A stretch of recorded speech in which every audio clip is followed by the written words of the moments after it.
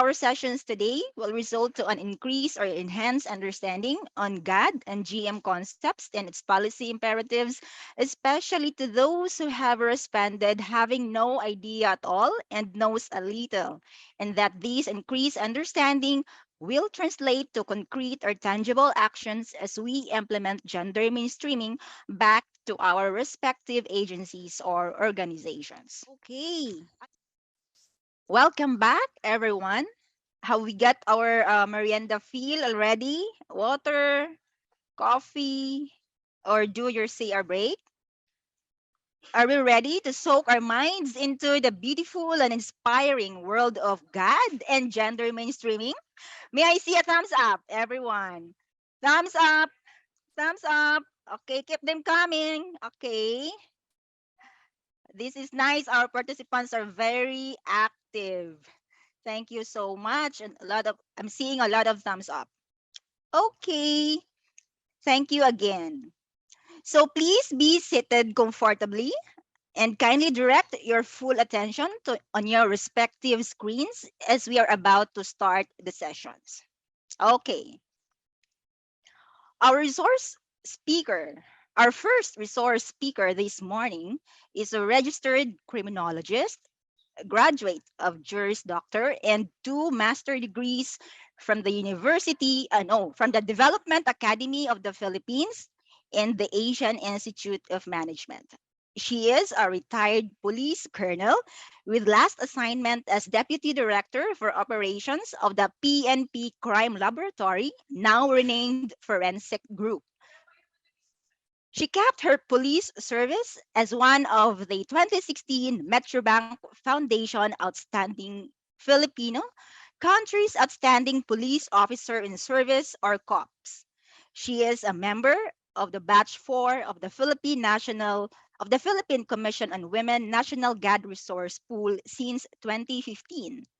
Ladies and gentlemen, let us all welcome and learn the fundamentals of gender mainstreaming review of policy imperatives on GAD mainstreaming from retired police colonel Susan R. Halya, CSEE. Over to you, General Halya. The virtual floor is yours. Thank you very much, Beth. And good morning, everyone.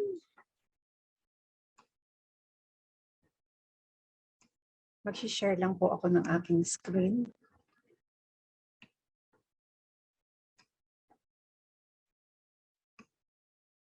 Okay, for our first session, we would be talking about the fundamentals of gender mainstreaming, the review of policy imperatives on GAD mainstreaming.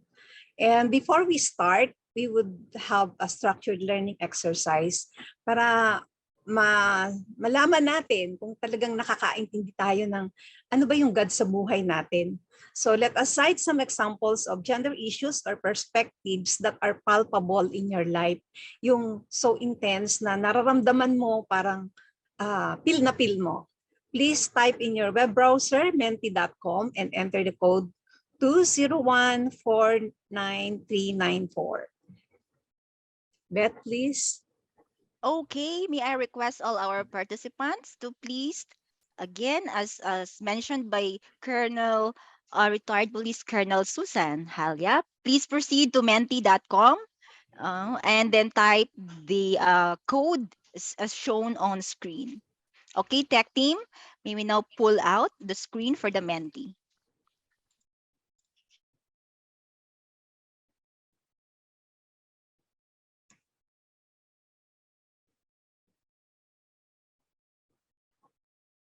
Okay, now, Colonel Sue, Ma'am Sue, we are now seeing participants' response to your SLE. So over to you, Ma'am Sue. Yeah, ito pong nakikita natin parang ang dami pala, no? Ang dami yung issue, may domestic violence, gender bias, stereotyping, pinakamalaki yata yung discrimination, hindi ba? Pinakamadaming naglagay ng discrimination. Yeah, so let us check, ito yung magiging anchor natin to check whether these were mainstream and addressed dun sa policy imperatives. So, meron pa bang sumusunod? Gumagalaw pa po siya, Ang Miss Sue. pinakamarami talaga yung Oo. discrimination. Oo. Pero may mansplaining akong nakita. O, Mm. di ba? Okay, tech team, siguro we will stop accepting responses in 3 seconds for Ma'am Sue to process the Yes, result. okay. Okay, in 3, So, 2, and 1. andyan po Oh, yung, hindi ko masyadong makita. okay, Yung can multiple we? burden, masyadong malaki rin, ano? Yung violence, inequality, and equality, gender Yes, stereotyping. So ito yung mga gender-based violence, stereotype, equality, the gender gap. yes. Ang Okay, ang dami din discrimination, ng ang mansplaining. Yes, ang pinakamalaki. pinakamalaki Oo, talaga is discrimination. So can discrimination. I now share my screen? Sabi ko, this would be our anchor. Kaya meron tayong ganitong SLE. Tingnan natin kung naipasok ba talaga yung ating mga issue doon sa ating pag-uusapan. Okay. Over to you. Thank you, technical team. Okay, nakikita ba screen ko? Not yet, Ma'am Sue. Nawala Okay. ako nung Okay.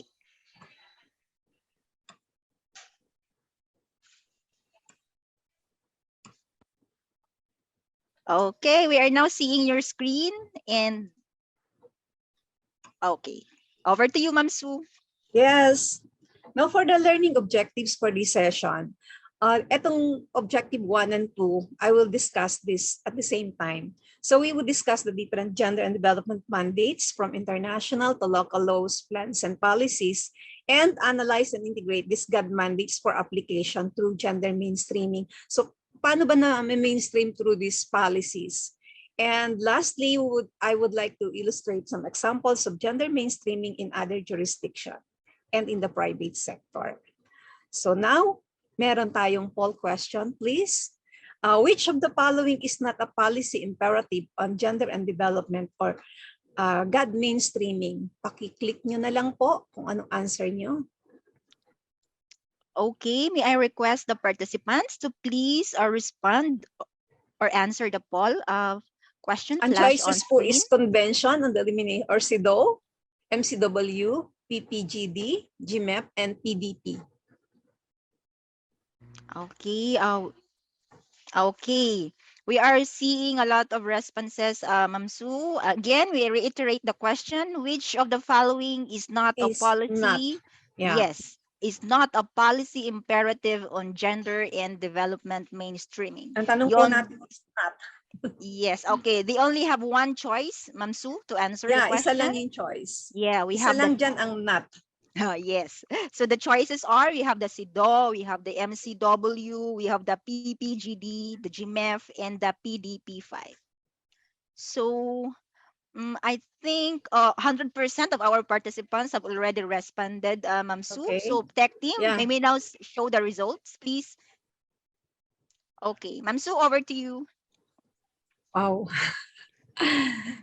The correct answer po is, kanina pinakita to sa result ng pre-test, if you were watching the result of the pre-test. Ang hindi po policy imperative dito is the GMEP because it is a tool. It is a gender analysis tool for evaluation na merong 4 entry points. So, ang daming nagsagot ng PDP.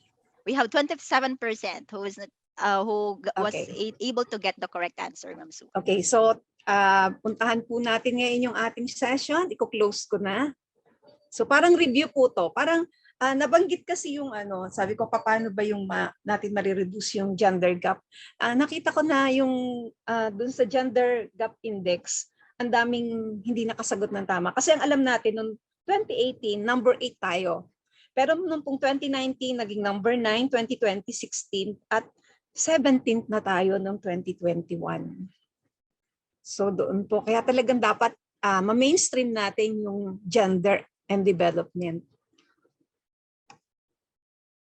So pag-usapan natin parang history, kasi kung ihiwalay ko, parang hindi natin makikita paano nag-progress sa Philippines. So instead of separating the international to local mandates, pinasok ko na lang po na magkasama. And of course, we would start nung magkaroon ng World War II, hindi po ba? Nung magkaroon ng World War II, there were numerous violations of human rights. So the UN General Assembly in Paris drafted and signed the UN Declaration of Human Rights. At ito po yung ating pinagdiriwang na Human Rights Day, December 10, 1948. Meron po siyang 30 rights na yan po ay universal kahit nasaan ka, kahit sino ka man, inalienable, hindi po pwedeng tanggalin, hindi rin pwedeng hatiin. And the cornerstones are equality, justice, and human dignity. So ito po yung ating pinagsisimulan, saan natin kinuha lahat ng rights natin from these human rights, at dito rin nagsimula yung ating gender rights. So in your chat box, please answer, makita ko naman siguro, what is known as the International Bill of Rights of Women and when did it took effect? Kahit year lang po. Nabanggit din to kanina. Sa chat box po, okay, may tamang sagot. Yung year, hindi lang siguro niyo alam yung sagot. Okay, yeah. Okay. Sige po. Merong tumama ng sagot. May nakita na ako ng tamang sagot. Okay. So ang ating pong International Bill of Rights of Women ay ang, tama po ang karamihan, the CEDAW, the Convention on the Elimination of All Forms of Discrimination Against Women. At nandun din po to sa inyong pretest. So yun po ay naging effective noong 1981 at napirmahan noong 1979. This is the International Human Rights Treaty na nagre-require, ang signatory po nito ay, ang nag-ratify is 189 states to eliminate discrimination against women in all areas and promotes equal rights of men and women. So it was signed in New York City and it is available in different languages. So kailan tayo nag-ratify ng CEDAW? Yung CEDAW bago siya nag-took effect in September 3, 1981, napirmahan na po natin yan noong 1980 and ratified it on August 5, 1981. So bago siya nag-took effect ay ratified na ng Philippines as the first ASEAN country to do so. And aside from the CEDAW, there is an optional protocol that was adopted during the 28th plenary meeting of UN General Assembly in October 6, 1999 at effective po yan noong December 22, 2000. And the Philippines was able to ratify it on November 12, 2003. So ito pong mga international instruments na to ay niratify ng Pilipinas. Ibig sabihin ay ipapatupad sa Pilipinas dahil niratify natin. So yung core principles or the foundational principles of CEDAW, kasama din to sa inyong pretest, ay tatlo po siya. Non-discrimination, ibig sabihin integral siya sa concept of equality sa lahat ng fields or spheres, at ito ay nag-a-apply kahit kayo ay state actors or private individuals or non-state actors. Pwede din kasing entities. State obligation, ang ibig sabihin yung respect, protection, promotion, and fulfillment of human rights ay dapat tungkulin ng bansa o ng gobyerno. Substantive equality, na ini-eliminate yung discrimination from the individual, institutional, and systemic levels. So meron po ditong enabling conditions and affirmative action. Ito po ang core principles of CEDAW. So ano po ang commitment ng signatory states? Kung tayo ay signatory at makikita natin paano natin in-apply, ay ipapasok natin yung principle of equality of men and women in the legal system. So pwedeng laws, constitution, abolish all discriminatory laws and adopt appropriate ones prohibiting discrimination against women. So nagawa ba ito ng Pilipinas? Establish tribunals and other public institutions to ensure the effective protection of women against discrimination. And aside from protection, ensure the elimination ng lahat ng discrimination against women by persons, organizations, or enterprises. So, anong laman ng CEDAW? Kasi marami yung hindi pa alam yung ano. Pero ang galing, ang daming alam nila. So, CEDAW po ay merong introduction and 30 articles. So yung Articles 1 to 5, ito yung general framework of the convention. Ang ating pag-uusapan are the substantive issues. So nandito po yan sa Article 1 to 16. And yung 17 to 22, ito yung Committee and Procedures and the Administration Interpretation 23 to 30.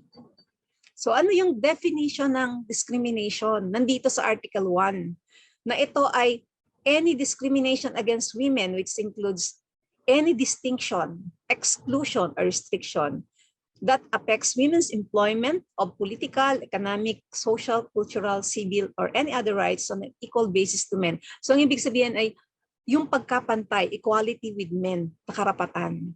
So kung hindi yan naibigay sa atin, na-exclude tayo, na-restrict tayo, or you were separated. So hindi, ayun na yung discrimination.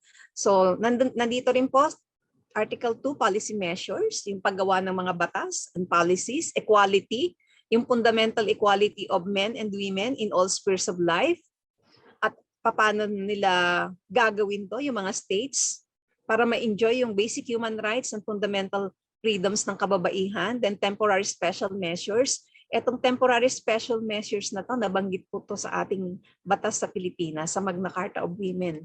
So paano ma-accelerate yung women's equality kung hindi talaga pantay? Ano yung temporary measures na pwedeng gawin? Sex roles and stereotyping, trafficking and prostitution. So may batas na tayo dyan. Political and public life, yung right to vote, participate in civil society and hold public office, participation at the international level, nationality, equal rights in education, employment.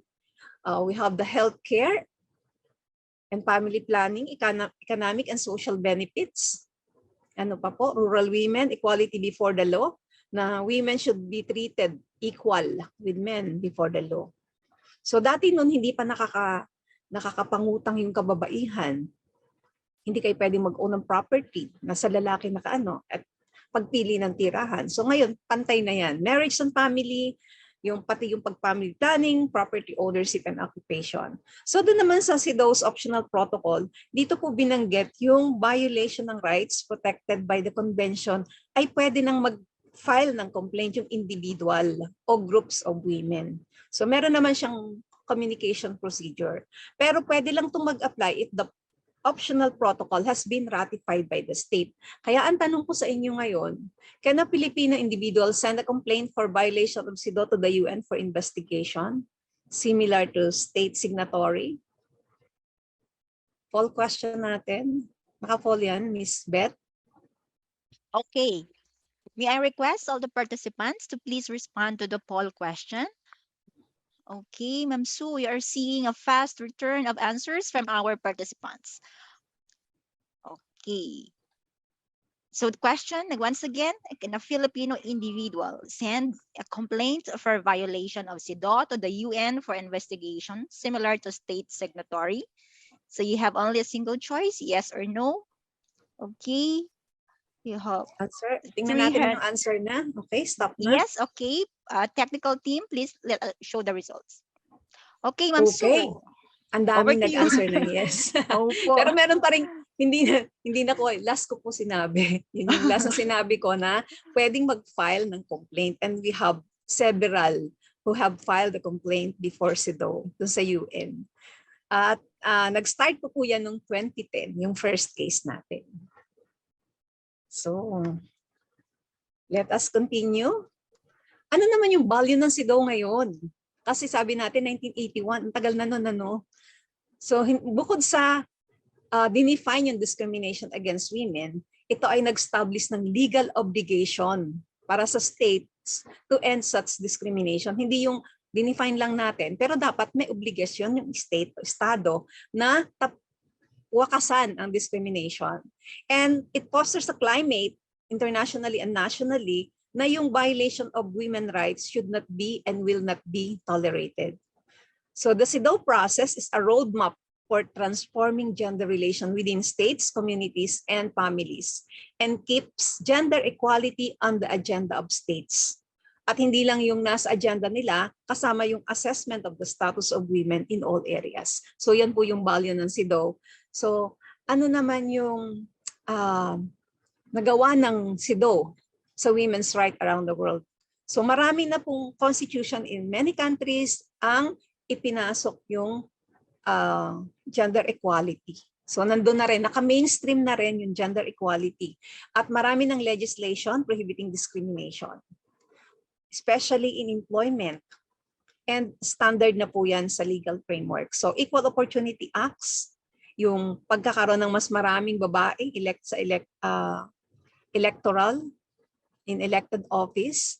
Tapos yung pag-address ng violence against women, ang dami yung binanggit yan, di ba? So ito po yung kahalagahan ng ating SIDO. And courts all over the world have become more attuned to the requirements of the convention. So they're increasingly developing jurisprudence on gender equality. So yung pong mga jurisprudence, yung kanilang mga paghahatol o yung mga Supreme Court decisions natin, yung mga jurisprudence, ay makikita na natin yung application ng gender equality, informed and guided by it. So paano natin pinasok yung SIDO sa Philippine Constitution? Di ba 1981? So nung magkaroon tayo 1987 Philippine Constitution, ay ipinasok na po natin yung SIDO. Section 14, yung ensure the fundamental equality before the law of women and men. At meron pang special na provision on the social justice and human rights, Article 13. Merong Section 14 na women lang ang pinag-uusapan, that the state shall protect working women by providing safe and healthful working conditions, taking into account their maternal functions and such facilities and opportunities that will enhance their welfare, enable them to realize their full potential in the service of the nation. So paano po kaya to? Kasi pag ikaw ay nagtatrabaho at nanganak ka na, karamihan nun parang ang tawag doon child penalty. So hindi na babawasan na yung iyong chances sa trabaho. Yung iba parang ayaw nang bumalik sa trabaho. So paano siya na ipasok? Ano yung mga laws? Pag-uusapan po natin mamaya yan. Kasi nakita ko yung mga concern nyo na yung multiple burden. So ikaw pa mag-alaga ng bata, ako nanganak. O di ba ganun po yun. So sumunod po dito dahil nasa Constitution, nagkaroon po tayo noong 1992 ng Republic Act 7192, Women in Development Nation Building Act. Dahil hindi natin pwedeng ipatupad yung Constitution kung walang enabling law. So this is the enabling law ng pag-ensure ng fundamental equality before the law of men and women. So dito po inilagay yung mga rights and opportunities of women na equal to that of men. Ang example po nito, pagpasok ng kababaihan sa mga military schools and police academies. So hindi sila makakapasok kung ang pareho yung standard ng physical agility. So nagkaroon po dito, ipinasok dito yung temporary special measure na except for those minimum essential adjustments required by physiological differences between sexes. Kaya magkaiba po yung standard ng physical agility for men and women. So unang graduate ng PMA is 1997, 1995 for PNPA. So kung wala po yung 7192, hindi tayo nagkaroon ng mga babaeng graduates of military and police academy. Voluntary pag-ibig, SSS and GSIS coverage, meron po bang taga-pag-ibig and SSS? Kasi hindi yata, meron daw, pero konti lang. Ang married persons na nasa bahay ka lang, pero nagiging member, they're entitled to be member of pag-ibig, GSIS or SSS, depende kung public or private sector siya. Na ang kanyang ibabayad ay kalahati ng sweldo ng working spouse. So the GSIS or the SSS ay dapat mag-issue ng rules and regulation. Tingnan ko nga, may sumagot ba? Wala yatang sumagot. Walang taga-GSIS or SSS. Meron na bang na-issue na rules and regulation to effectively implement this section? Baka kasi kaya ayaw din nila ay yung working spouse din yung magbabayad. Hindi po ba? Pero nandun po yun sa batas. Kaya nga dapat kung may batas, dapat meron tayong ipagpapatupad na kung gustong mag-avail, ay meron ng guidelines. So yun po yung assignment ng taga-SSS or GSIS. So kasama din po dito sa IRR, paano na mainstream? Di ba? Mini-mainstream natin yung gender. So nandito po sa resource mobilization, yung concept of mainstreaming gender concerns in the development process shall be strongly pursued at all times. So dito po sa mga support programs and projects for women, ay dapat nakalagay po dito yung mainstreaming of gender concerns. Yung gender concerns, yung mga pinagsusulat nyo, yung gender issues or perspectives nyo. Yun ang ating mga gender concerns. And of course, kasama din sa Section 7 ng IRR, yung programs and projects for women na it may take the following forms, yung integrated, nakapasok. So yung projects na merong forms of mainstreaming na may gender ay ipinapasok natin doon sa mga projects. So, para walang barriers to the participation of either gender. At ongoing projects and completed projects, nire-review po yan para maipasok yung gender pair project approaches. So dito siguro nagsimula yung ating HDDG kasi from the design and strategies kasama siya. And women components na yung larger general projects focusing on activities designed to harness the potentials of the women sector na hindi mo i-alter yung original character of the project, ipapasok mo lang siya, kaya nga mainstreaming.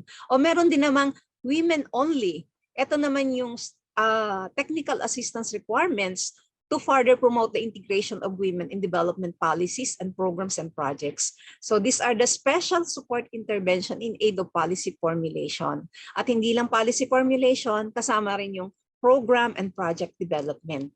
So nakapasok na yung mga gender issues. So ito po yung mainstreaming of gender under the IRR of RA 7192. Ayan po. So 1992, then 1993, nagbigay ng directive si President Fidel B. Ramos sa NCRFW, yung pong dating PCW to. NCRFW naging PCW because of the Magna Carta of Women. So DBM and NEDA na ma-ensure yung budgetary support for GAD. Kasi meron kang project, saan naman ang pera? Hindi po ba? So nag-issue yung Joint Memorandum Circular ng NEDA, NCRFW, DBM in 94 to all national government agency para ma-integrate yung GAD in the respective plans and budgets.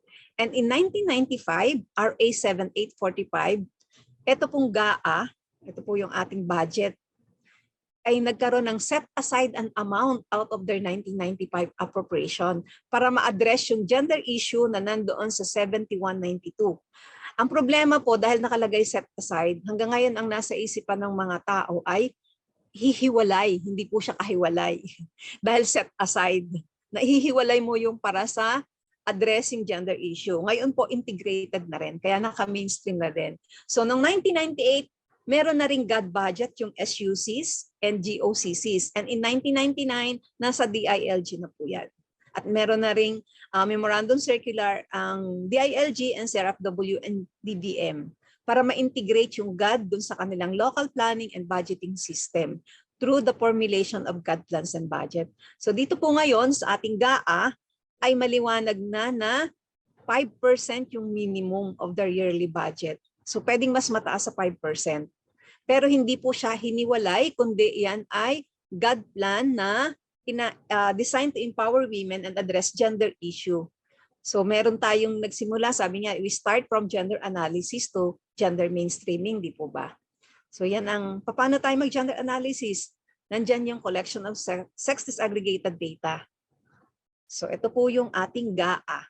Now punta tayo sa Beijing Platform for Action. Na yung iba, ano ba yung Beijing Platform for Action?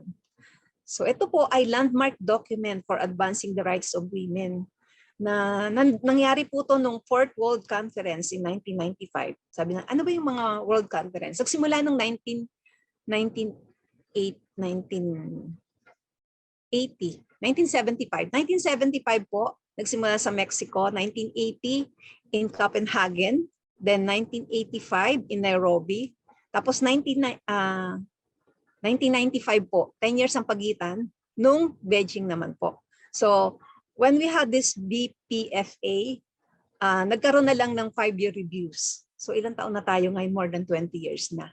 And the BPFA affirmed the principles that would govern future actions and strategies for women and firmly set in place an agenda.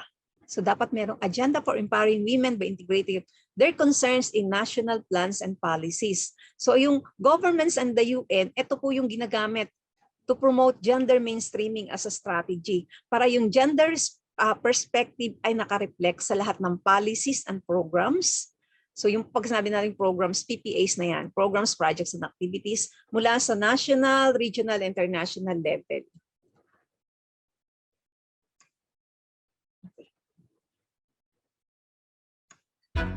Hi, I'm Faith. And I'm Faithfulness. In 2020, the Beijing Platform for Action turns 25. Do you know what it is and why it's relevant today? Let's explain. In September 1995, over 70,000 participants and 10,000 activists from all over the world came together in Beijing, China for the Fourth World Conference on Women. They had one single purpose in mind, which is gender equality and empowerment of women and girls. When the conference closed, the representative of 189 governments had agreed on a comprehensive plan to achieve gender equality, the Beijing Platform for Action. The plan mapped out different steps to make real changes in the lives of women and girls, so they could go to school, live life with awareness, get equal pay, and participate in decisions. 25 years on, we have seen enormous improvement in women's life. More girls than ever before attending school. New laws have been implemented to end violence against women and girls, and more women and places. But change is still slow. There's still not a single country in the world to achieve gender equality. And that is why UN Women is urging women's rights activists of all ages to tackle the business of the Beijing Platform for Action. This means you and us join generational equality, and together we can make gender equality a reality. Okay, so punta tayo sa generation equality. Pag-usapan naman natin yung 12 areas of concern. So nandun din yun sa inyong pretest. Nandyan sa Beijing Platform for Action na parang nasakop na lahat ng concern natin kasi nandun yung women and poverty, women and the economy, women and health, women in power and decision making, human rights of women, education and training of women, women and the media, women and the environment, women and armed conflict, violence against women, o nandun din sa nilagay niya, ang dami ng violence against women, insufficient mechanism for the advancement of women at all levels, and the girl child.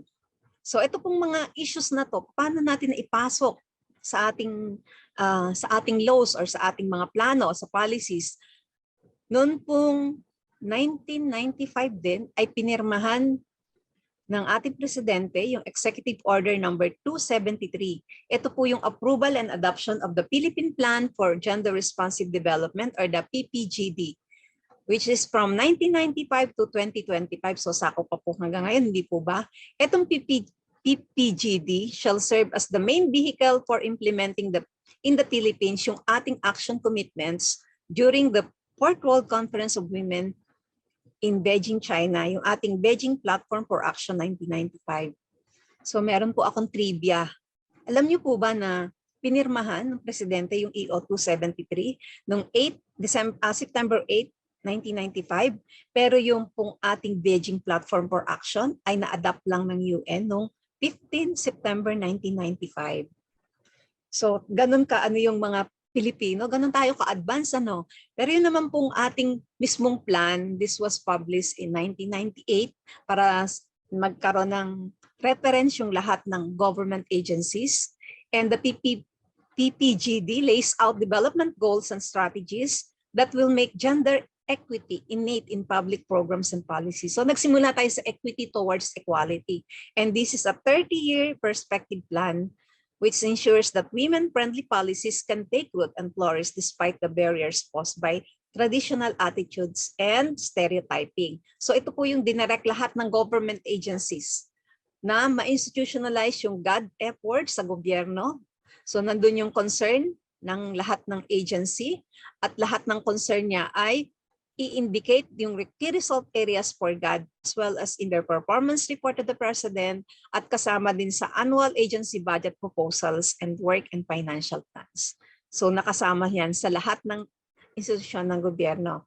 So mula sa PPGD, so sabi natin parang kulang pa ano. So nagkaroon naman tayo ng Bill of Rights of Women or localization of the SIDO. Ano po ngayon in your chat box? Pakisagot nga po sa chat box. Ano po yung considered na Bill of Rights of Women? Hindi ko nasagot to ha. Pag sinabing girl child, sa atin ang adult is 18, so below 18.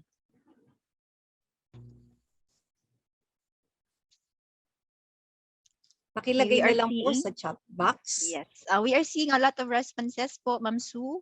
So most of our participants responded Magna Carta of Women, on Women, MCW. Magna Carta of Women. Okay po. So tama po kayo. The Magna Carta of Women. Ito po yung ating sa local po natin. Ito ang ating Bill of Rights of Women. So nandito po yung Framework of Rights for Women based directly on international law, yung CEDAW. This is the local translation of the provisions of the CEDAW, particularly in defining gender discrimination, yung state obligation, substantive equality, and temporary special measures. At isinama din po yung human rights guaranteed by the International Covenant of Economic, Social, and Cultural Rights. Kaya very comprehensive po itong ating Magna Carta of Women na medyo bibilisan ko lang ng konti dahil medyo na-late ako. So ito po. So magmula dun sa ating Universal Declaration of Human Rights, nandito po yung rights and empowerment, protection from violence, na nagkaroon po ng BAUDESK in all LGUs para siguradong maprotektahan. So nandito po yan sa Magna Carta of Women, and nag-issue yung joint circular, memorandum circular, DILG, DSWD, DOH, DepEd, and the PCW on the guidelines of the establishment of BAUDESK sa lahat ng barangay. So kanina nakita ko na, ipinakita din yan. So ganun po natin ginagawa. So we have the law and we have the implementing guidelines. Yan po. Okay, participation and representation, decision and policy making processes. Medyo kinukulang pa tayo dito sa gender balance sa third level position. Ang alam ko sa judiciary pa lang meron ito, nakaabot sila ng 50-50. At yung incentive for private sector to encourage women leadership. Meron po ba tayo? Equal treatment before the law. So yung pong mga discriminatory laws, dapat daw ay 3 years from effectivity. So parang hindi na tayo umabot, lampas na tayo ng 3 years. Ano? So yung mga targets natin, dapat nating habulin. Tama yung sinabi sa Beijing Platform for Action. Marami pa tayong dapat gawin. Equal access and elimination of discrimination in education, scholarship, and trainings. Kaya yung pagtanggal ng gender stereotypes na nakikita natin na nandoon pa rin hanggang ngayon, yung stereotyping na ang nagluluto si nanay. O, di ba? So, yung gender-sensitive language, 2005 pa po meron yan. Ang civil service na pinalabas yung gender-fair language para sa government agencies. Pero ang dami pa rin ang tawag ay, ang tawag doon, chairman. So, yung manning, ang dami pong ganun. So, yung pong nagbuntis na faculty or estudyante, hindi po siya tatanggalin kahit yung pregnancy is outside of marriage. Ito po yung ating rights and empowerment. So women, the military, police, and other similar services. So andito rin po yung pagtanggal ng mga policies and practices na pinipigilan yung mga babae na mag-join dun sa combat training or deployment in insurgency areas. So hanggang ngayon, konti-konti pa lang yan. Yung capacity to act, meron naman tayo niyan. Pero yung ating pagdating sa military and the police, medyo kulang pa ang ating women empowerment. Dito naman sa ating non-discriminatory and non-derogatory portrayal of women in media and film, ang dami pa rin. Ang hirap tanggalin. Kaya dapat talaga yung Gender Equality Committee that will promote gender mainstreaming as framework ay dapat gawin na yung affirmative action. Kaya dapat talaga naka-mainstream yan. So right to health, meron na tayong reproductive health law. So yung assistance, pati care for elderly women, na dapat yung ating health information and education, comprehensive, ethical, legal, safe, and effective family planning methods. Kasama po yan sa binatas natin. So, eto maraming hindi nag-a-avail kasi hindi nila alam, may special benefit na 2 months. Pero ano yan, kung major surgery, kung minor surgery, pwedeng less than 2 months. So, eto po ay hindi pwedeng i-convert na pwede mong gawing ikas. At dapat yung surgery is caused by gynecological disorder. So meron tayong bagong maternity leave law na 105 days. Hindi po yan applicable dito sa special leave. Talagang 2 months lang po siya. Hindi siya gaya nung maternity leave kasi dating maternity leave is 2 months. And for the private sector, yung Pondole, nag-issue na siya ng guidelines in the implementation of the specially benefits for women employees sa private sector. At the same time, ganun din po, yung nag-issue din ng resolution noong pang November 22, 2010, kasi 2009 yung ating Magna Carta of Women, di ba? Nag-issue na yung civil service ng guidelines para maka-avail ang nasa public sector ng specially benefits for women. So equal rights in matters relating to marriage and family relation. So nandyan po lahat ng karapatan, pati yung pagpapalit ng nationality or pwede mong i-retain yung iyong nationality. At pwede kang magmana, pwede din ikaw magmamay-ari. At yung mga rights ng common law spouses, same rights regarding ownership, acquisition, management, administration, enjoyment, and disposition of property. So yung magkaparehong karapatan ng babae at lalaki kahit meron na silang pamilya. So marginalization. Alam naman natin yung marginalization, yung excluded ka, kaya margin nasa gilid o nasa laylayan. So ito po yung walang access or little access to land and other resources. Kaya nga yung ating marginalized person, kung maliit lang ang iyong sinasaka, yung small landholding farmers and rural workers, kasama po sila sa marginalized person. Kasama dito yung IPs, children, senior citizens, persons with disabilities, and solo parents na dinefine ng RA 8972.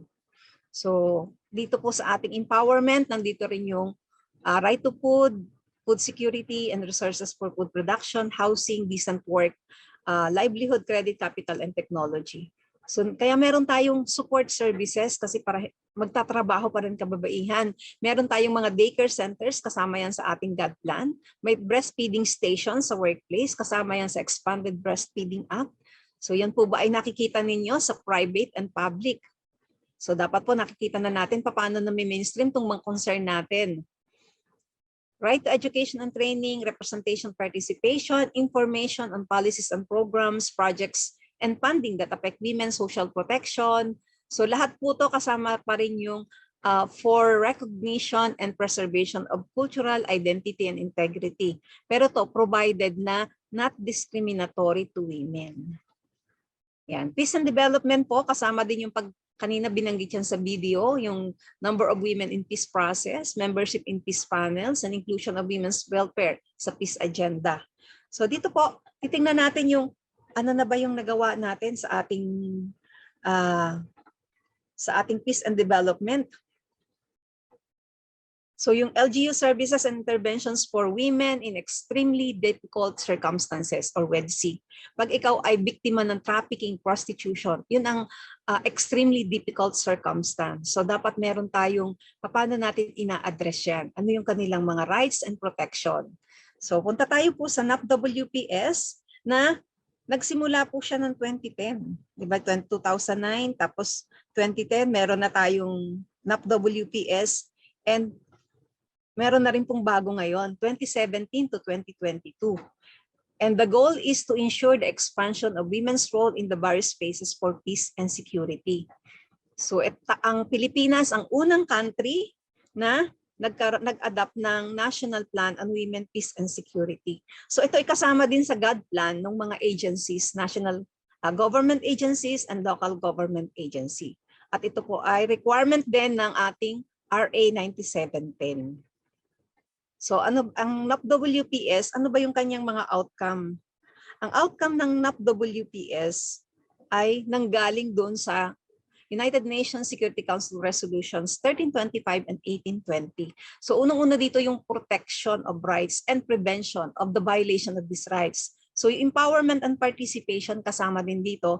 Also yung two support outcomes to fulfill these two primary outcomes, the protection and prevention, empowerment and participation, dapat merong promotion and mainstream. Kaya dapat nakapasok yung gender perspective in all aspect of conflict prevention. So yung peace building, peacemaking, kasama po yan, conflict resolution and peace building. Monitoring and evaluation, syempre dapat merong monitoring na nasaan na tayo and evaluation of what we have achieved.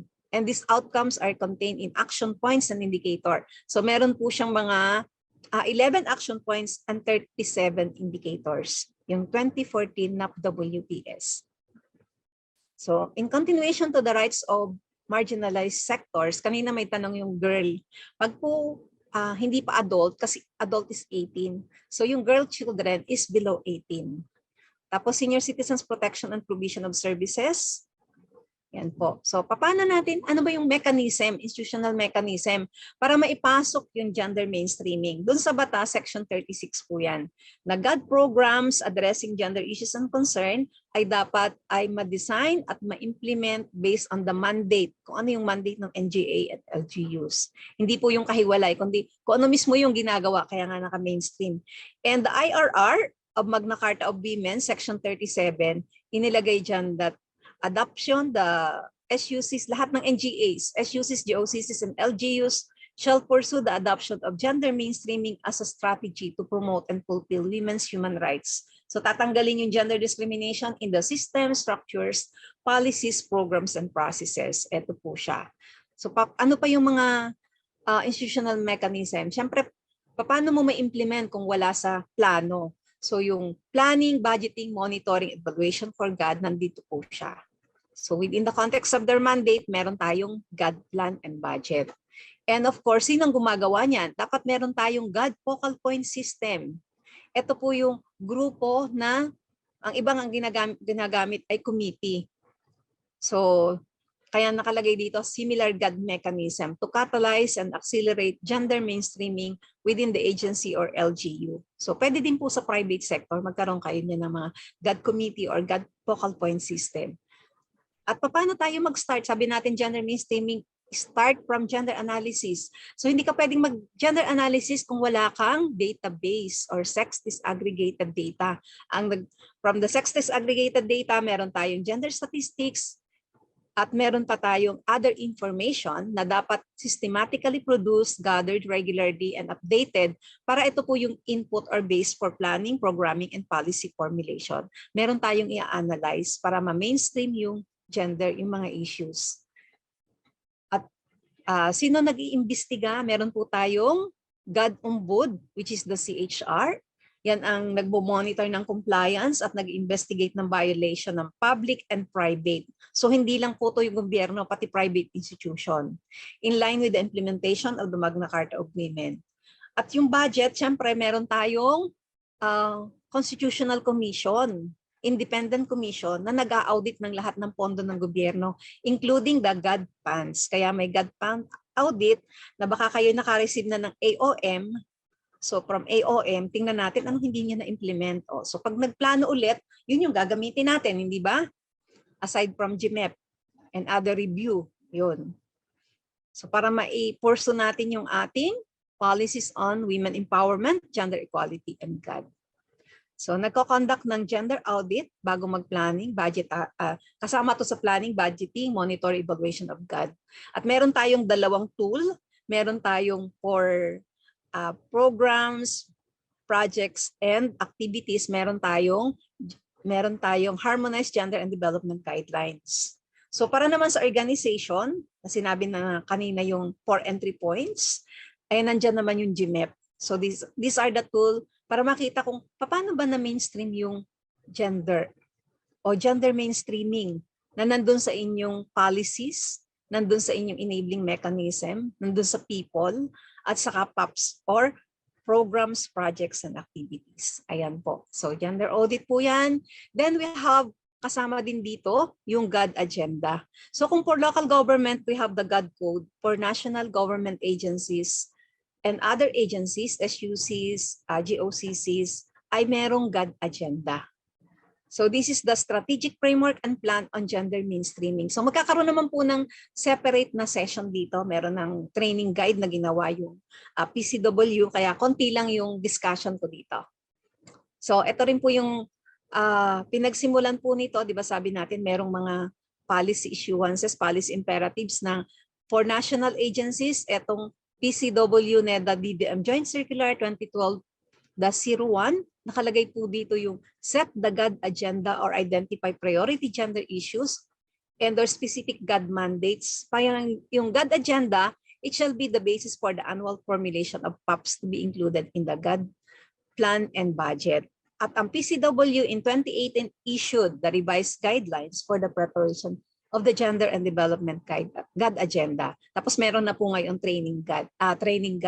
So ito po yung policy framework. Paano ba ginagawa yung GAD agenda? So tingnan natin yung MCW, PPGD, CIDO, BPFA, SDGs, and other international commitments. Siyempre kasama yung PDP, tsaka yung sectoral plans, tsaka yung ating term plan on gender equality and women's empowerment. So yung ating GWE plan 2019 to 2025. Tapos ipapasok sa annual GAD plan and budget. Siyempre may accomplishment report at meron din pong progress report and end-term report yung GAD agenda. Ito po yung component ng monitoring and evaluation. So ito yung mas maliwanag. Ang GAD agenda ay ito yung basis for identifying the PAPs. Ilalagay mo yung GAD goals and outcomes para ma-accomplish. May monitoring and evaluation framework, and it must be formulated in participatory, consultative, and inclusive process. So dalawang part po yan. Ang part 1 yan is the GAD strategic framework. Ang part 2 is the GAD strategic plan. So paano ginagawa? Strategic framework, ang laman po niyan, ito po siya. So bigyan po na. At GAD strategic plan, ito yung 6 years plan. So anong gusto mong ma-achieve by 6 years? So doon mo sisimulan from the gender issue, tapos yung iyong GAD outcome, ano yung gusto mong ma-achieve by na ma-address yung gender issue in 6 years. Then your indicator, baseline, tapos meron na po tayong target by year and activities para ma-achieve yung target. Ito po siya.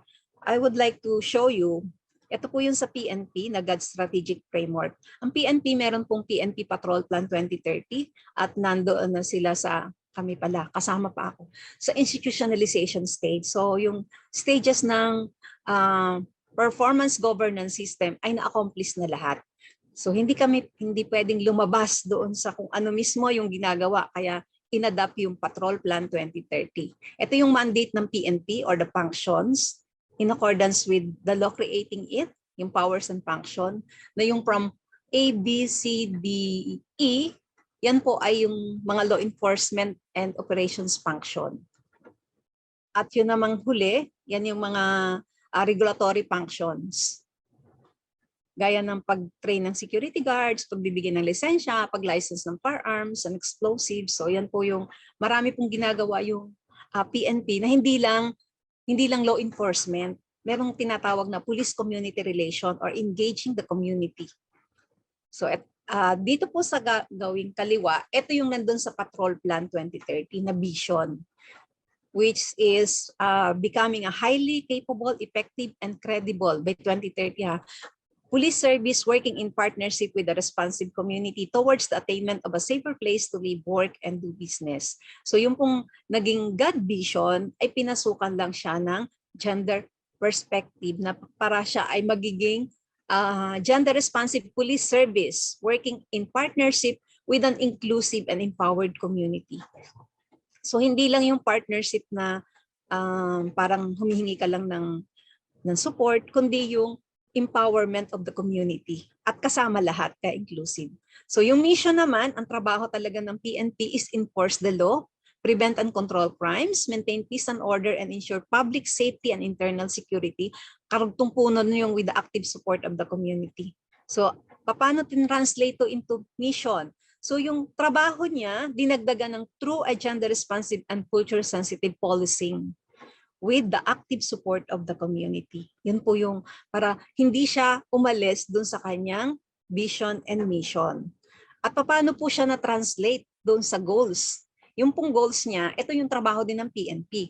So yung gender responsive, ensure gender responsive police operations and law enforcement activities. So lahat ng nasa GAD plan, dito ipapasok yung lahat ng police operations and law enforcement. Doon i-mainstream. Tapos yung second goal, enhance police operations and related functions with an inclusive and empowered community.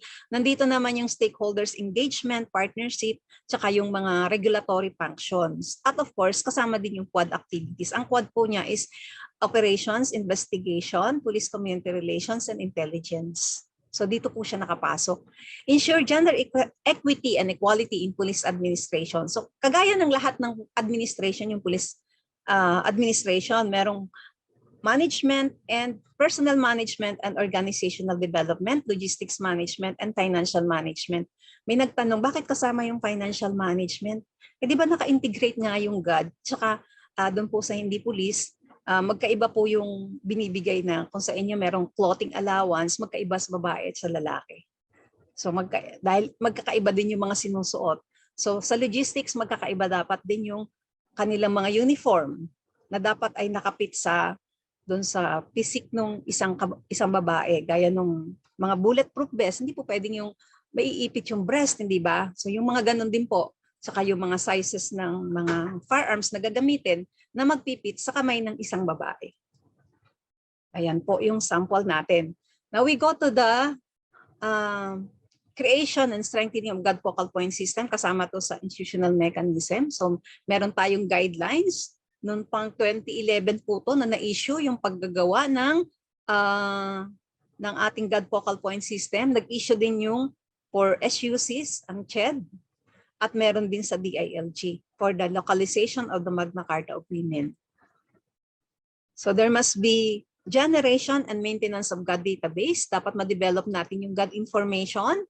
Nabanggit ko na to kanina. Para kung may GAD information tayo, magkaroon tayo ng gender analysis at maipasok natin yung gender mainstreaming towards gender equality. And the GAD Umbud, nag-publish sila ng kanilang guidelines. Ito po, nandito yung types of violation, nandito yung complaints na pwede nila imbestigahan, the investigation procedure, system of referral and monitoring, yung protocols and advisories, and the promotion and monitoring activities to be undertaken. Ito po yung pinablish ng Commission on Human Rights. So balikan ko po yung GAD funds audit na dahil sa kanilang function as a constitutional creation ng ating Philippine Constitution na separate siya po ay talagang merong function na mag-audit ng lahat ng government funds. So, nag-issue ng guidelines in 2014. Ito po yung circular. At yung checklist ng Common GAD Audit Observation. Ang dami kasing AOM, di ba? So, na namang 2018. At ngayon pong 2021, meron pong bagong issuance ang Commission on Audit. Na dapat meron kayong Responsibility Center for the Gender and Development Focal Point System to account, monitor, and report GAD expenses and other GAD-related financial transaction. So ito po ay hindi ko alam kung na-implement nyo na dapat meron na tayo kasi ito ay nire-require lahat ng government agencies. So yung meron ng mga GAD office o kaya yung mga GAD division, so ito na yung kanilang responsibility center. Pero yung iba, siguro terminologies lang, you can create your own responsibility center para na-generate lahat ng report at na-monitor and proper accounting of the GAD funds. Kaya inisyo yan ng Commission on Audit. Now we go to, kung national agencies ay meron tayong GAD agenda. Yan ang ating dapat gawin na 6 years. Ang LGU naman po ay merong GAD code. So sa GAD agenda pag national agency. So sa chat box po pakisulat, sino kayang LGU ang unang nagkaroon ng GAD code at anong taon?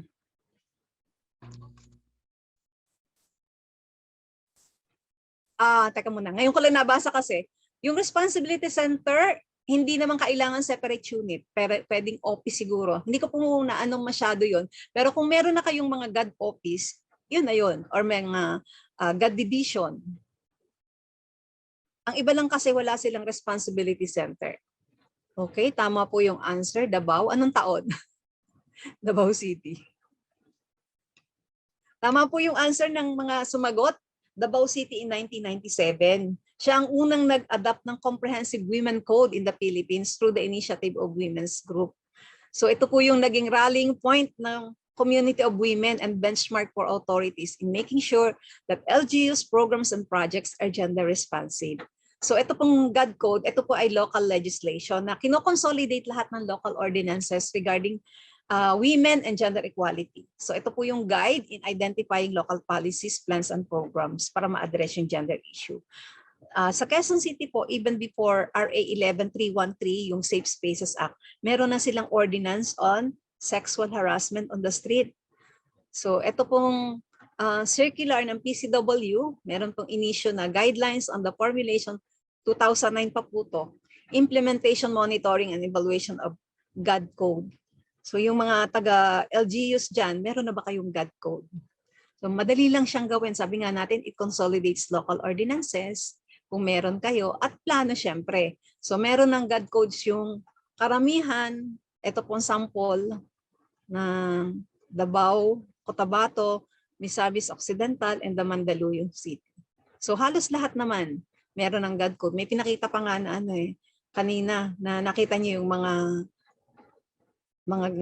nagiging center, hindi po ba? So kung discrimination against women is prohibited, sino po ang responsible? Yan ba ay gobyerno lang? Sabi natin, state and non-state actors. So kasama yung public and private entities. Kasama yung direct responsible. Kasama din yung head ng agency kung hindi nagsasubmit ng GAD plan, di ba? At may sanction under appropriate laws. So yan po yung Magna Carta of Women. Doon sa ating gender mainstreaming, yun lang ang ating pinasok dyan. So SDGs, yung iba hindi alam SDGs. Pero alam niyo po yung MDGs. Yung MDGs, Hey, Ma'am Sue, yeah. Ma'am Sue, may I interrupt you for a Yes. while at this point? Before you proceed to discuss the SDG, maybe we will have a 5-minute pause or bio break for our dear participants to do their Okay. CR break or grab their drinks or water. At before that, may we check on our participants? How are they doing so far? Are we still okay? Makakita naman tayo ng thumbs up dyan. Ang daming, Okay. ang daming Yes, ma'am. nagtanong. Pwede daw. May mga sagot na ba dito? Okay. The I would like questions to will be ask picked up yung by our pertaining tech to- team. Yes, ma'am. Okay. Later in the open forum. Okay, sige. Okay. So, again, may I remind all the participants that you need not ask for copies of presentation materials, as our webinar secretariat will just upload them on a link presented on screen, no? So, wag na po tayong mag-ask ng presentation materials. I-upload po namin dyan sa link na yan at saka mag-download na lang kayo later on the day. And also, we are still seeing questions, Ma'am Sue, no, sa chat box. Yes.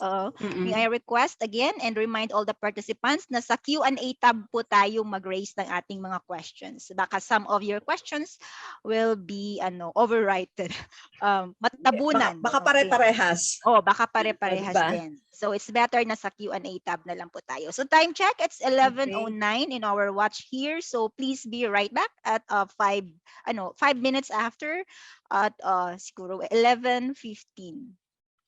So okay, thank you very much.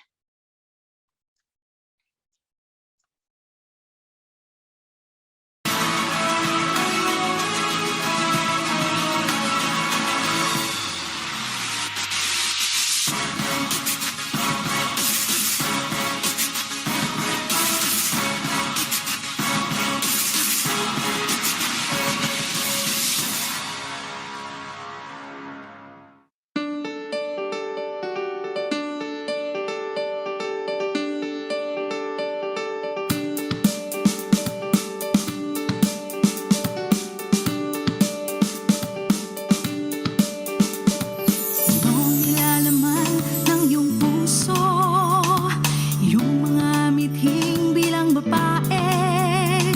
Komplikado man ay laging positibo. Natanaw ang makabuluhang pagbabago. Masuko ang karahasan at pang-aabuso.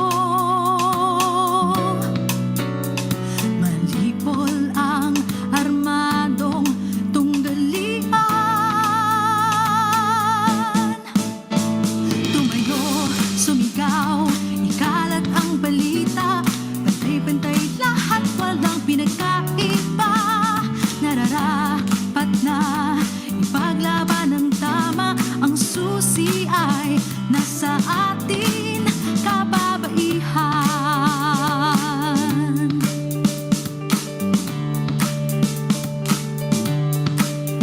Ligtas na espasyo para sa batang babae.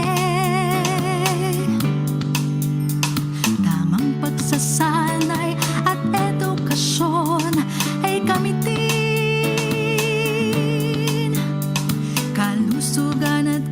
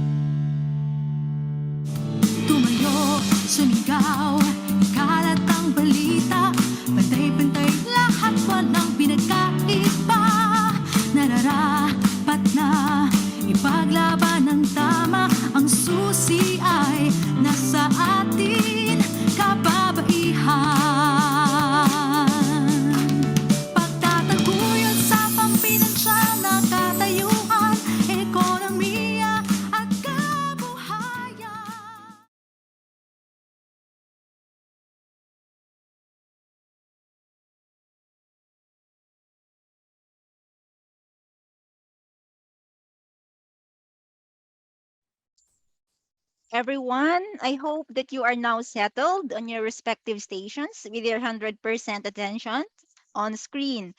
We are still in the first session of our second webinar series, Fundamentals of Gender Mainstreaming, Review of Policy Imperatives on GAD Mainstreaming, and joined in by 677 GAD advocates in our virtual room.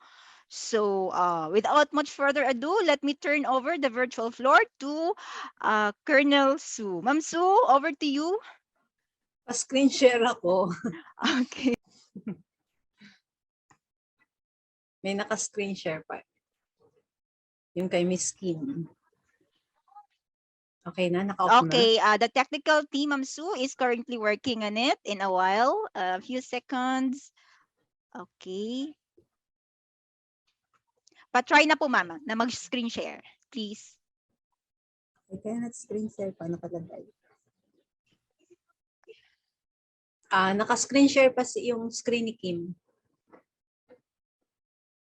Technical team is currently doing something. Okay. You can now share your screen, Ma'am Sue.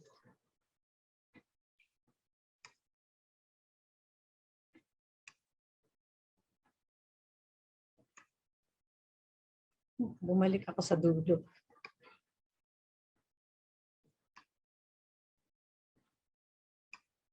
Dali lang ha.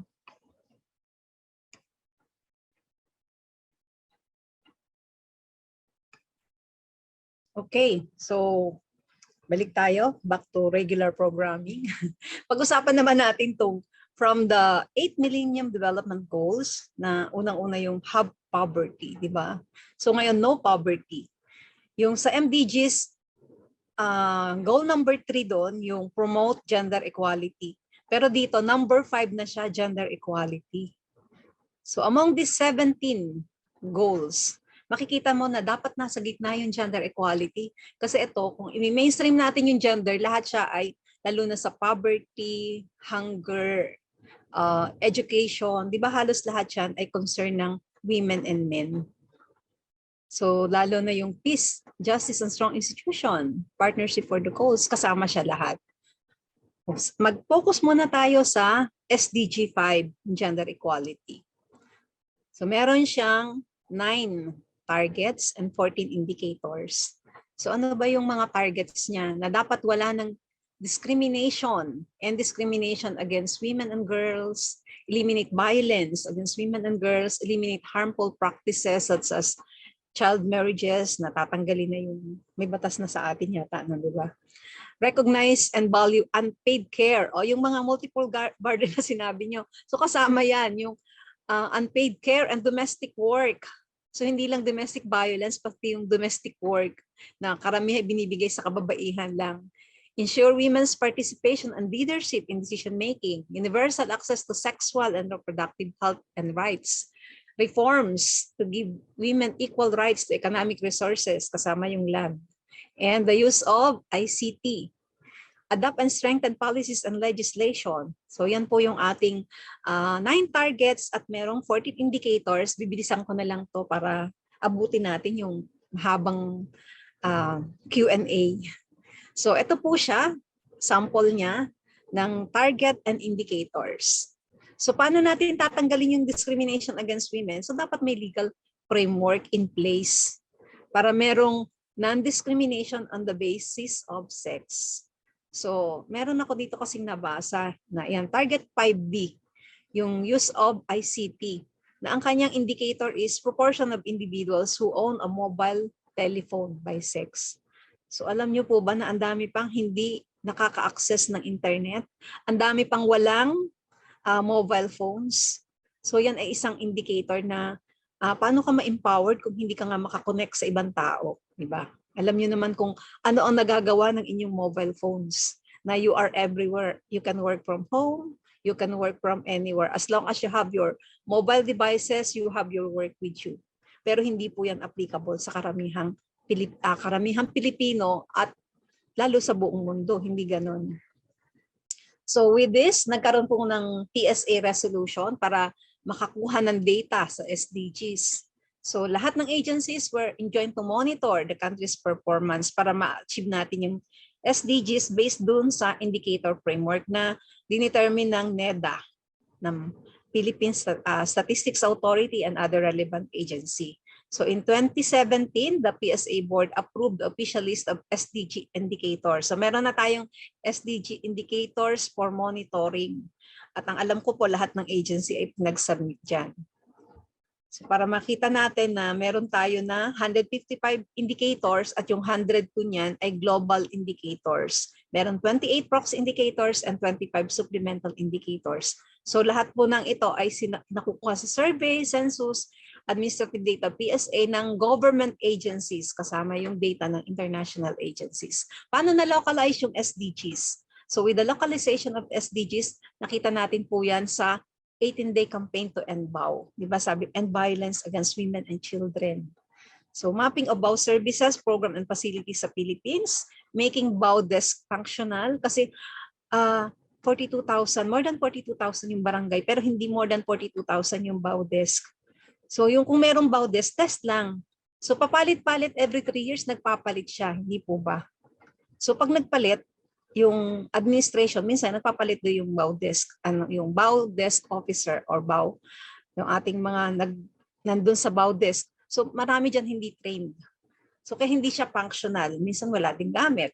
So strengthening and monitoring evaluation implementation of the Gender and Women Empowerment Plan, yung ating 2019-2025, and conferences, fora, consultation, workshops relative to the implementation of SDG 5 gender equality. So dito po makikita natin yan sa website ng NEDA, SDG, neda.gov.ph. Andito po siya. Kung makita natin, nasaan na tayo sa ating SDGs, sa localization ng Initiative of the Philippines. Yung mga government agencies, ano yung report nila? So ngayon pupunta naman tayo sa ating ambisyon. Kasi doon sa Sustainable Development Goals, paano ba natin na ipasok? Pinasok natin siya, tingnan natin yung ating long-term vision, ating ambition 2040. Ito po ay NEDA, galing po sa NEDA. So yung collective long-term vision and aspiration ng Filipino people for themselves hanggang sa 2040. Anong buhay ang gustong ng mga Pilipino? At ito yun yung ating anchor for development planning across 4 administration. So 4 na PDPs yan. Di ba? So naka-anchor siya sa goals of sustainable goals, doon sa dimension of sustainable development, economic growth, social inclusion, and environmental protection. So kasama po siya doon. So itong ating ambisyon, ang prerequisite nito, intergenerational equity, is consistent with the core principles of the SDGs na merong sustainable development and leaving no one behind. So walang maiiwan. Ang sustainable development ay prerequisite sa Ambition 2040 na meron tayong matatag, maginhawa at panatag na buhay by 2040. So paano natin makukuha yan? Sinama natin yung ating SDG set at 2030 na mag-achieve natin yung ating ambisyon ng matatag, maginhawa at panatag na buhay. So sa PDP po na magtatapos ngayong taon na to, so lahat ng members ng government agencies, baka naman pwedeng isasama niyo ulit sa pagpaplano ng bagong administrasyon. By June, magkakaroon na tayo ng bagong administrasyon.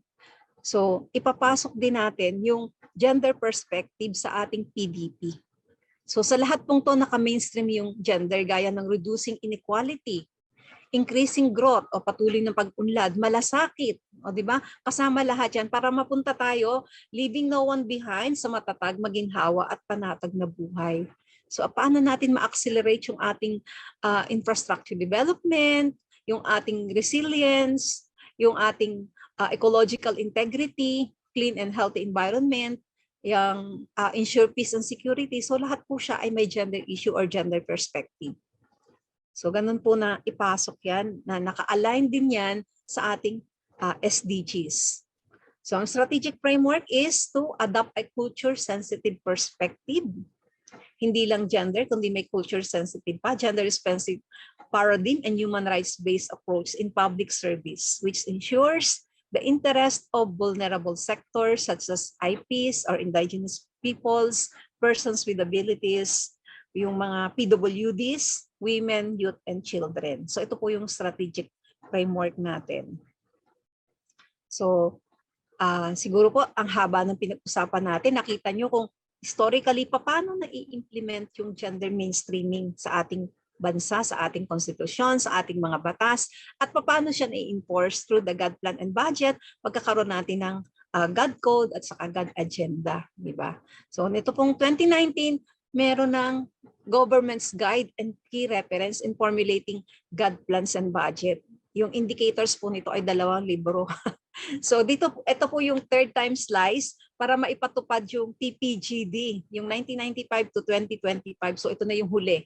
Ito na yung huling parte ng ating PPGD na meron na tayong plan ng Gender Equality and Women's Empowerment Plan 2019-2025. Siyempre meron din siyang anchor, yung pong kanyang guiding documents, ang ating PPGD, Magna Carta, PDP, ambition natin 2040, SDG, and the CEDAW.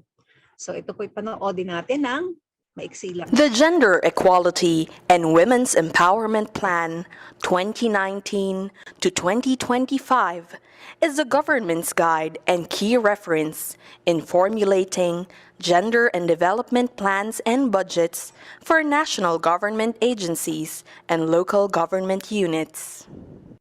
The GWE plan is based on policy mandates, primarily the Magna Carta of Women, and international commitments, such as the Convention on the Elimination of All Forms of Discrimination Against Women, the Beijing Platform for Action, and the Sustainable Development Goals, particularly Goal number 5, which sets to achieve gender equality and empower all women and girls by 2030.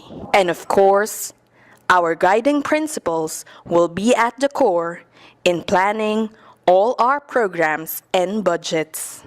The overall GWE goal is promotion of gender equality in all spheres of life, such that women and men equally participate in, contribute to, and enjoy the benefits of social, economic, and human development. Gender equality outcomes are clustered around 7 strategic goal areas that need to be achieved to realize the overall GWE goal. Here is the strategic framework that shows the key results areas that contribute to the overall and specific goals of the Philippine Development Plan by 2022 and the Philippine Plan for Gender-Responsive Development by 2025. Each strategic goal area is addressed through sectoral chapters. Each chapter includes a table that shows gender equality issues, target results, indicators, and the responsible agencies. Strategic Goal Area 1, expanded economic opportunities for women, higher incomes from employment and entrepreneurship, including agribusiness, especially among marginalized women, recognizing and distributing unpaid work, gender-responsive labor policies that include domestic and informal sectors, protection from occupational safety and health risks, sexual harassment and other forms of discrimination for vulnerable groups, including women overseas Filipino workers and more women in private sector boards and labor organizations. Strategic Goal Area 2, accelerated human capital development through investment in GWE, more access and benefits from basic health, including comprehensive sexual and reproductive health rights services for women and girls, increased enrollment for women and girls in science, technology, engineering, agriculture, and mathematics or STEAM courses, and improved performance of boys in school, increased access to water, electricity, and shelter for women-headed households, particularly those in informal settlements. Strategic Goal Area 3, enhanced gender perspective in justice, security, and peace to end gender-based violence, better access to justice, including transitional justice for women, especially those from marginalized groups, better understanding of root cause, impact, and social cost of gender-based violence across all sectors, with victim survivors empowered to seek help, and meaningful participation and leadership in all stages of peace and security processes for women, especially in conflict areas. Strategic Goal Area 4, expanded opportunities for women's participation, leadership, and benefit in disaster resilience and humanitarian action, improved resilience to natural and human-induced risks and disasters for women, especially from poor and marginalized groups, enhanced women's perspective, participation, and leadership in disaster risk reduction and management, and climate change adaptation. Strategic Goal Area 5, expanded opportunities for women's participation, leadership, and benefit in science, technology, and innovation, information, communication, and technology, infrastructure, and energy. Women are highly qualified and engaged in the ICT sector. Barriers preventing women from progressing in the ICT and STI sectors are addressed. Planning and design of ICT and infrastructure ease the burden of women in the home, the work, and public spaces. Strategic Goal Area 6, enhanced women's participation, leadership, and benefit in politics and government service, improved representation and voice of marginalized groups, including persons with disabilities, persons of diverse soji, indigenous peoples and Muslims, the elderly, the youth, and the children, in government systems and processes, more women in decision-making in the public service, improved data systems in support of gender-sensitive and evidence-based reporting are routinely used for analysis and decision-making. Strategic Goal Area 7, transformed social norms and culture, promote GWI. Schools, media, civil society organizations, and the private sector support the promotion of a culture that is supportive of gender equality, diversity, and ending gender-based violence. Improved understanding and actions by men, including religious and community leaders,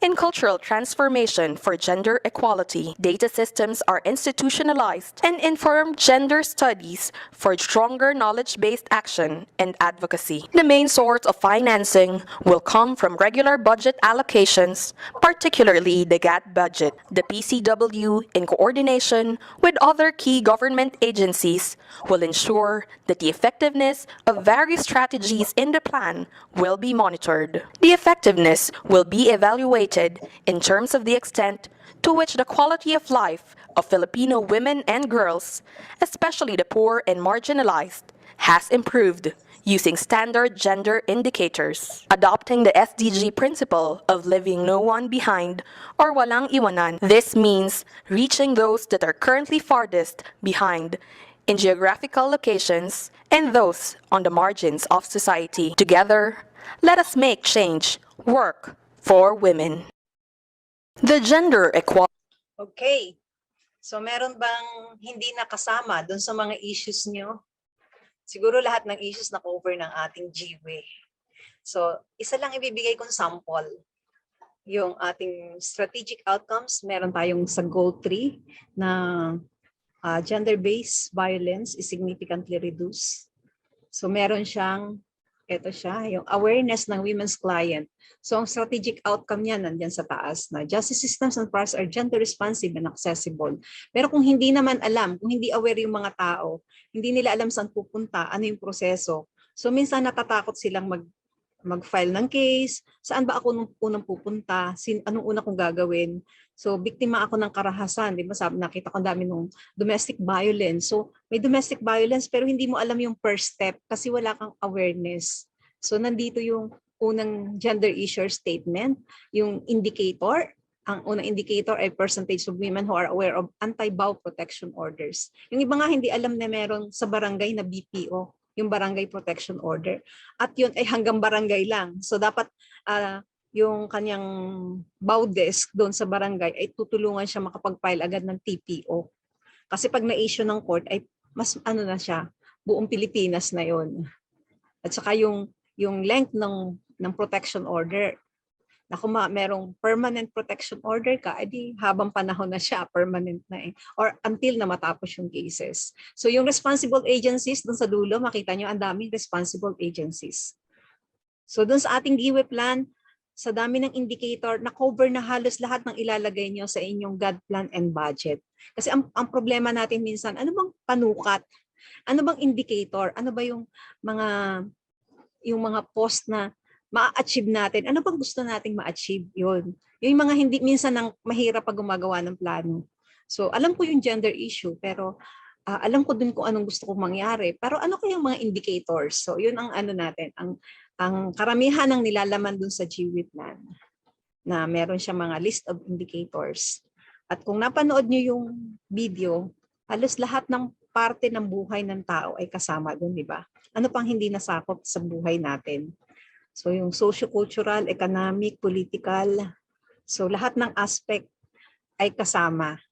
So ngayon punta na tayo sa other jurisdiction. So gender mainstreaming in other jurisdiction. Yung European Institute for Gender Equality, nagkaroon siya ng review ng institutional mechanism for gender equality and gender mainstreaming noong 2018 to 2019. So 2018 to 2019 itong study na ginawa. Member pa nun yung UK kasi yung UK or United Kingdom or the Great Britain umalis siya noong 31 January 2020. Pero wag na natin pag-usapan yung UK na pinasok ba sa constitution ng UK yung gender equality? Wala naman silang konstitusyon dahil monarchy sila, di ba? So yan yung mga countries ng under European Union at hindi lahat yan ay mayaman na country. So simulan natin sa Sweden.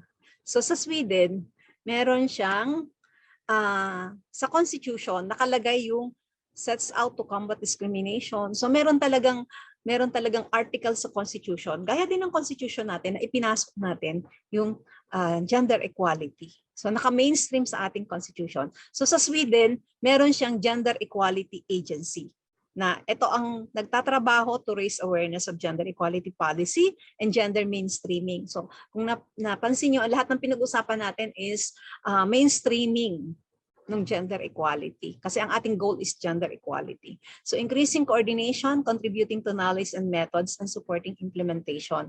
Meron din ang Sweden na written communication, ang title ay Power Goals and Agency. Ito ay Feminist Policy for a Gender Equal Future, in which the government presents the focus of its gender equality policy. Ito po ay 10-year strategy to prevent and combat violence against women. O kasama dun sa document na yun, na meron siyang prevention and combating violence against women. So, meron din siyang gender mainstreaming, ang kanyang strategy to achieve gender equality, maliwanag na gender mainstreaming. Meron siyang history of gender equality legislation, di ba? Sweden has the world's first feminist government. Pag sinabi natin government, hindi yan na feminist, hindi yung pang babae, kundi gender equality. So babae at lalaki, although feminist yung word. This is crucial to government priorities in both decision-making and resource allocation. So one of the main pillars of this feminist government is ensuring that gender equality ay kasama sa political policy both nationally and internationally. So yung kanilang international policy, nandun yung gender equality, hindi lang within Sweden. At yung Sweden, meron siyang minister na equivalent siya ng iba-ibang minister na Minister for Gender Equality. Meron din siyang independent gender equality body na Equality Ombudsman. This is an independent government agency. Kung meron tayong ang ating GAD Ombud is the Commission on Human Rights. Siya ay meron talagang separate na gender equality body, the Equality Ombudsman. So independent government agency siya that works on behalf of the Swedish Parliament and government to promote equal rights and opportunities and to combat discrimination. O, di ba, alam naman natin na mas mataas sila sa atin kahit dun sa gender gap index, lagi yung nasa taas. The mandate of the Equality Ombudsman also encompasses transgender identity or expression. So hindi lang yung male or female, lahat ng gender identity, pati expression, ethnicity, religion or other belief, disability, sexual orientation, and age. So ang task niyang independent gender equality is to influence, guide, and encourage employers, agencies, municipalities, and others to minimize discrimination. So yun ang kanyang work. Na sa atin siguro, karamihan yan ay nahati sa CHR and PCW. So yung Cyprus naman, Kasama din sa Cyprus Constitution of 1960 yung principle of equal treatment and prohibition of any form of direct and indirect discrimination on the ground of gender. So naka-enshrine din sa kanilang constitution gaya natin yung gender equality. So the promotion of gender equality through policy legislation, yung medyo recent lang siya kasi sumusunod siya doon sa EU. Meron kasing communitary, yung European Union. So yung legislative measures related to gender equality has been passed in the last decade, covering the areas of equal treatment in employment, equal pay, maternity protection, parental leave, and violence in the family. So gaya din sa atin, meron tayo niyan. So gender mainstreaming is primarily influenced by the European Union directives and international convention na gaya ng ina-apply natin, yung CEDAW and the Beijing Platform for Action. And additionally, a number of national action plans, meron siyang mga national action plans and strategies na na-develop to address gender inequality, including the National Action Plan on Gender Equality, which specifically refers to gender mainstreaming. So maliwanag na yung gender mainstreaming ay nandoon sa kanilang government, doon sa kanilang mga policies, sa kanilang mga laws. So sa lahat ng agency, pinapatupad yung gender equality through gender mainstreaming. So dito naman sa Malta, gender equality is not enshrined dun sa Maltese Constitution. And the discourse surrounding gender mainstreaming ay bago lang sa kanila yung gender mainstreaming. Actually, 2000 lang, year 2000 lang sila nagkaroon ng circular about gender mainstreaming under the office of the Prime Minister. So yung previous documentation, meron namang mga equality of sexes and gender equality, pero ngayon mas maliwanag na sa kanila na ang ibig sabihin ng gender mainstreaming, gaya din sa atin, you assess the implication for women and men nung lahat ng planned action and naka-integrate them within the dimension from the design, implementation, monitoring, and evaluation of the policies and programs in all political, economic, and social spheres. O, di ba gaya din yan ng Pilipinas? Ganito din ang ating gender mainstreaming na from planning, implementing, monitoring, and evaluation ng lahat ng ating ginagawa in all spheres. So nasa first phase pa lang sila ng kanilang gender mainstreaming implementation. And meron silang plans. Meron daw silang plan for gender equality policy and for gender mainstreaming. And its use of gender mainstreaming tools, although nag-decline since 2012, parang nag-decline tayo dun sa ating gender gap index. Kaya ang sagot ng maraming ang alam kasi ng karamihan sa atin, number 8 tayo sa gender gap index. Yun ang pinakamataas natin, hindi ba, in 2018. Kaso from 2019, naging 9, then 16, 17 tayo, 2021. So despite this, Malta has a toolkit for training purposes. It uses gender impact assessment and a stride gender budgeting. So yung gender impact assessment, dapat naka-incorporate na rin sa ating mga ginagawa. Na ano bang magiging epekto, kasi gender mainstreaming dapat may gender impact assessment din. Ano magiging epekto sa babae, sa lalaki, sa batang babae, sa batang lalaki ng ating mga lahat ng actions, ng policies, plans, programs, and activities. So yun ang gender mainstreaming. So sa pagpapabilis ko, napabilis yata ng tuluyan. So gender mainstreaming in private sector. May sample po tayo ng gender mainstreaming na itong area na to, pag sinabi nating automotive manufacturing, ano yung alam nyo? Pambabae ba yan? Pang lalaki? Mga stereotype pang isip. Di ba karamihan ng pag nandun sa mga automotive, mga karamihan yan ay kalalakihan? But in this company, ang kanyang employees na babae sa isang planta niya is 57%. Ang total niya ay 5,700 employee. Doon sa 918 ay 57% ay babae. Naka-headquarters siya sa Turkey. So yung company na to, Martur Pompak, meron siyang strong commitment to supporting workers with families. At naging national leader siya dahil dito. Kaya yung mga nasa private sector na ating participants, ano po bang ginagawa natin? So magbibigay din ako mamaya ng sample kasi nag-comply din siya ng maternity leave, paid breastfeeding breaks doon sa kanilang planta. Meron silang lactation room, nagaya doon sa ating expanded breastfeeding act, yung may mga amenities na armchairs, blinds, air conditioning, refrigerator for milk storage. Pero mas maganda sa kanila, dahil gaya natin, hindi na yung formula, di ba? Breastfeeding na. Para paglalabas yung mother para mag-breastfeed, hinahatid pa nila. Meron silang pre-transportation home if a mother needs to leave to breastfeed.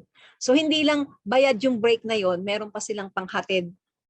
So hihintayin pa siguro makapag-breastfeed bago ibalik ulit doon sa sa kanilang work. So ganun ang pagpapahalaga doon sa ito yung ating mga work na hindi nakikita. At sabi ko nga, parang child penalty, na merong study na ginawa on child penalty na pag nagkaanak ka na, once na nagkaanak ang isang babae, parang ang hirap ng umangat. Bakit ang hirap umangat? Kasi iniisip mo muna yung anak mo, instead ng papapromote ako, dito na lang ako. At tapos ikaw ay nadidiscriminate pa. Huwag na natin siyang assign kasi may maliit na bata siya. May isang agency ako napuntahan na hindi siya na-promote kasi ang nag-decide yung management na may anak na maliit siya, huwag yan assign natin doon. So hindi siya na-promote.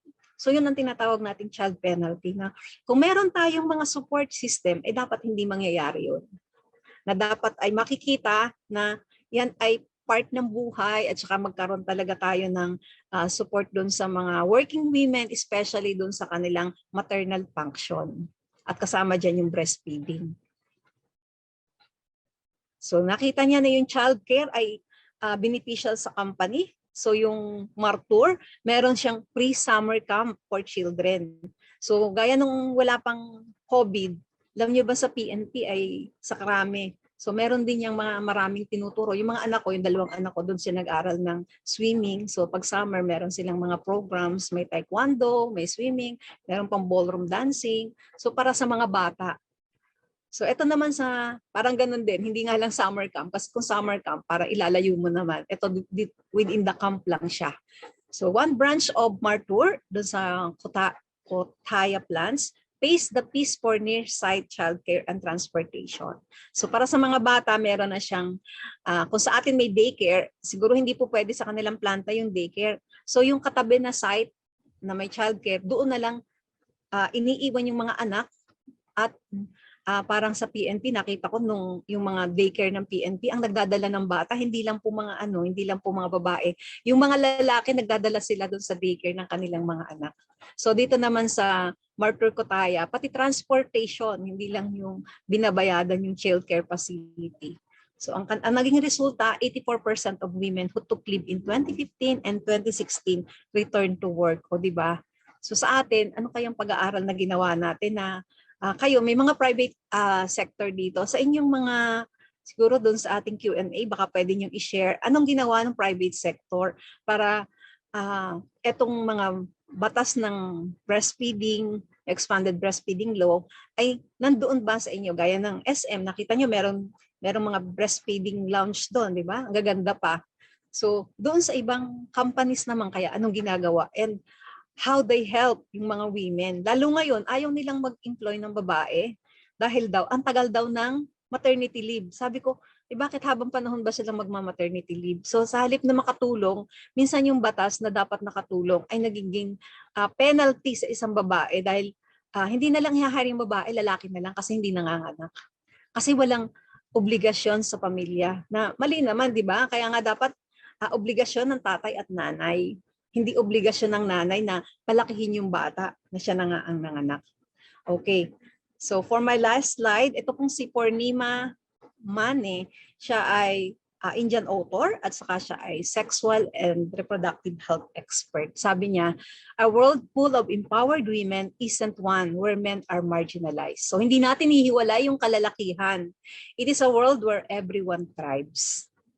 So that ends my presentation.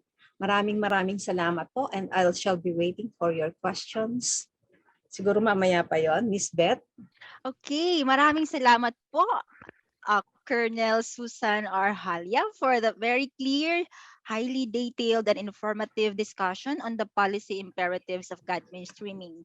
Hopefully, na-refresh ang mga minds ng ating mga participants, no? And what are these policy bases? The basis for implementation of gender mainstreaming in our respective agencies. Okay, we still have like 10 minutes to go before the Yeah. clock hits 12. So maybe at this point, we can entertain a few questions before we break for lunch. Tech team, can we pull up the questions, few questions for the open forum. Mapapaaga ito po, ma'am. So first question is here. Kasama rin po ba sa layunin ng GAD to include the Beijing Platform for Action, SIDO, yung same-sex marriage, given na this will give marital rights na napaka-important in realizing the potential of people of diverse SOG? Personally, what is your view on this timely issue? Thank you, ma'am. From DOST 9, Gem Remeliete. Over to Buti you, na lang, Ma'am Su. yeah, thank you, Miss Beth. Buti na lang ang nakalagay, personally, what is your view? Kasi hindi ko po nakita yung sa BPFA at saka sa SIDO. Di ba? Wala naman yan. Di ba, Miss Narls? Wala naman yung same-sex marriage. Ang sinabi natin is gender equality. So yung mga maternal rights kasama din dyan. So napaka-important. Tama din po yung sinabi nyo. Kasi ako naniniwala ako na hindi naman yung same-sex marriage, pwede naman siguro siyang civil kasi kung yung civil rights, yung gagawin sa ang magkakasal ay hindi sa simbahan kasi ayaw ng simbahan yan. Pero kung akong tatanungin, meron kasi akong meron akong mga kaibigan. Yung mga kaibigan ko for 25 years or almost 30 years, meron silang partner. So, nung pong nasa pulis kami, pag ikaw ay beneficiary, entitled ka sa, pwede kang magpa-hospital kasi beneficiary ka eh. At of course, pag may nangyari doon sa pulis, o kaya after nung merong survivor na siya ang kukuha ng pension. So, kung hindi sila kasal, wala siyang rights. Kaya tama yung siguro kung civil ang pag-uusapan natin, that the religious aspect, ang daming tawag dito, pagkukulang kung dalawang lalaki o dalawang babae magkasama. Halimbawa, namigay ng yung mga households ng ayuda. So ang tinitingnan is family na babae at lalaki. So yung babae, lalaki, hindi nakakuha ng ayuda. Kasi hindi sila recognized na pamilya, hindi legal na pamilya, tama po ba? So kung ako ang tatanungin nyo, wag nating isama yung religion, wag nating isama ang simbahan. Sa akin okay lang yan. Kasi natural, nakita natin na nagbabago ang panahon, tinatanggap natin ang bawat isa. Pati yung kanilang mga civil rights, yung mga obligations, marami din dyan ang may mga anak, mga adopted, pero hindi nila nakukuha yung benefits dahil hindi nga kasal ay ang daming provision ng ating batas o baguhin natin yung provision ng batas. Ang daming batas natin ang kailangan is marriage. So gaya na din ng halimbawa yung mga paternity leave.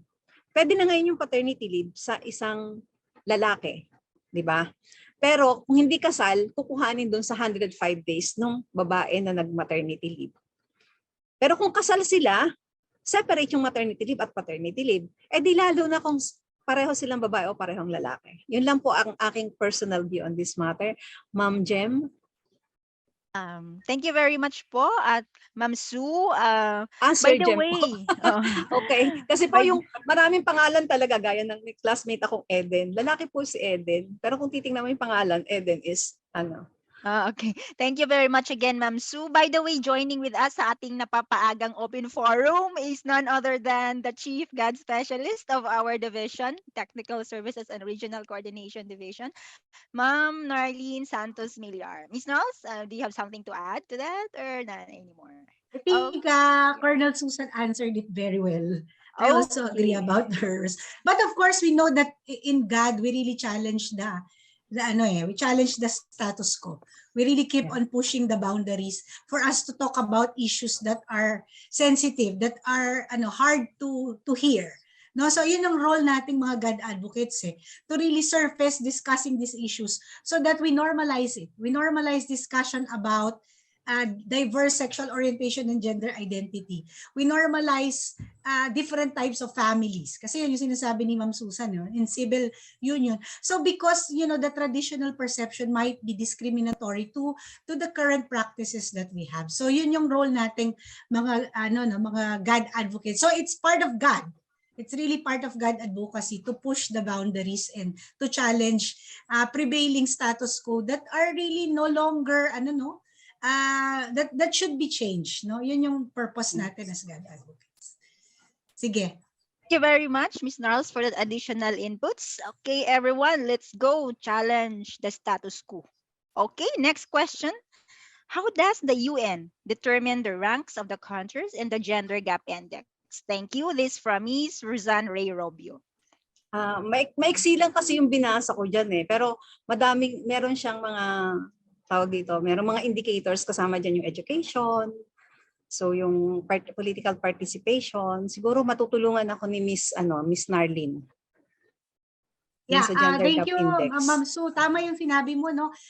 When you talk about yung ranking na minention ni Ma'am Susan kanina, no? Yung number 17 na tayo from being part of the top 10. That's the World Economic Forum Gender Gap Index, no? Yeah. So ang criteria, ang indicators doon is I think 4. So we're measuring on the basis of education, health, economic empowerment, and political participation. It doesn't necessarily mean bumababa tayo per se, no? Pero meron talagang indicator na bumaba tayo, especially participation, no? Yung political participation of women. Pero may mga ibang countries kasi na mas tumaas, no, yung kanilang rating. Kaya mas bumaba yung ranking ng Philippines. So ibig sabihin, hindi tayo pwedeng magpakampante sa ating efforts, no? We really need to make sure na gagawin pa rin natin yung gender mainstreaming natin, i-address pa rin natin yung issues ng women's participation in economy, women's participation in governance, women's health, and women's education. So hindi natin kailangang i-ease up yung interventions natin. Kailangan mas paigtingin pa natin para lumaban pa rin tayo doon sa mga ibang countries na talagang umaangat, no? Hindi naman to talaga laban-labanan, pero we really make sure that yung standards natin sa Philippines hindi naman talaga siya bumaba. Pero ang reality talaga, merong descriptors or merong indicators na talagang bumaba yung country natin. So kailangan natin yung i-address. Thank you very much, Ms. Niles and Ma'am Sue, for your responses. Indeed, that would entail that all of the sectors, in the Philippine government should work together to further and intensify the implementation of gender mainstreaming and improve our ranking, hopefully this year or in the succeeding years. Okay. Thank you. Next question. If the vow point person is the one who convinces a sexual harassment victim to not sue a harasser instead of encouraging them to stand up, what sanctions can be imposed to them? From Alisa Valdemoro. Ma'am Sue? Nandiyan yan sa dun sa provisions po ng RA 9262. Pwede siyang sexual harassment, vow point person. Saan pong kasi pagka pinag-usapan natin sexual harassment, tapos may vow point person, meron po kasi tayong harassment dun sa education, sa work, tsaka yung sexual harassment on the street. Kaya saan kaya to? Dapat i-clarify ko para kung ang alam ko po kasi dun sa BAUC may sanction yon. Yung BAUC may sanction talaga. Pero ang issue nyo is sexual harassment victim. So pagka in-encourage pa na to sue, syempre meron siyang sanction na nandoon po sa batas. Meron po yung penalty. May penalty pong ini-impose dyan. So depende po kung yan ay education and training, sa work, o kaya ay sa harassment on the street, pareho po yung may sanction. Criminal po yun, criminal sanction. Okay. At pagka meron din po kung nasa work or education, meron din pong administrative. Tapos lahat po ng criminal, meron pong kasama dyan yung civil. Kasi meron yung mga damages. Okay, thank you, Ma'am Sue. May additional information po dito si Miss Alisa sa PNP po mismo. Pero this can be also in any agencies. Okay. Okay. Have additional response to that, Ms. Niles? Yeah, we just have to, siguro, tama naman yung sinabi ni Colonel Sue. We have to really abide by the provisions of the law. Yung RA 9262, which is the BAUC law, talagang mediation is not allowed. No, may sanction talaga yan. So kasi, alam natin yung power relation between the victim and the perpetrator under the Bausi law. Now, pero kasi ito parang SH, so pwedeng Safe Spaces Act, pwedeng 7877, yung ano niyan hindi ko lang masyadong kabisado kung may provision sa Safe Spaces Act and RA 7877 in terms of penalty for encouraging them to settle, no, pero dapat hindi kasi gender based violence, tsaka criminal act na siya, so we can look back at the letter of the law for this, pero of course in the Bausi yung sinasabi ni Ma'am Su, talagang it's really not allowed under 790 RA 70 RA 7192 ay 9710 sorry okay ay tama 7192 ayun lang, Bet. Okay, thank you very much, Ms. Nals and Ma'am Sue, for your responses to this question. So we are now on the second topic of our webinar session. From the review of GAD and policy imperatives and mandates, we now proceed to the review of GAD and gender mainstreaming concepts.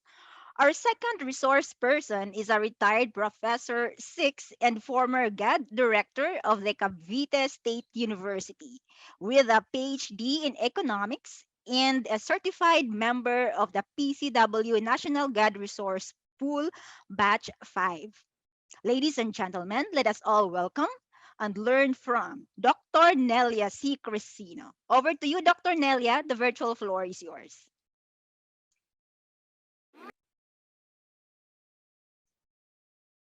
Good afternoon. I would like to take this opportunity na magpasalamat sa PCW for inviting me as one of the resource speaker in this section or in this webinar. So mag-share po muna ako ng presentation.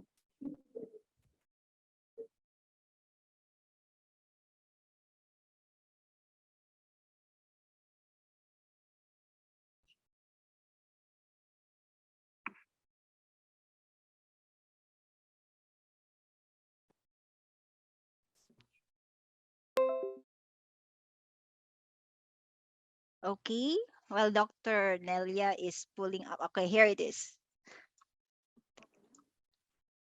Go ahead, Doc. Thank you. Okay, good afternoon po ulit.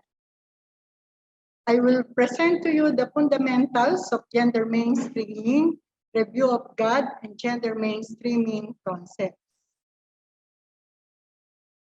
These are the topics that we are going to discuss this afternoon, understanding the concepts of GAD and overview of gender mainstreaming. So for topic 1, we have gender and development concepts. So ito po yung ating exercise. So pag sinabi po nating development, ano po yung single word associated to development? Paki-open po natin yung link, yung Menti link. Okay, everyone, our dear participants, the link for the Menti is on your respective chat box. Okay, you may now proceed. You may now type in your respective browser, menti.com, and enter the code shown on screen. That's 650-691-86. Okay, menti.com. Okay, we do not we will not be able to receive your responses or include your responses when you type in the chat box. So sa Menti lang po tayo. Okay, now Doc, we are now starting to see the responses of our respective participants.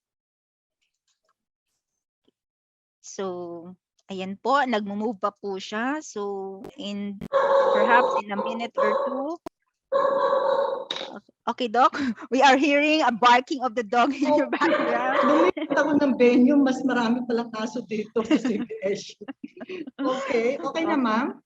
Okay, medyo wala na po yung noise ng dog. But okay, okay na po ma'am? Okay, Pwede ko nang we are receiving like 177 counting, Okay. 185. So perhaps in 30 seconds, we will show the results. Okay, tech team, can we maximize the screen? Okay. So, So not yet Ano, pa, ma'am? Doc. Okay, the voting, Doc, is now closed. Okay. So from your answers, the words associated to development are progress, growth, improvement, inclusive growth, ano pa po ba yan? Change, at saka po changes, okay, yung innovation and sustainable. So tingnan po natin if these words are associated to the development process seen from the gender perspective. So next slide po ako, ma'am. Sorry, Doc, you need to share your screen. Okay, once again. Okay, thank you very much, participants, no, Okay. for your active participation sa ating menti.com. Over to you, Doc. Okay.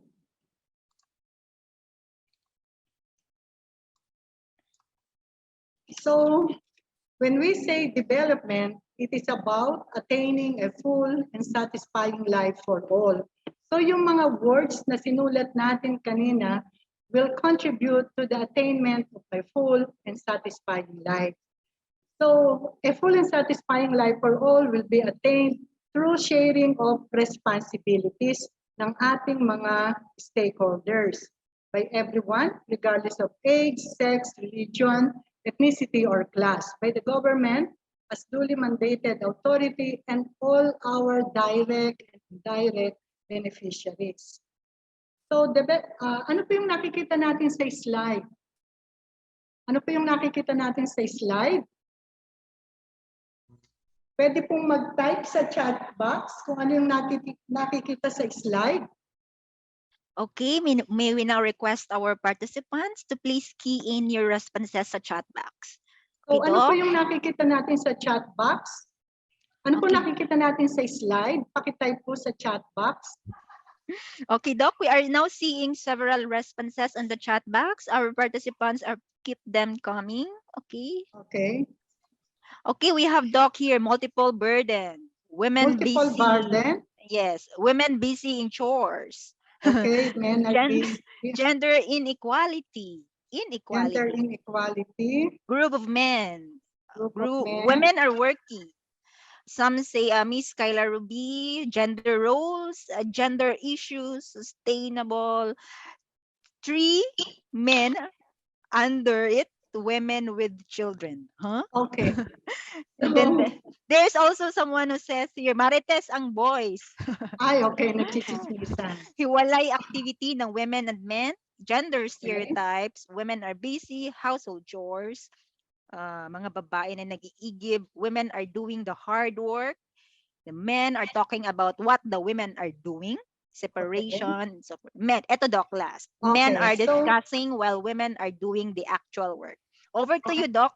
Okay, ang dami po pala nating nakikita sa isang slide. So from the slide, we can see, sabi nga ng participant, group of men and group of women. Yung mga women are busy discussing while the women are busy with their reproductive roles. So doon sa group ng men, these men are discussing about the availability of the supply of water. So wala sa grupo ng kalalakihan yung mga kababaihan. Bakit po wala doon sa grupo ng kalalakihan yung mga kababaihan? Kasi sabi nga ng participants, because women are busy doing their household chores, which include fetching water, at yung isa, may alaga pang anak, kasama pa yung kanyang anak. Actually, yung performance ng household activities is one of the reasons why women cannot participate in the development planning process. When in fact, critical yung participation at involvement ng women sa pagpaplano kung paano magkakaroon ng adequate supply of water. Thank you po sa participants. Okay, when we say development, this includes both the improved material well-being or the welfare of the people and the process by which this improved well-being is achieved. Through development projects, the material well-being of the people will be improved. Pag na-improve ang material well-being of the people, somehow they can attain a satisfying life. Pero ang tanong, how this improved well-being is achieved. Paano ba na-improve ang well-being ng men and women? So, through their involvement or participations in the development project, they can achieve or they can receive both the tangible and intangible benefits. So through the project include, for instance, increasing income or kaya naman obtain additional income. Ang intangible benefits that might include the enhancement of the knowledge and skills of the beneficiaries. So at the end, ma-achieve natin yung ang satisfying life for men and women. So we have elements of development. We have equality. Ano ba yung equality? Lagi natin pinag-uusapan yung equality. This is a condition where men and women have the same right, chance, and opportunities. Pagdating po sa right, walang question. Everybody have the same right. Nagkakaproblema po tayo with regards to chance and opportunities. Sa high income group, lahat ng elements na ito ay present, whether male or female, they can enjoy the same right, they have the same chance, they have the same opportunities. Pagdating po doon sa low income group, they have the same right, men and women, pero with regards to education, for instance, hindi lahat ay may chance and may opportunity to study.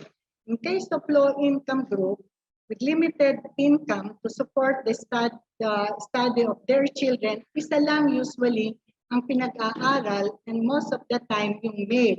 So yung babae will be at a disadvantage kasi hintayin pang makatapos yung kanyang brother.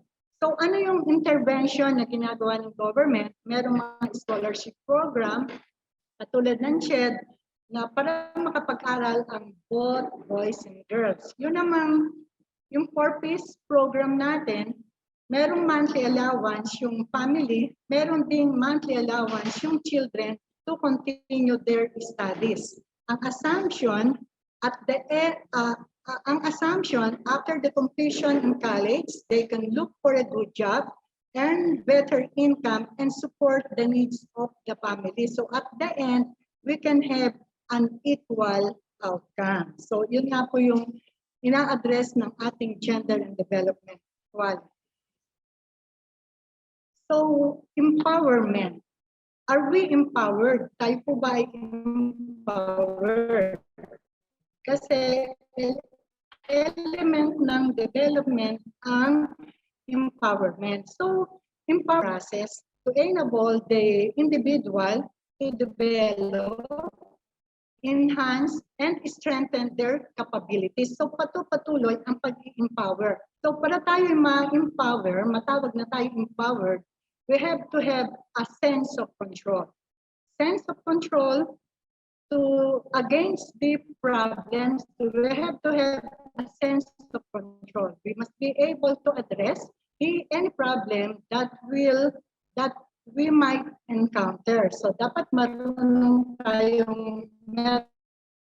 tayong sense of control on the factors that influence our well-being. Ano ba yung mga factors na posibleng maka-influence sa atin? We have the social, the economic, the religious, and the cultural factors. So we must be able to decide which is better for us na kung saan kailangan din sa empowerment.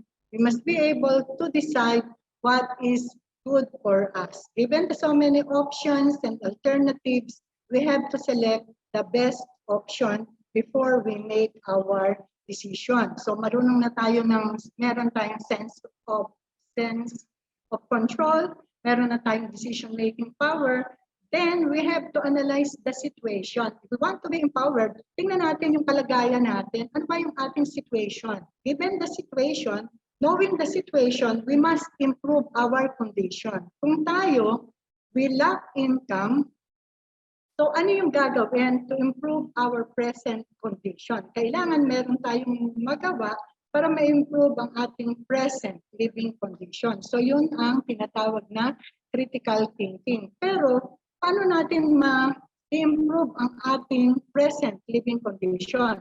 competent ba tayo? Ano ba yung alam natin? Do we have the knowledge? Do we have the skill?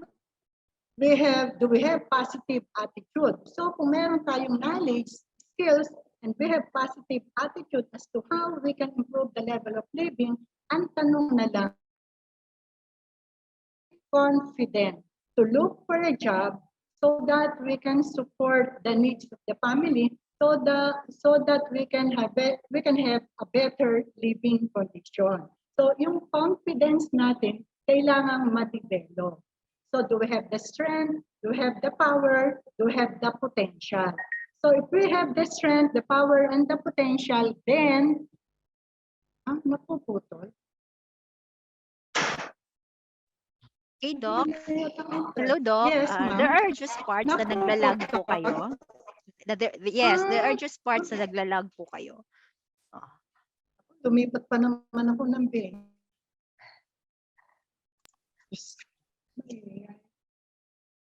Okay na, ma'am? Yes, ma'am. Okay na po, ma'am. Okay.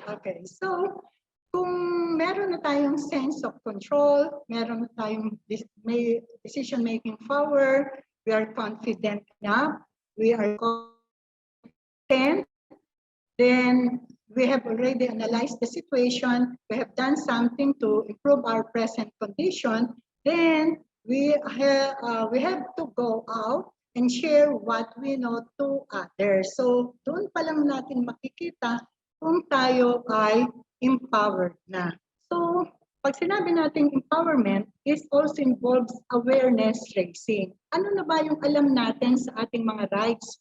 So how do we raise the awareness of men and women? So one way by which we can raise the awareness of women is through education and training. Yung simpleng pag-conduct ng GAD activities can create and raise the awareness of women as to their rights.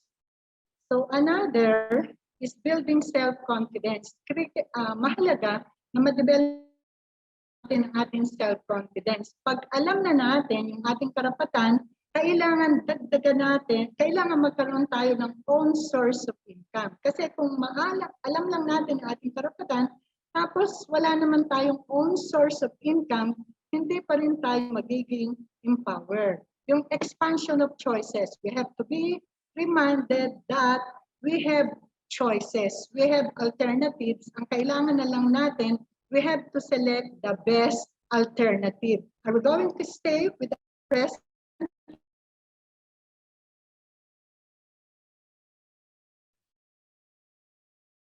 Okay, Doc. Ma'am Nelia. Okay, Ma'am Nelia, we lost you for a bit. Okay. Yes. Ma'am, anong? Ma'am, lost you for a bit, ma'am, there. Okay. You may now siguro close your camera to save on the the bytes or the internet. Okay po, ma'am. Over to you. Okay. Ma'am, patanungan, nawawala ako sa presentation? Yes, ma'am. Medyo naglalag po ang inyong internet at napuputol po medyo ang inyong mga statement. Internet? Oo. Presentation? Oo. Yes, ma'am. Ma'am, Pero pwede medyo pong 2 minutes, sandali lang. 2 minutes lang. Health break. Tingnan lang po. Okay, Doc. Okay, ma'am. For a while, maybe you can just hide your close your camera, and if that will it be okay to you if that it's the technical team who will flash your slides? Okay, wag na.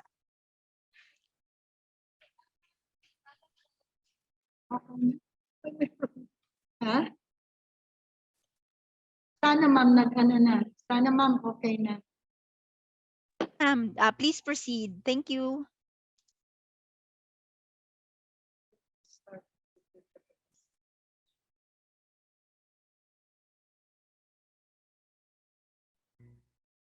Stop ko na ma'am ang video ko.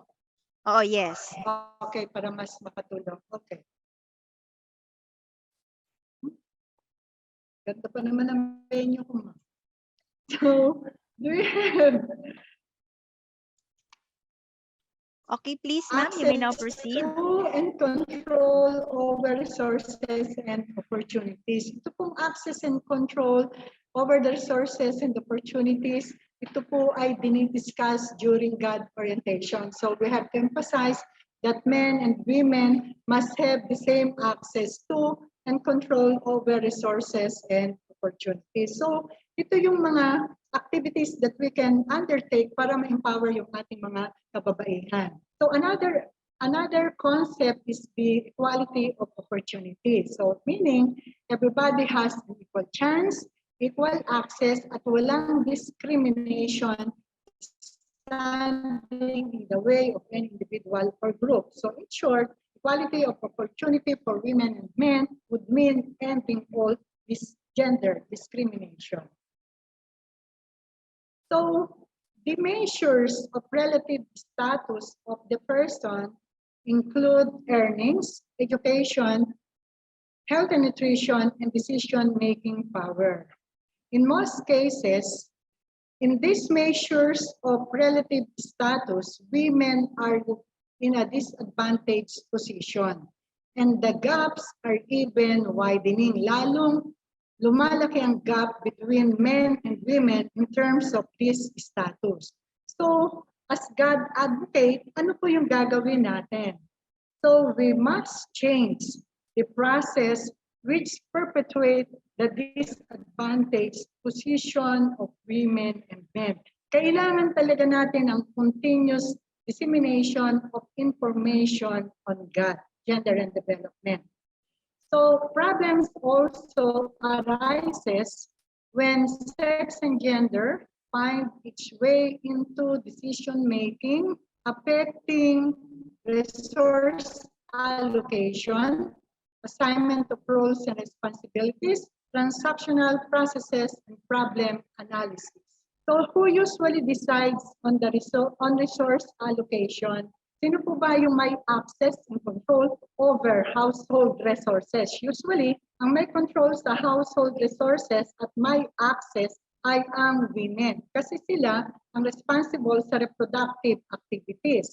Yung farm-based resources, ang may control at access ay men. Yun po yung situation natin ngayon. Pero ang idea is for both men and women to have the same access and control over the resources and benefits.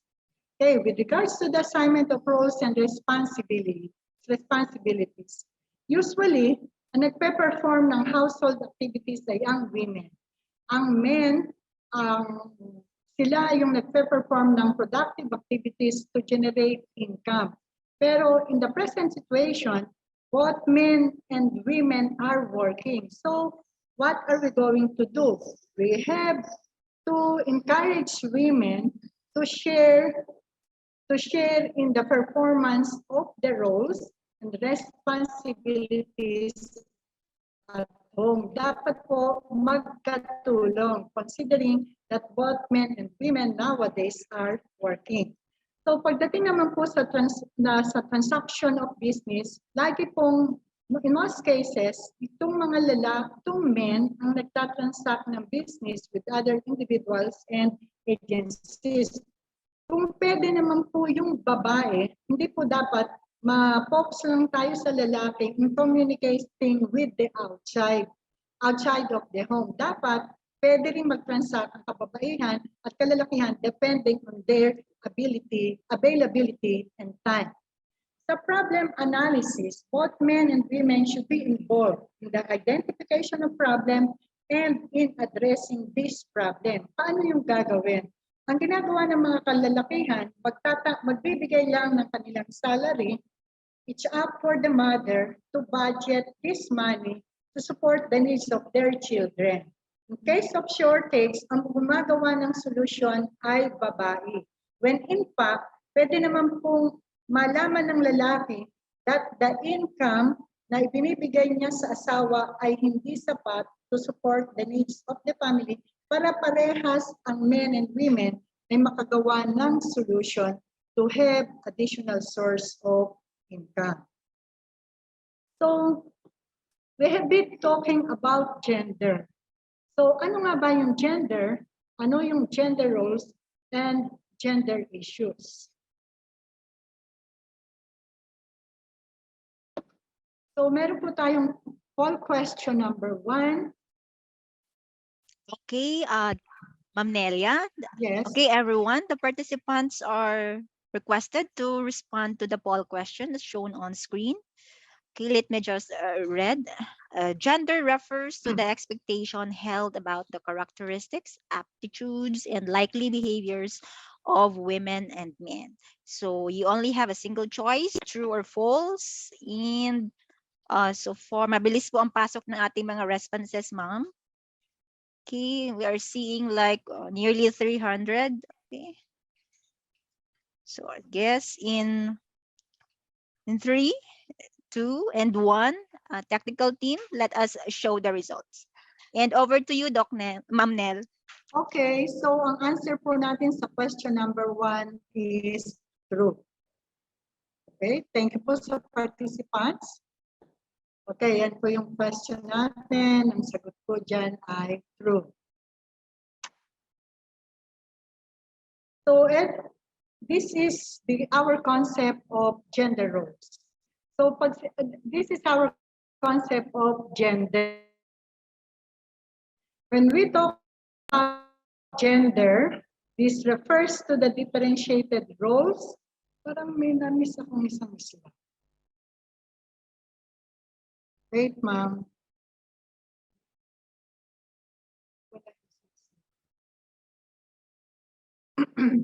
So this is our concept of gender roles. So when we say gender roles, sinabasa nasa itaas. Paano maalis yung nasa itaas? Wait, ma'am. Okay, ma'am. Ma'am Nel, you may proceed. Wait, ma'am lang. Ayan. Nawawala kasi yung nasa itaas, natatakpan ng mga tools.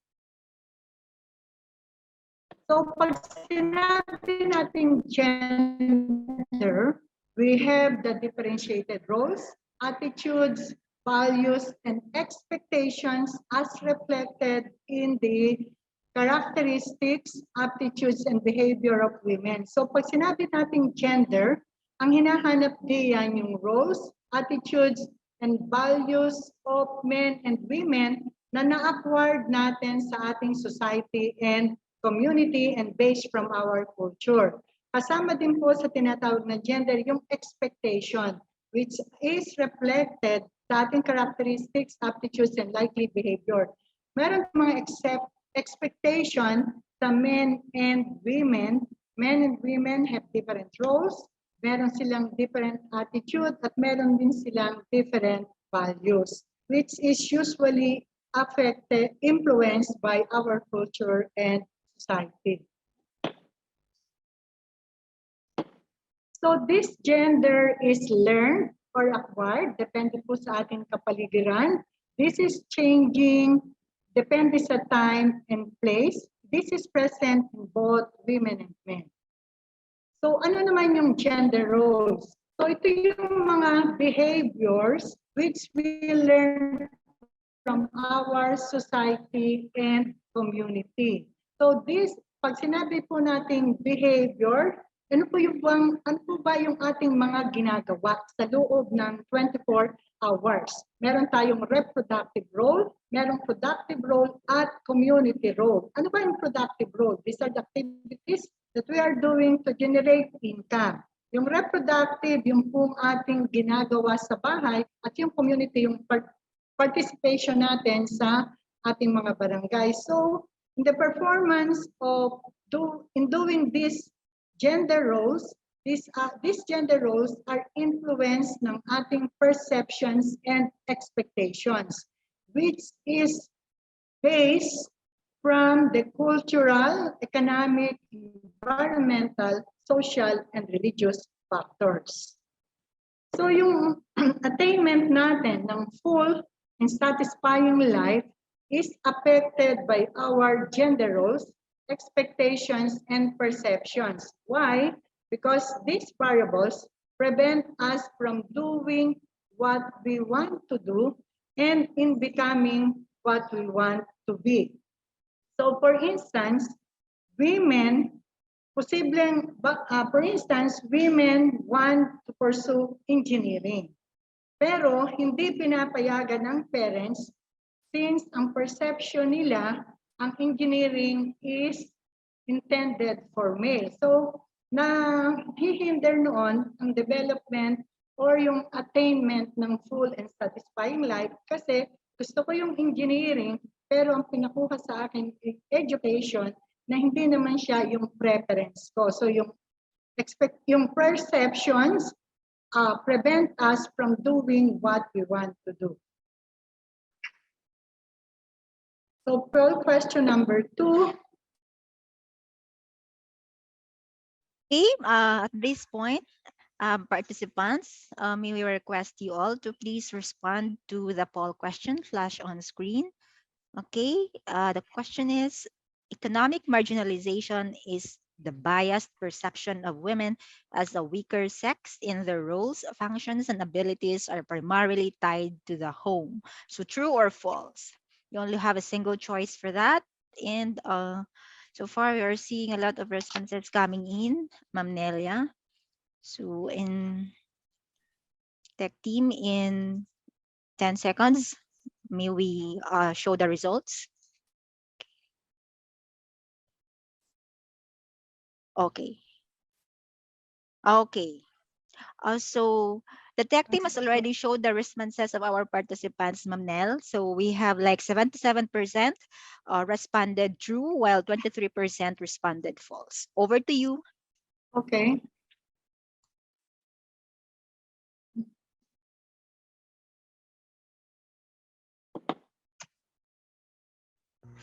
Okay, Ma'am Nel. Dali lang I po. think umiinom pa Ang ng tubig sagot, si Ma'am ang Nel. sagot,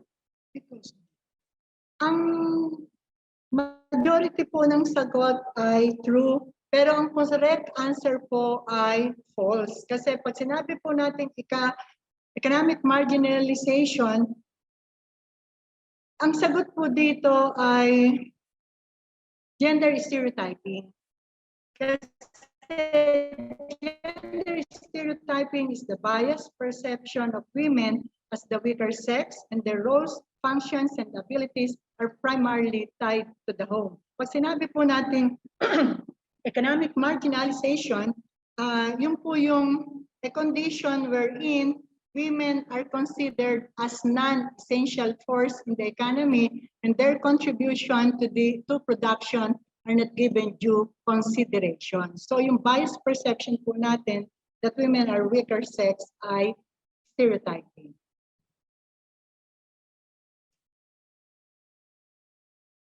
Okay. So ano yung challenge sa atin with these gender roles? What are the challenge? What is the challenge for these gender and gender roles? So the challenge is to have a balance in gender roles among men and women since gender and gender roles are socially constructed. So kailangan po magkaroon ng balance in the performance of the different activities. So gender roles result in gender biases or gender issues which are deterrent to development. So these are the gender issues. We have economic marginalization. This economic marginalization, women are considered as the non-essential force in the economy despite social contribution in production. So hindi masyadong nabibigyan ng recognition yung contribution ng women sa development ng family, ng community, and the country. Next is subordination of women. This is the secondary position of women in the society. Ito po yung sagot, tamang sagot sa exercise, which is gender stereotyping. This is the biased perception of women as the weaker sex, and their role and responsibilities are primarily tied to the home. So yan po. Then we have multiple burden. Actually, yung mga gender issues na pag-usapan na po kaninang umaga.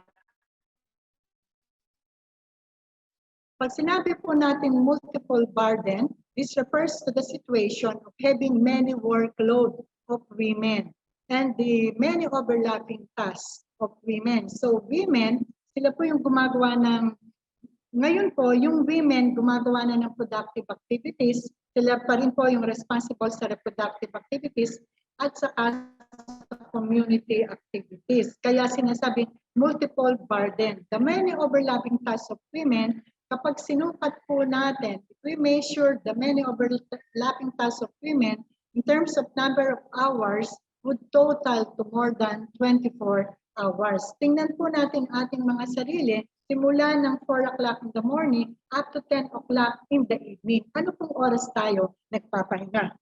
Then the violence against women.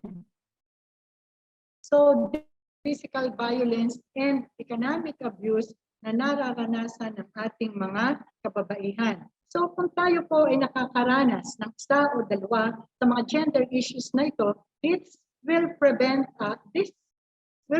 us from developing as an individual.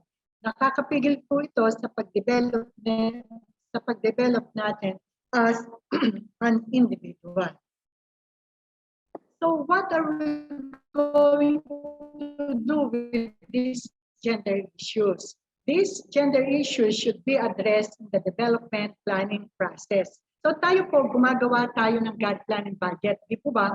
Ang unang-unang hinahanap natin, ano yung gender issues? Bakit tayo magpupundak ng ganitong activity? Ano ba yung gender issues that we need to address? So doon po sa hindi pa talaga nakaka-attend, meron po tayong mga kasamahan na hindi pa nakaka-attend ng gender sensitivity or GAD orientation, ito po ay mag-create ng inyong awareness.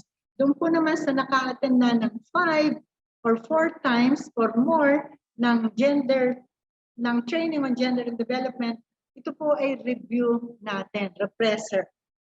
So development practitioner should also determine the practical and strategic gender needs out of gender analysis. Bakit kailangan mag-conduct muna ng gender analysis para ma-determine ang practical and strategic gender needs? Para yung ating intervention, masigurado natin na merong impact and will benefit women and men. So, yung iba sa atin marunong na ng gender analysis, so yung pong hindi pa marunong ng gender analysis, meron pong activity uli ang PCW in May. Sa May po meron uling activity, so you can attend. So for question number 3, ano po yung strategic gender needs arise out of gender divisions of labor and women's subordinate position in the society. True or false? Okay, at this point, may I request the participants to please respond to the poll question flash on screen. Question is, gender needs arise out of gender divisions of labor and women's subordinate position in the society. Single choice, true or false? Okay. I request all the participants to please respond to the poll question on screen. We're seeing nearly 300 participants responding right now. Okay. So, tech team, I think we can now show the results. Okay. Ma'am Nell, we are seeing the responses of the participants, summary of their answers. We have like 79% of them responded true, while 21% said false. Okay. So marami po, naalis ko ma'am sa aking slide. Marami po yung sumagot ng true. Actually, ang sagot po diyan ay false.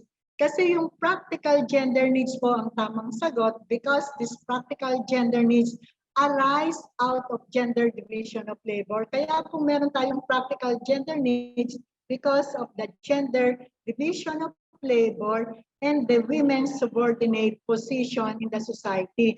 Yung pong, di po ba sabi natin, in one of the gender issues, yung subordinate position ng women. Dahil most of the time, subordinate ang women, sila din yung gumagawa sila din yung gumagawa ng mga gender roles natin, kaya meron tayong tinatawag na practical gender needs. Ang sagot po diyan ay true. Okay po?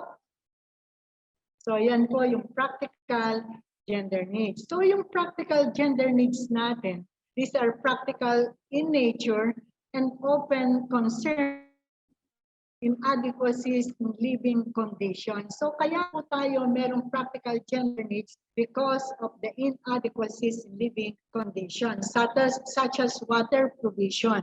Katulad doon sa slide natin, tayo, we are very lucky na pagbukas ng ating faucet, andyan na yung tubig. Pero in the countryside, they need to go to the river to fetch water o kaya pumunta sa distant places para magkaroon ng access doon sa artesian well, yung binobomba. So meron tayong need for water. We have need for water. So kailangan merong adequate supply of water na yun nga yung pinag-uusapan sa ating isang exercise kanina. Kailangan magkaroon ng supply o adequate supply of water para yung mga kababaihan makaparticipate sa development planning process.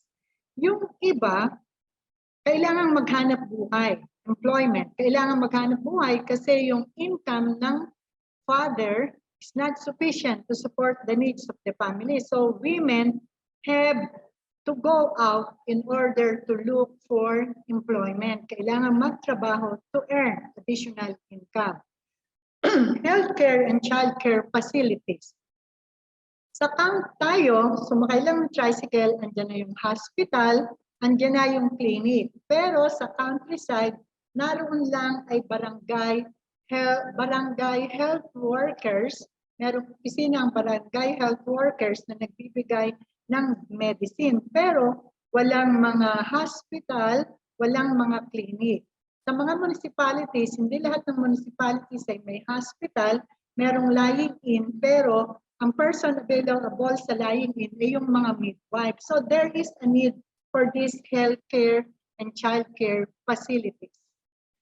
Fuel for cooking. Baka yung mga participants natin hindi alam na meron pang mga families na nag-gather ng firewood for cooking. Kasi tayo, may rice cooker, may electric stove, may gas stove. Pero sa mga barangays, meron pa po talagang nag-gather ng firewood para magamit sa pagluluto.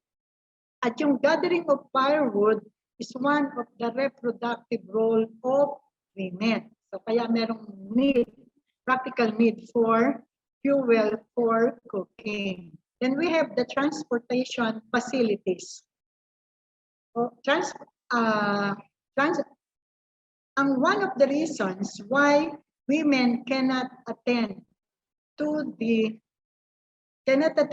meetings called by other organizations is the absence of transportation facilities. Or merong transportation facilities pero they are located in distant places, so hindi regular yung means of transportation. Kaya 2 hours na hindi pa nakakarating sa venue ng meeting because of this poor transportation facilities. So these are the practical gender needs of men and women that we need to address. So we must see to it that these needs will be one of the results of gender analysis. So ano naman yung strategic gender needs? So kung yung practical gender needs arises out of the subordinate position of women, ito namang strategic gender needs magre-resulta sa subordinate position kung hindi natin maa-address. So we need to address this strategic gender needs so as to achieve greater equality and change existing role, thereby challenging women's subordinate positions. So both the practical and strategic gender needs should be addressed para ma-achieve natin ang gender equality. So this is more long-term and less visible than the practical gender needs. Ito yung example ng strategic gender needs. Sa tingin ko, ang pinakamahalaga, although lahat ay mahalaga, yung sharing of domestic labor and childcare by men. So maganda na tumulong yung mga men sa pag-aalaga ng bata at yung activities at home para naman yung kababaihan may ample time to develop their potential para naman po makapaghanap buhay din and hindi lang maging limited ang kanilang trabaho sa bahay.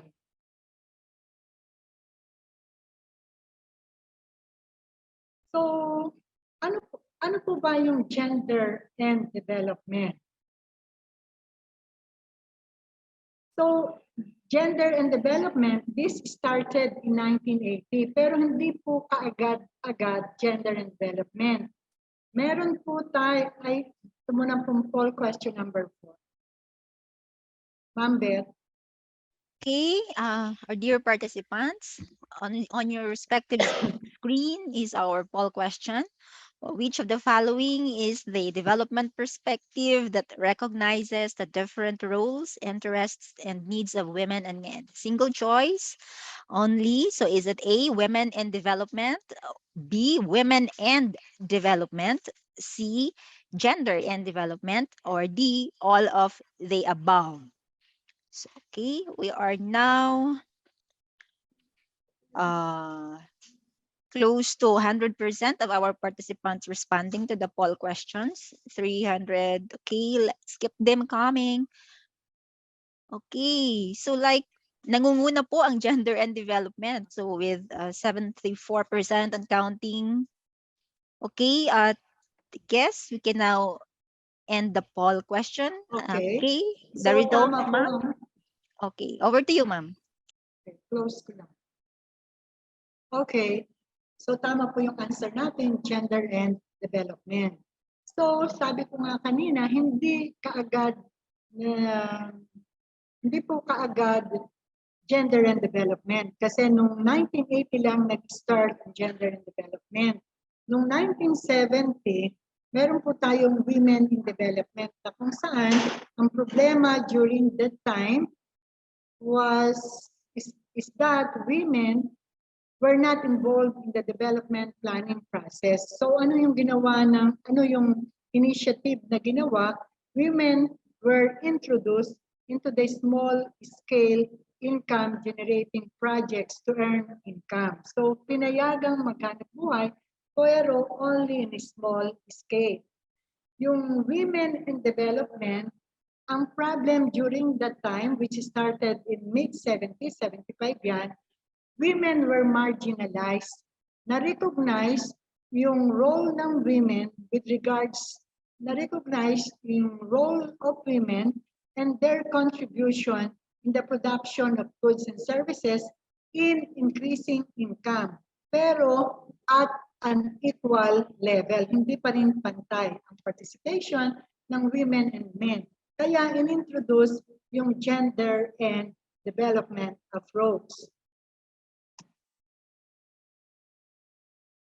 So ayan po yung gender and development. So gender and development recognizes the unequal status and situation of women and men in the society. Despite the so many efforts ng government, still andyan pa rin yung unequal conditions of men and women. So the GAD approach, after recognizing the unequal status and situation of women, seek to transform these unequal gender relations and empower women. So sabi ni God, we need to empower women so that we can achieve gender equality. So another concept of gender and development is about recognizing that gender biases or gender issues impede development. Katulad ng sinabi ko kanina, na these gender issues prevent the development of the individual, prevent the development of the person as an individual. Nakakapigil sa pag-develop natin as an individual. Why? Because gender issues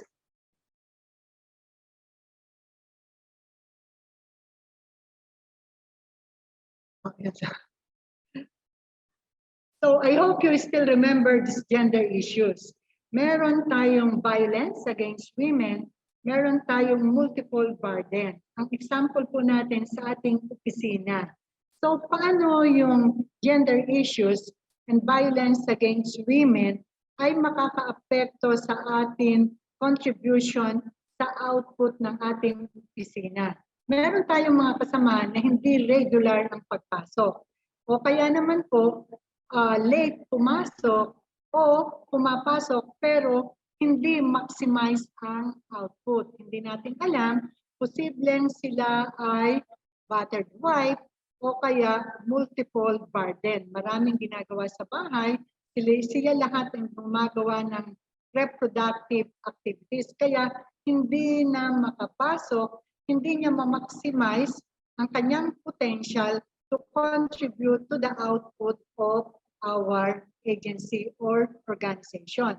So kung karamihan sa atin ay nakaka-experience ng gender biases or gender issues, hindi na ma-maximize ang ating potential as an individual, nakakabawa sa ating contribution sa development.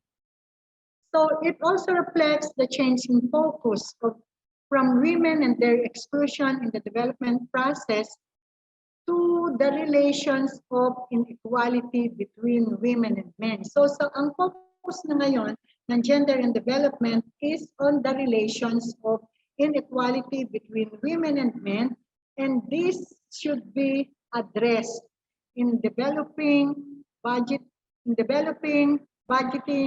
implementing, monitoring, and evaluating programs and projects of government agencies or our organization. So kailangan ma-address po natin yung inequality ng men and women. So we have here the premises of God. God is not a war of the sexes. We don't have the intention of having men competing with women or vice versa. Hindi po natin sinasabi, ikaw babae, kailangan makipag-compete ka sa iyong asawa. Wala po yan. God is not anti-male. Kasi merong mga participants na nagre-react na sabi niya, ma'am, ang pinag-uusapan naman po sa gender and development, puro kapakanan ng kababaihan. So, totoo po yan kasi men are already empowered. So, through this gender and development, we need to empower women para makapantay naman po sa kalalakihan. So what God is telling us is that God is telling us that both men and women are victims of gender inequality. All the victims are more open, women than men. So parehas lang pong biktima ng violence, ng abuses ang men at women. Kaya lang, in most cases, kapag na-abuse ang women, agad sa parents o kaya ay sa barangay. So, nare-reflect sa statistics of abuses or violence. Yung mga kalalakihan, in case of battered husband, pag sila po ay battered, hindi naman po yan nagre-report. Kaya minimal ang reported cases ng battered husband. Pero, both of them are victims of gender inequality. So both women and men have a share in the struggle for equality. Mas madali po nating maintindihan yung gender equality, yung gender and development activities natin kung both women and men will be aware of what we are talking about sa gender and development. Before po kasi, pag may activities on gender and development, sasabihin nila, lang yan ang kababaihan. Pero mabuti po and activities related to gender and development kasi para to women will work together to achieve this gender equality. So God has that we don't reverse the role. Hindi po natin pwedeng sabihin, ito ay pang babae. Ginagawa mo, ito ay panlalaki. Yes, men, what is important for the relationship.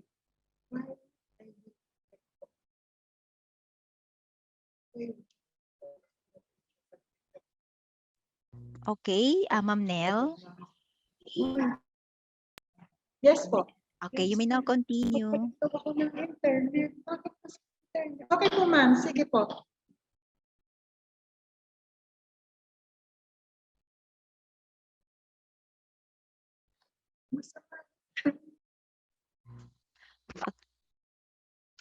Okay, Ma'am Nell, later we will going to break for like few minutes, and then you may switch your internet connection. Okay. Later po. You may now proceed, ma'am. Okay, sige, sige.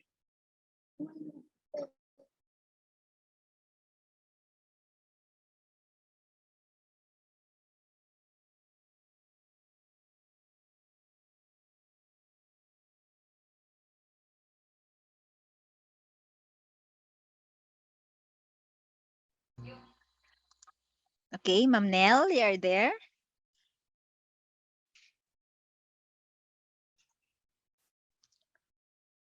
So I think we're having a technical difficulty on the part of Okay Ma'am na. Nell. Okay, okay, ma'am. Over to you again.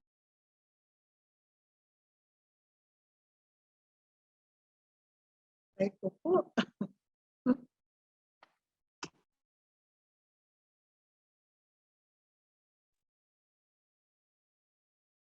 Okay na.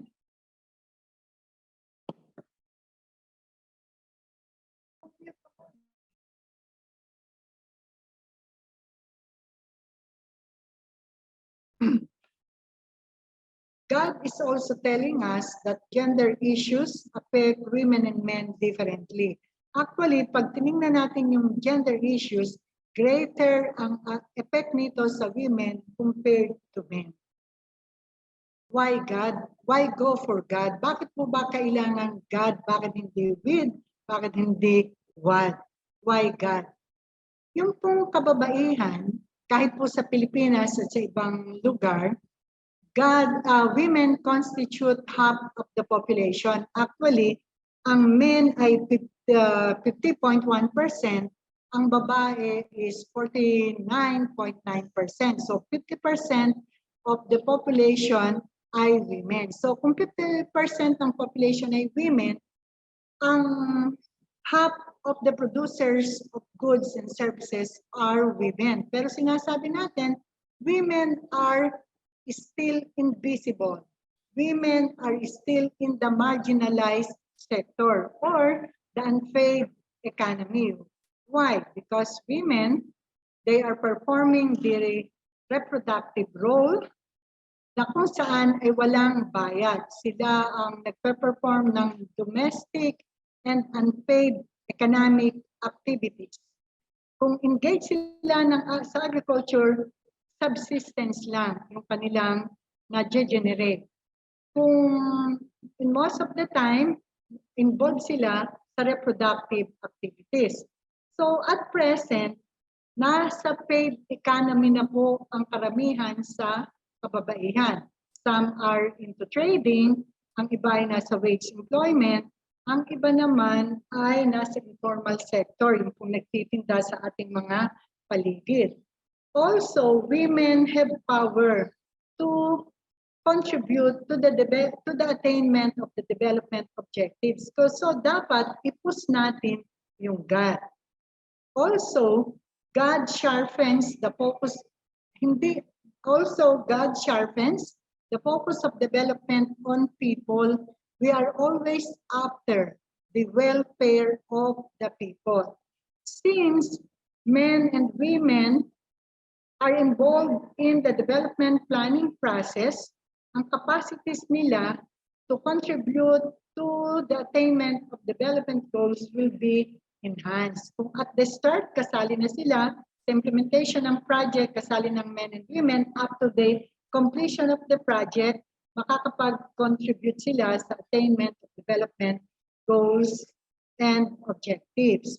So kapag nagkaroon ng equality in terms of access and control sa lahat po ng bagay, in terms of access and control over resources and benefit, through GAD, mababawasan, maa-address natin yung social inequities. Wala nang wage differential, wala na yung mga issue ng sexism o yung ibang discrimination against women.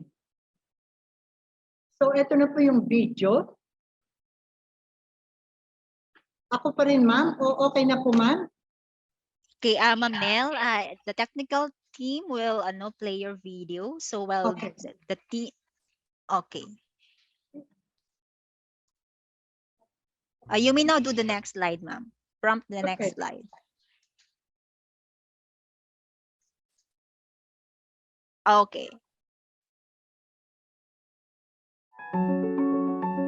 Gender inequality doesn't make sense on any level. By marginalizing the rights of women, we deny ourselves the opportunity to lift millions of men,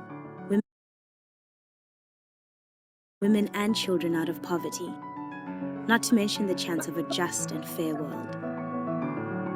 From birth, girls and boys, women and men are expected by society to play certain roles and behave in certain ways based on traditions, religion, and other beliefs. These behaviors are learned and shape the gender norms in a society. Unfortunately, in many countries, gender norms create disadvantages for women. Often, girls are not sent to school. When they become women, they then have limited ability to earn money or realize their potential. Rural women play a major role in agricultural development. However, in many developing countries, women cannot formally own land. Without land, they cannot get loans to invest in their farms or businesses. This also means they have no control over the use of land or the benefits that come from it. Men generally control the household decisions, like how to use the family's assets. These disadvantages are often reinforced by practices that limit women's access to services, like training. Cultural beliefs can also restrict women's opportunities, such as in parts of Zambia where women cannot paddle their boats as it is considered bad omen. The result of these issues? Women remain poor and agricultural production cannot reach its potential, perpetuating poverty and hunger in the developing world. The social norms that limit women's opportunities need to be understood and then changed. By taking a gender transformative approach, we can influence social norms and bridge the gaps in access to resources and services between men and women in a lasting manner. Change is needed on many levels, and both men and women must be involved for it to happen. Research and development organizations need to invest in programs that promote gender equality alongside improving productivity and incomes. Policies need to be implemented that increase women's access to services and resources. Communities need to support women as farmers and as leaders. Increasing women's voice and agency is a valuable end in its own right.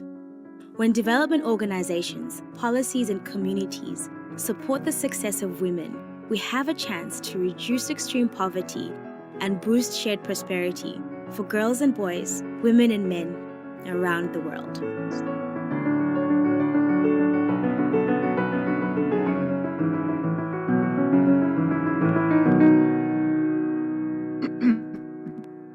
Okay, ano po yung napanood natin sa slide? So, from the video presentation, nakita po natin na if the rights of women will be marginalized, then this will deny men and women, boys and girls the opportunity to go out of poverty. So ano po yung mangyayari? The cycle of poverty will just be passed on from one generation to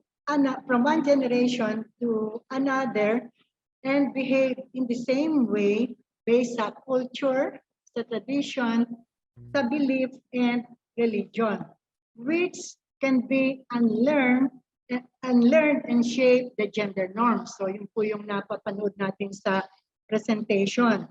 So these gender norms create disadvantages on the part of women.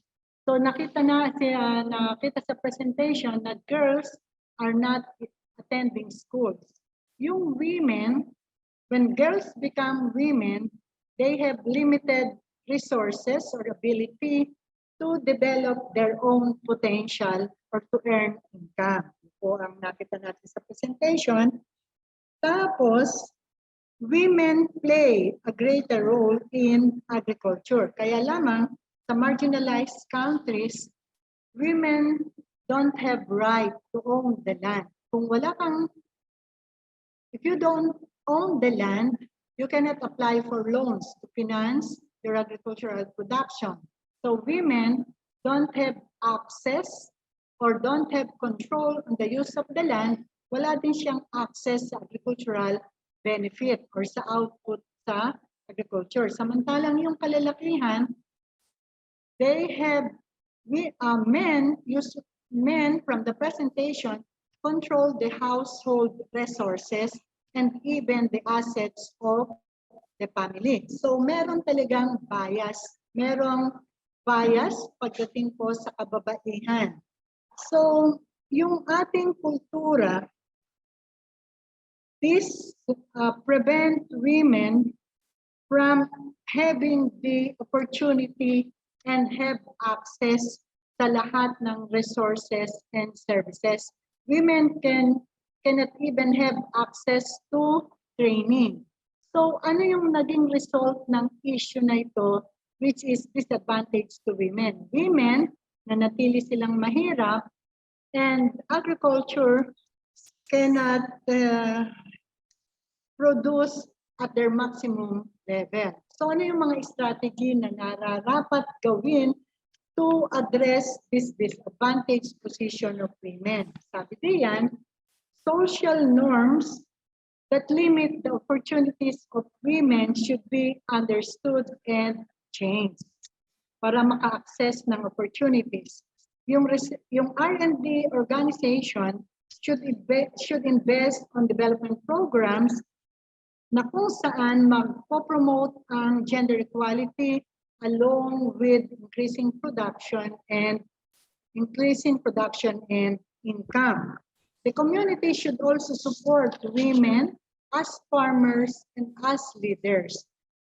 Dapat yung voices ng women should also be heard at there should be policies to increase women access to resources and services. So sabi diyan,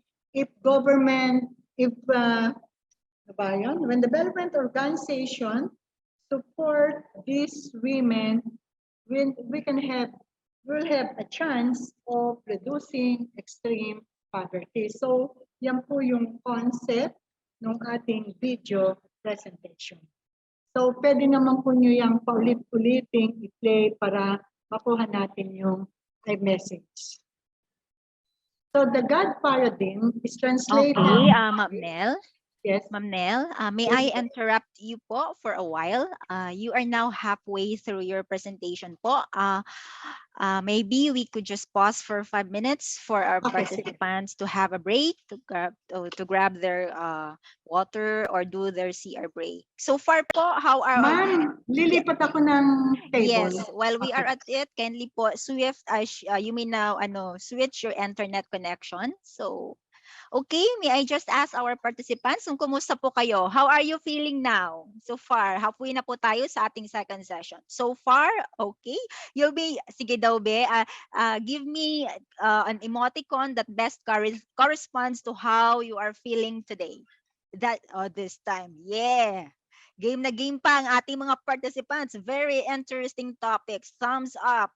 Wow, ang active, ang very receptive, and very engaged ang ating mga participants this afternoon. So just to encapsulate the first session, the first part of the session ni Ma'am Nelia, she has just walked us through the concept of GAD as a development approach, at with GAD, uh, how GAD as a development perspective will help address social inequalities. Ipaniliwanag din ni Ma'am Nelia na ang mga traditional gender roles can be limiting for women. She shared also some situations on the limitations of women, especially in access to resources. And she underscored that these inequalities must be challenged by way of what policy issuances and other mechanisms or other breakthroughs or strategies so that women's voices can be heard and thus be able the government or the duty bearers may be able to give them equal access to resources, training, and services. So okay, at this point, time check, it's 2:18 on my clock. So at 2:25, may I request 2:23. Okay, may I request all the participants to be back at 2:23 for us to resume the second part of the session of Ma'am Nelia. Okay, thank you everyone for your active response to our chat in our responses, active responses in our chat box. Oh, may ano na dito. Okay, but I will not read it. Thank you. Maraming nag-i-emoticon na happy sila. Okay, so far we are doing good. Okay. Tech team, can we pull up our advocacy videos while we are on break? Thank you.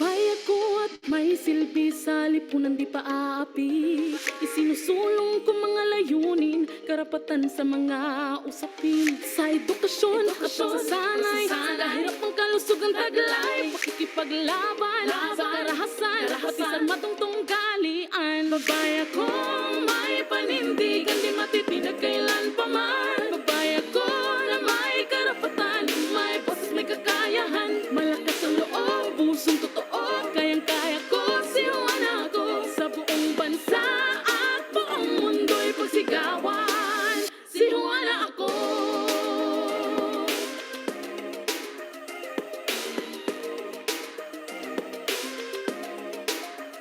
Babae ako, kayang pamunuan, magdesisyon para sa karamihan. Mekanismong dulot ay pagunlad, sa kababaihang ipatutupad. Sa usaping ekonomiya, karapatang pagtaot ng media. Sa kabataan, kalikasan, pagsunod ng buong sambayanan. Babae akong may panindigan, di matitinag kailan pa man. Babae ako na may karapatan, may boses, may kakayahan, malakas ang loob, pusong totoo, kayang-kaya ko, siwana ako sa buong bansa at buong. Okay, good afternoon and welcome back to our dear participants. Okay, at this point, we are now on to the second part of the webinar of our afternoon session. So may we ask if Ma'am Nelia is already settled? Nakapag-switch na po kayo, ma'am, ng inyong internet connection? Wala pa si Ma'am Nelia. Okay, okay. Andito na si Ma'am Nelia. Okay, so far po, nakapagkuha na po ba tayo ng ating mga water, our drinks? So it's kind like 2:26 in our clock here. And it's a bedtime, I mean nap time. So I hope that you are all 100% focused on our sessions, no?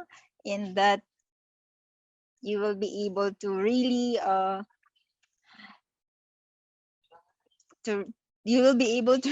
learn from our sessions this afternoon. Okay, maybe ask if Ma'am Nelia is already in the room, settled already? Not yet. The second part of the session would be on gender mainstreaming. So from the GAD concepts as to the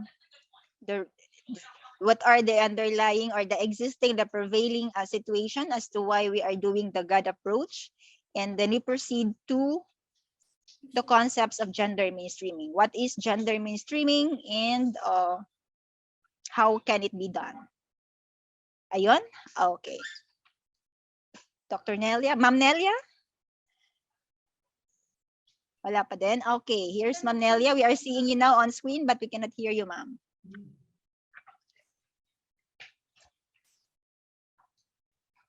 Kasi this part of our session, the second part is a very interesting one. So I encourage everyone to really give your 100% focus in the sessions. Ma'am. Okay, Ma'am Nelia. Ma'am, you cannot start screen share while the other participants is sharing. Okay, so tech team, can we please stop sharing our screen, and you may now, ma'am, share your screen.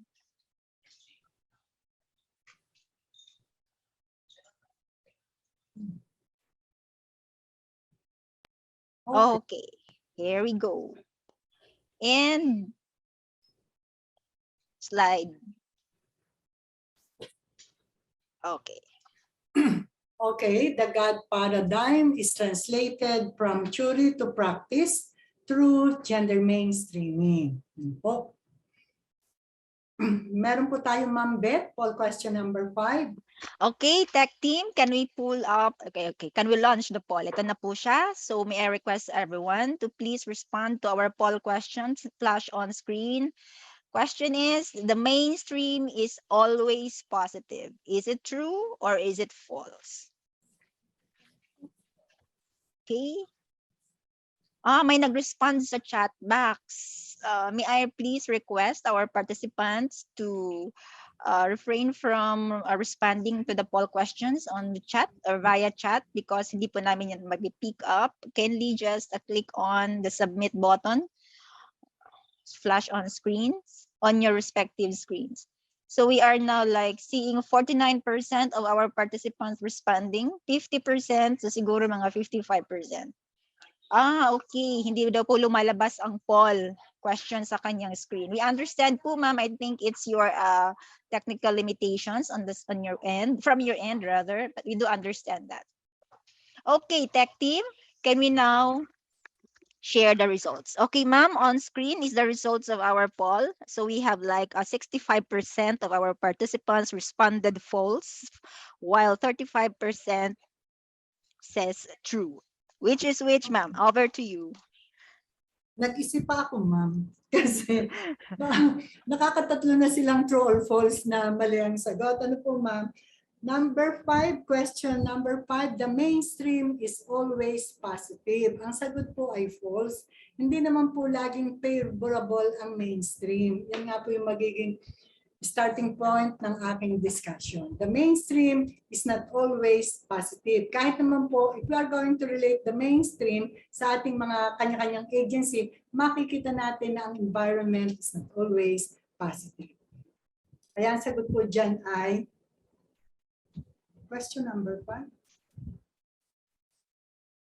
Yes, ma'am. It's question number 5. So the correct answer is false. Ma'am Nelia said that the mainstream is not always right. Okay. True po. The mainstream is always positive. False. Number 5. Question number 5. So, ma'am, which is which? Is it true or is it false? The mainstream is always false po. Oh, false. So like 65% of our participants got it right. Okay, 65 because 65% responded false, meaning to say the mainstream is not always positive. Okay. Tama po ba? Okay. Thank you. We got it right. So everyone, false po ang sagot natin. And congratulations sa 65% na nakakuha ng tamang sagot. Hindi po laging positive ang mainstream. Okay, Ma'am Nelia, over to you. Oh. Sa paglipat ko ng table. Okay, so ito po yung ating topic 2. Which is about gender mainstreaming.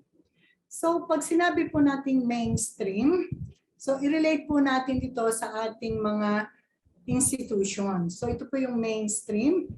This consists of interrelated set of dominant ideas, development directions, as shown by the arrows, and the mechanism for the allocation of resources to the different social and economic programs. So sa mainstream, nakikita natin yung ideas, yung mga policies, yung mga practices, yung mga institutions or department. So dito sa mainstream, meron po siyang na arrows na nagpapakita ng direction kung paano natin i-allocate yung ating mga resources sa different social and economic programs. So, these ideas and practices in the mainstream, kung ano yung nakikita sa mainstream, determine who gets what. Sino po ba yung ating mga beneficiaries who are supposed to receive the resources? The mainstream also provide the rationale or the justification bakit sila ang ating mga beneficiaries. So the mainstream is not always positive. Why? Because it may have the patriarchal elements, the undemocratic, and discriminatory elements. So ito yung mga dahilan kung bakit hindi laging positive ang mainstream. Pag sinabi nating patriarchy, ito yung father rule pag sa bahay. So yun yung domination ng male over female in exercising their political and economic rights. So meron pa rin mga offices na kung saan merong issue ng gender stereotyping pagdating sa mga position. hindi pa rin talaga totally naaalis yung association ng position sa male, association ng different positions sa female. So in case wherein the specific position is associated to male, papasok po yung patriarchy, the male domination and control over women in terms of decision with regards to political and economic decision. Undemocratic elements, ito po yung political marginalization. Tingnan po natin yung ating setup.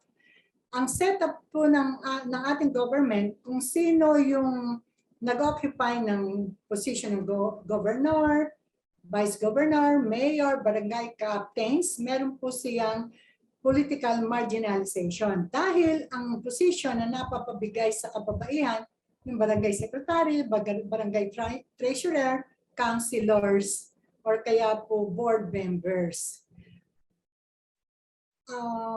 Yung discriminatory elements, yun po yung wage differential in the workplace. Kasi wage is associated to position. Kung ang napapabigay na position sa kalalakihan ay yung matataas, automatic na magkakaroon ng wage differential. Yung mga discrimination in terms of gender, discrimination in terms of sex, in terms of race, color, and other variables. So ito yung mga ito yung mga elemento na nagko-contribute sa hindi palaging pagiging positive ng ating mainstream. Kahit gusto na natin mag-mainstream, hindi pa natin magawa totally because of these elements. Poll question number 6. I request the tech team to please launch the poll question. On screen, may I request the participants to please respond to our poll questions. Question is, the goal of GAD mainstreaming is to make gender equality as a fundamental value in development choices and institutional practice. So, and the choices is true or false. Okay, we are seeing like 40% of our participants have already participated to the poll questions. And it seems, Ma'am Nell, that participants veered to the true as the correct answer.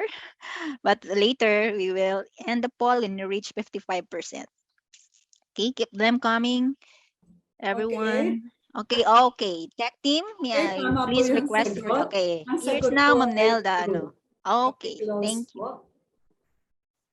True is the correct answer. True is the correct answer.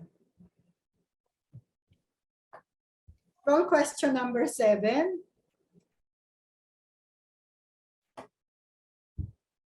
Which of the following include gender perspective? Yan po, sige. Okay, another poll question. Okay, dear participants, which of the following include gender perspective in the design and implementation of plans and programs to carry out organizational mandates? Only single choice with 3 choices. A, gender analysis, B, gender mainstreaming, or C, mainstreaming. Okay, we have 32%. Okay, encourage everyone to please take part in our poll questions. Kindly respond to the question flash on screen. Okay, Ma'am Nell, we are seeing like gender mainstreaming is Yes. Answer of most of our participants. But before we give them the correct answer, may we request the participants to please, the tech team to share the results. Gender mainstreaming, Ma'am Nell, 66%. Okay, which is tama po ba, gender mainstreaming? Yes, gender mainstreaming. Okay, so majority of our participants got the right answer, but we still have 3%, Ma'am Nell, who is not, and 32% who responded gender analysis. Okay. So I think we need to underscore really and clarify what gender mainstreaming is. Over to you, ma'am.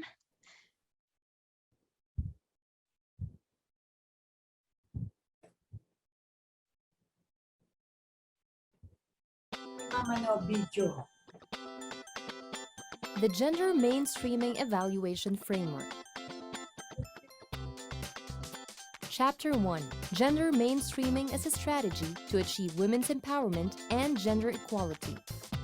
With the milestone passage of Republic Act 9710, or the Magna Carta of Women, gender mainstreaming as a strategy became an integral part of the design, implementation, monitoring, and evaluation of policies and programs of government agencies as well as local government units. But what is gender mainstreaming?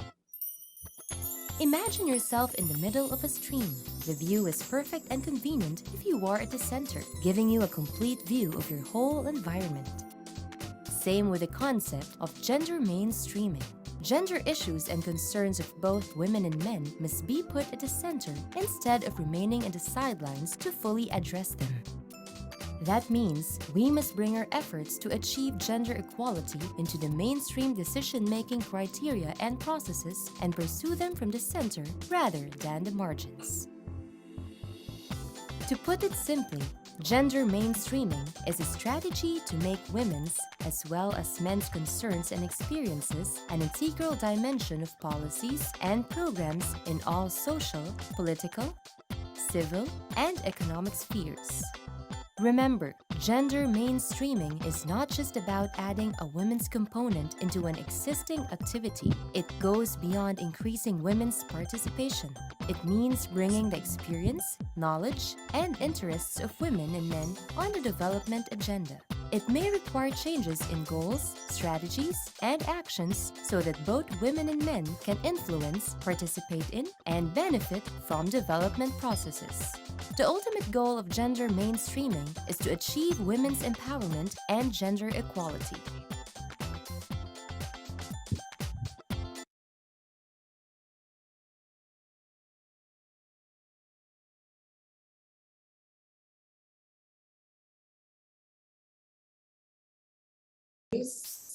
So ano yung nakita natin sa video presentation? Hindi ko na po i-detalye yung concept ng gender mainstreaming. I-emphasize ko lang yung nasa slide na kung saan mainstreaming is not about including a certain component of women into the existing activity. It goes beyond increasing the participation of women. Anong ibig sabihin?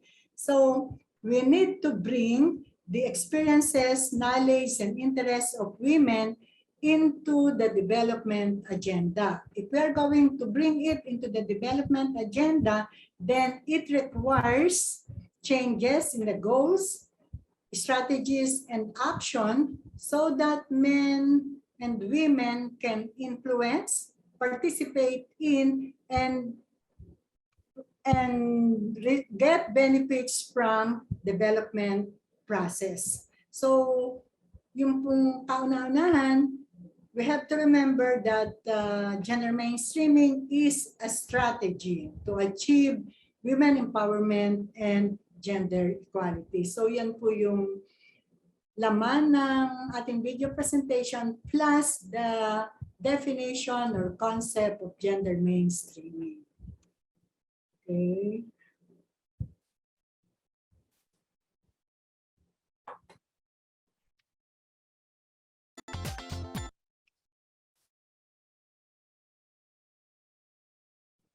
So when dun po sa gender mainstreaming, we should be able to recognize and address gender issues in the legislation, policies, programs, and projects of our agency so that we can promote gender equality, we can promote empowerment and achieve gender equality. Hindi sapat na ma-recognize lang natin yung gender issues. Kailangan ma-address natin yung gender issues. Katulad doon sa illustration kanina, for us to fully address gender issues, it should be put at the center. It should be put at the center para madaling ma-address ang gender issues. So yun una, gender issues.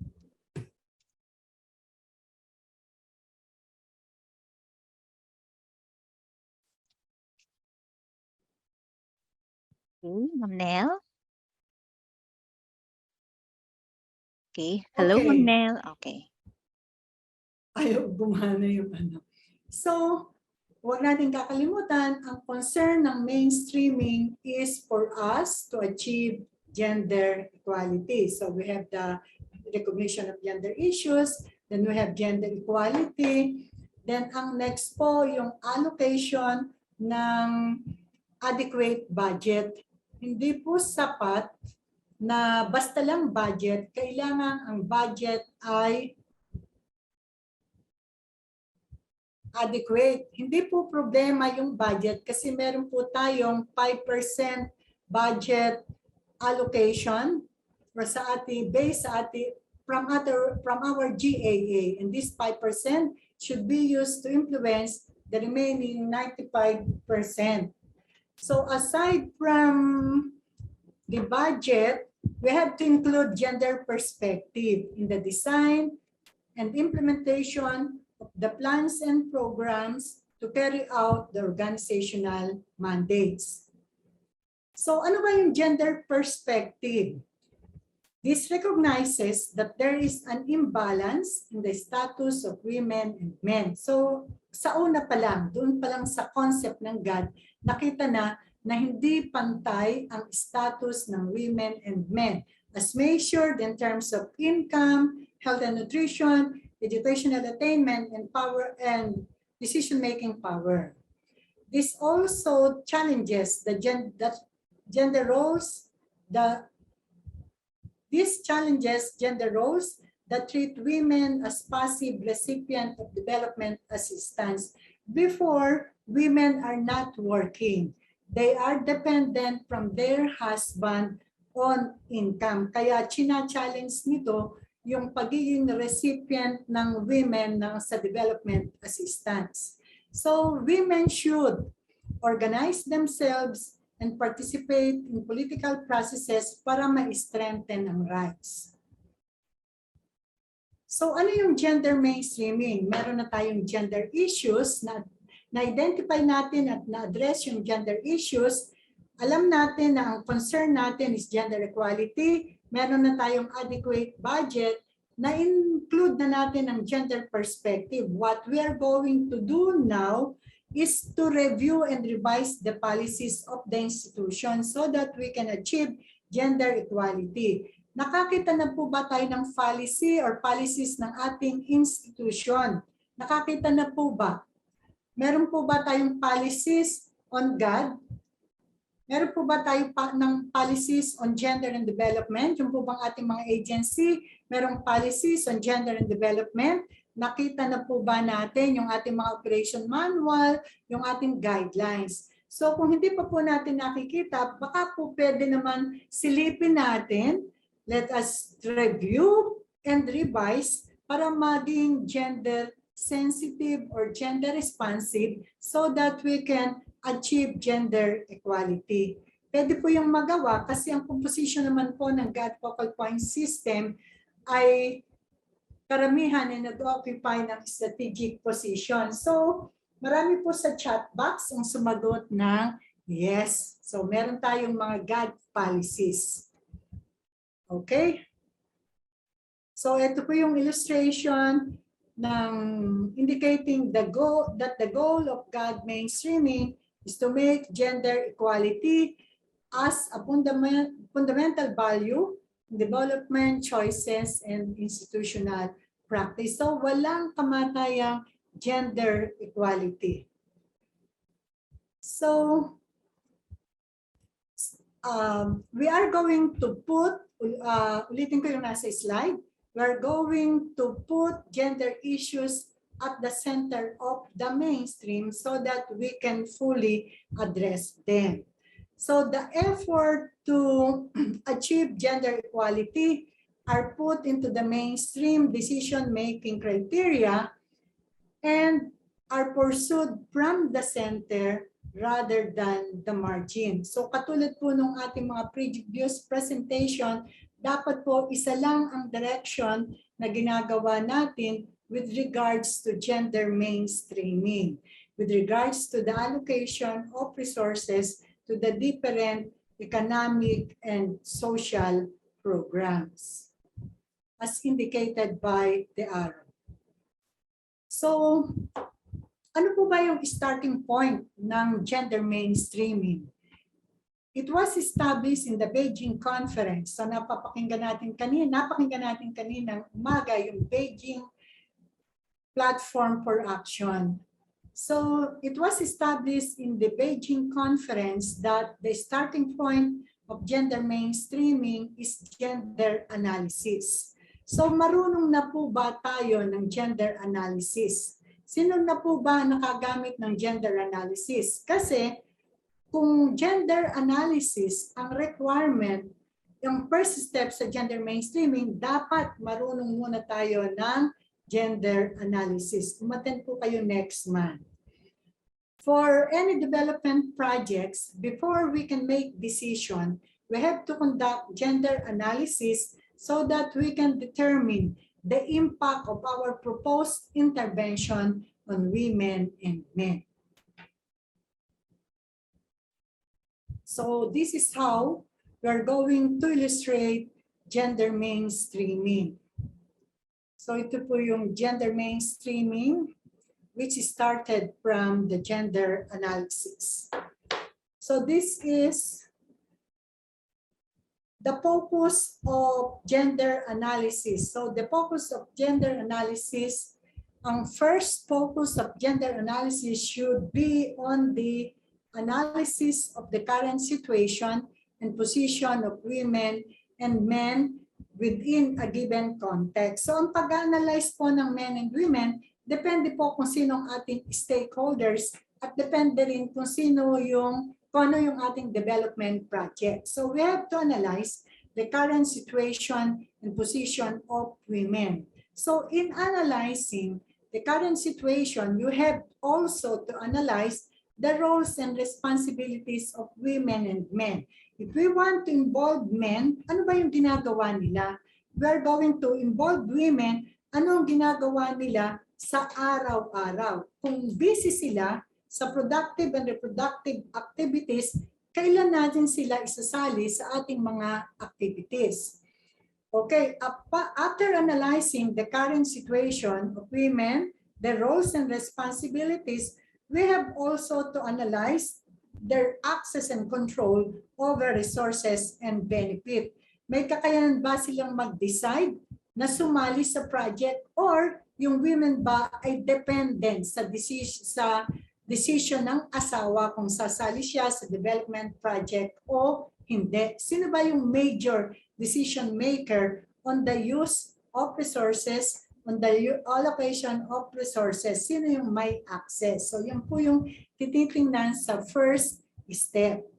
After analyzing the situation of women, we have to analyze ano ba yung potential impact of the planned interventions or activities on the situation and position of women and men. Lahat ng development projects, kahit po, wag po muna natin isali ang GAD. Sa lahat po ng development projects, laging hinahanap yung impact. Ano yung impact ng projects nyo sa beneficiaries? Ano yung pagkakaiba ng dalawa? Doon sa mga dati na nating ginagawa, ang hinahanap na impact ay sa beneficiaries regardless kung sila ay male or female. Sa GAD, ang hinahanap na impact sa men at impact sa women. Why? Kasi doon sa planning, kasali ng women. Sa designing, kasali ng women. Sa implementation, monitoring, and evaluation, kasali na ang men and women. So sa impact, dapat makita ano yung impact ng proposed intervention sa women and men. Yung third, babalik na rin natin. Ano naman yung potential impact ng situation of men and women doon naman po sa ating planned intervention? Mababago ba ang planned intervention natin nung nakita natin ang kalagayan ng kababaihan at kalalakihan? So, posible mabago yung ating proposed or planned intervention kung nakita na natin ang situation ng men and women. So, yan po yung focus ng gender analysis sa ating gender mainstreaming. So ano yung essentials of gender mainstreamings in programs? Ayan po, lagi na tayong hinahanapan ng sex disaggregated data. Sex disaggregated data must be gathered. So kung sa ating pong kanya-kanyang opisina, unahin po muna natin yung profile ng ating personnel. We have to have sex disaggregated data from the top down below. And this sex disaggregated data should be used as basis in making decision. So katulad ng sinabi ko kanina sa institution na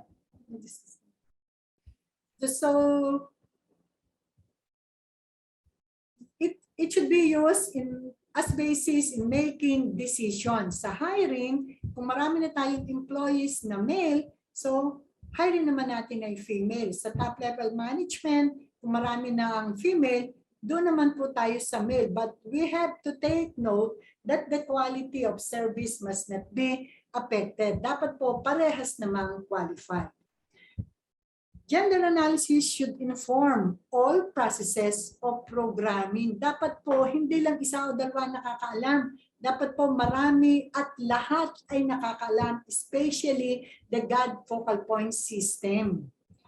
Understand the political context and individual situation where we work. Favorable po ba ang political environment? Ano po ba ang situation sa ating opisina? Pwede po ba tayong mag-mainstream? Baka po kayo lang ang gustong mag-mainstream, yun naman pong top management or others are not supportive of GAD. Kasi kahit po tayo ay patuloy na nag-a-advocate ng GAD, hindi pa rin po nawawala yung isa, dalawa na hindi pa masyadong sold sa GAD activities natin. Pero okay lang po yan, little by little, a-advocate din natin sila on what GAD is all about. So both women and men must be consulted and their views should be heard in programs planning, designing, monitoring, and evaluation. Hindi lang consulted, kundi involved in designing, monitoring, and evaluation of programs and projects. Program and project level objectives and indicators should reflect the anticipated changes and benefits. So pagbasa pa lang po ng objectives, pagbasa pa lang po ng indicators, makikita na natin ano yung changes, anong benefits na makukuha ng women and men. Kaya nga po, klaro yung ating objectives, it should be smart. At yung ating mga indicators should be sensitive, gender sensitive. Okay, last, yung pong capacity ng ating right holders and duty bearers to mainstream gender needs to be considered during the analysis. So who are our right holders? Who are our duty bearers? Ano po yung needs nila para maisalin na natin sila during the analysis? So these are the aspects of gender mainstreaming. First is the institutionalization of gender concerns within the organization. So we have to take into account gender equality in the administrative, financial, staffing, and other organizational procedure. Doon po tayo sa staffing. Kaya sinasabi ko po kanina, kailangan natin ng sex disaggregated data of our personnel para makita natin kung saan tayo kung sino ba ang mas marami sa ating personnel. Yung mga rank and file, kung marami ang female, ang hahiring naman po natin ay male. Doon po sa top level position, very clear po sa Magna Carta of Women that there should be 50-50 gender balance in the third level position. So tingnan po natin yung ating personnel. Kung siya'y male or female dominated, we have to prepare those who are next in rank. So kung nagawa natin sa third level position, yung equality, magagawa din natin pababa. Pero hindi ko naman po sinasabing palitan natin ngayon kasi yan ay mga civil service appointee. We have to prepare those who are next in rank para pag nag-retired si ma'am or si sir, ready na tayo sa ating mga successor. So when we institutionalize our programs and projects, kailangan pong gender responsive ang ating information system. Alam ko, lahat tayo merong management information system. Ang tanong, gender responsive ba? Kasi kailangan maging gender responsive para makapag-generate naman tayo ng sex disaggregated data and information. Kailangan din natin na ang budget paulit-ulit ay adequate. Kasi if we cannot mainstream GAD unless we have adequate budget. Dapat ma-include rin yung accountability. Ano ba yung ibig sabihin ng accountability? It should be part ng institutionalization yung accountability kasi our GAD and programs should not be affected by the change in leadership. Malapit na naman pong magkaroon tayo ng bagong president, so automatic mag-change yung mga secretaries, undersecretaries, yung mga directors, posibleng naglilipat-lipatan. So merong changes sa composition ng ating GAD focal point system. So dapat kung sino man yung ating head, dapat yung ating GAD program should be institutionalized. It should not be affected by the change in leadership. Yung duration, yung term of office ng GAD focal point system ay 3 years. So kung sa tingin natin malapit nang mag-end ang ating term, ita-transfer po natin ang ating mga documents sa ating mga successors so that they can continuously operate the office at makonduct continuously yung GAD activities. So another component, another aspect of gender mainstreaming, yung pong gender empowerment. So we have to promote women's participation in decision-making processes at kailangang napapakinggan ang kanilang boses at yung kung ano yung kanilang concerns, point of view should be put into the agenda. Kailangan naman pong makonsider ang kanilang point of view sa paggawa natin ng ating mga proposal, ng project and program proposals. So, ito po yung components of a gender mainstreaming strategy according to Moser. Ito po yung twin track gender mainstreaming strategy of Moser. So, yung first box, nakikita niyo po diyan yung goal ng gender mainstreaming, which is gender equality. The twin track strategy of gender mainstreaming include the integration of women's and men's concerns in the development process in all the policies, programs, and projects of the institution. So alam na po naman natin yan. Ang second strategy is to specify the activities aimed at empowering women. So, according to Moser, the implementation of these two strategies combine equality and empowerment outcomes. Pero we have in mainstreaming GAD, using these strategies, we have to have adequate resources. Paulit-ulit pong adequate resources kasi if only modest amount of resources will be allocated, only the practical gender needs will be addressed. When in fact, kailangan nating ma-address also ang strategic gender needs so that we can promote women's economic empowerment and achieve gender equality. So ito yung Philippine Gender Mainstreaming Strategy and the GMEP tool. Okay. So we have two approaches in the Philippine Gender Mainstreaming Strategy, and that is by influencing the development planning cycle and by transforming institution to become gender-responsive organizations. Lahat ng agencies, lahat ng institution lahat ng organization, lahat ng LGUs want to be a gender responsive organization. Lahat po tayo, kaya nga po tayo uma-attend ng GAD activities para tayo ay ma-capacitate, para ma-develop ang ating capabilities so that we can help in transforming our institutions to become gender responsive.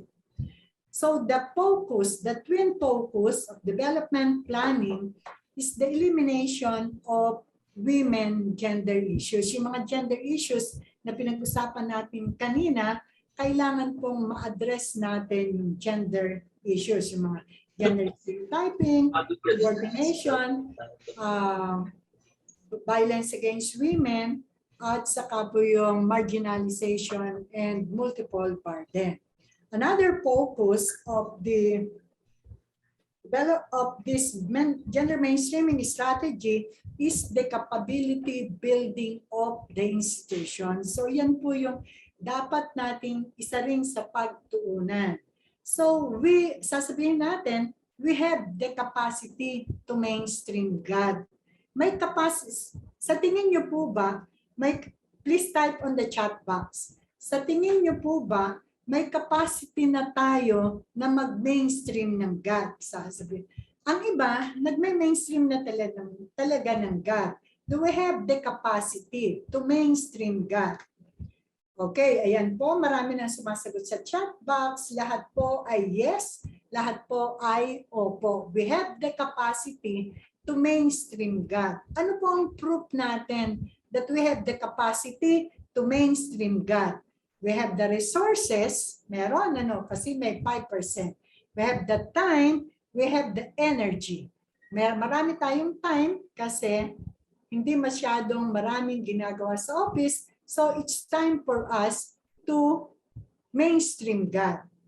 But are we mainstreaming GAD? Nagme-mainstream na po ba tayo ng GAD? Type po tayo ng 1. Nagme-mainstream, sabi natin, we have the capacity to mainstream GAD. But are we mainstreaming GAD? Wow, very good. Lahat po ang sagot ay 1. So we are already mainstreaming GAD.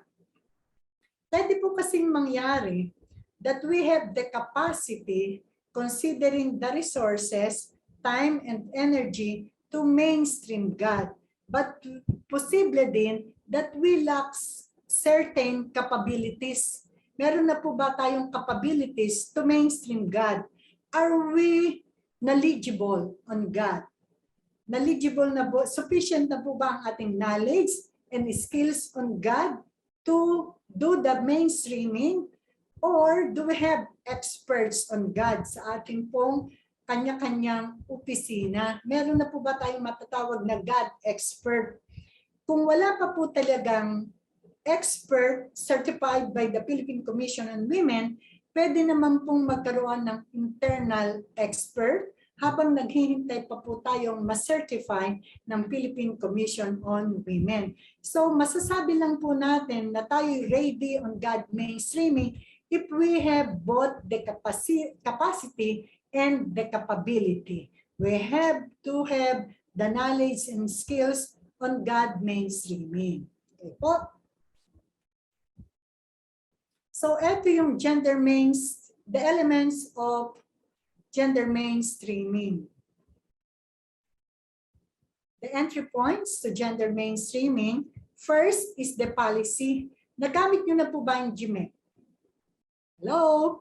Nakagamit na po kayo ng GMAP? Anyway, may mga activities, ayan,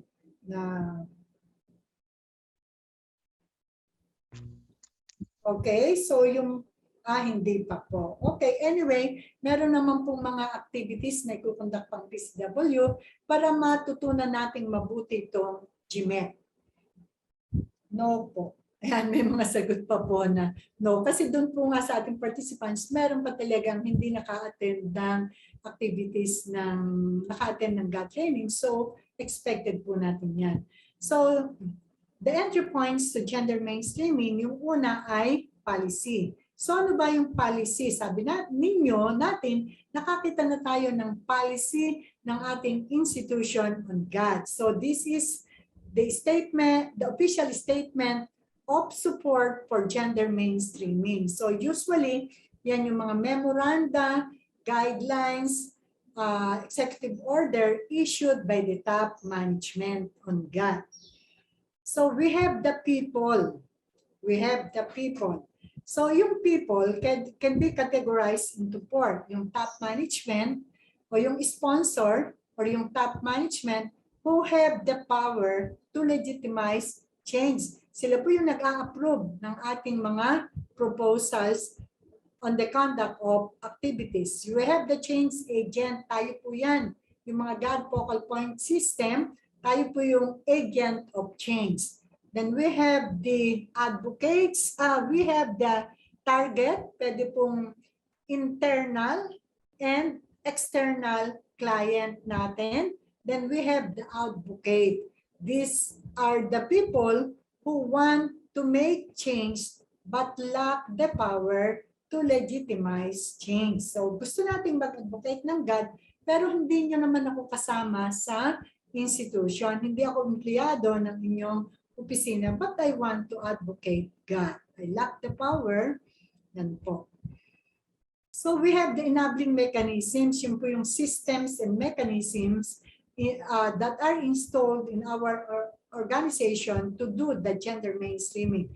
Kasama po diyan yung GAD budget, yung pong ating mga sex management information system, yung pong ating mga knowledge management product, yung linkages. Yung programs, projects, and activities, alam na po natin yan. Lahat ng activities na ginagawa natin sa GAD. So, gender mainstreaming requires the development planning, the gender mainstreaming requires the intervention into the development planning process. Ito po yung ating development planning process. Una, yung planning na kung saan gumagawa tayo ng program or design ng program or design ng project, planning.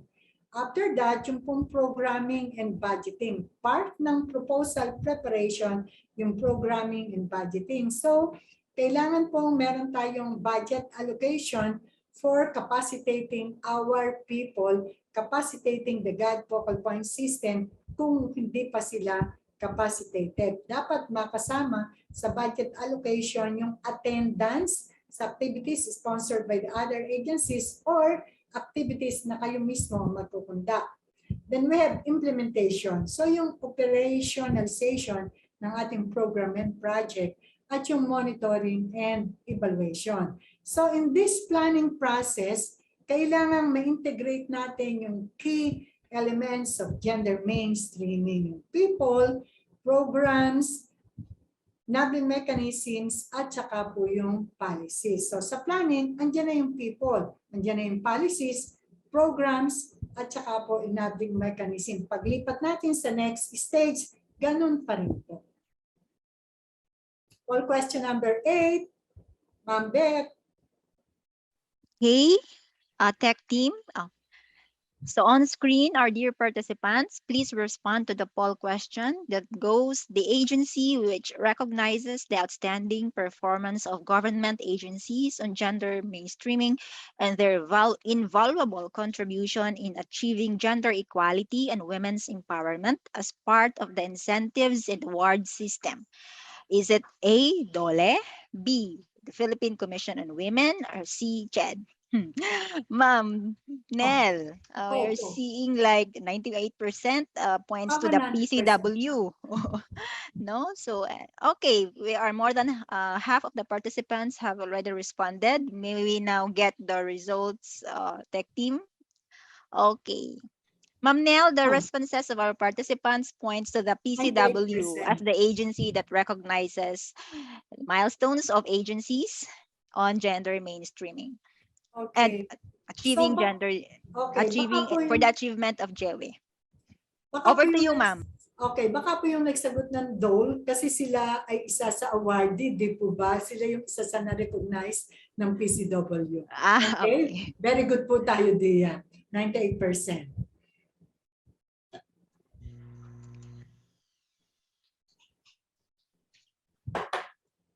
Okay, congrats sa ating mga participants for nearly perfecting this poll question. Yung Dolly na sagot, nagkaroon lang siguro ng confusion dyan. But it's okay. Okay. Okay, ma'am. Poll question Yes, go number ahead. 9. Patapos Okay. na.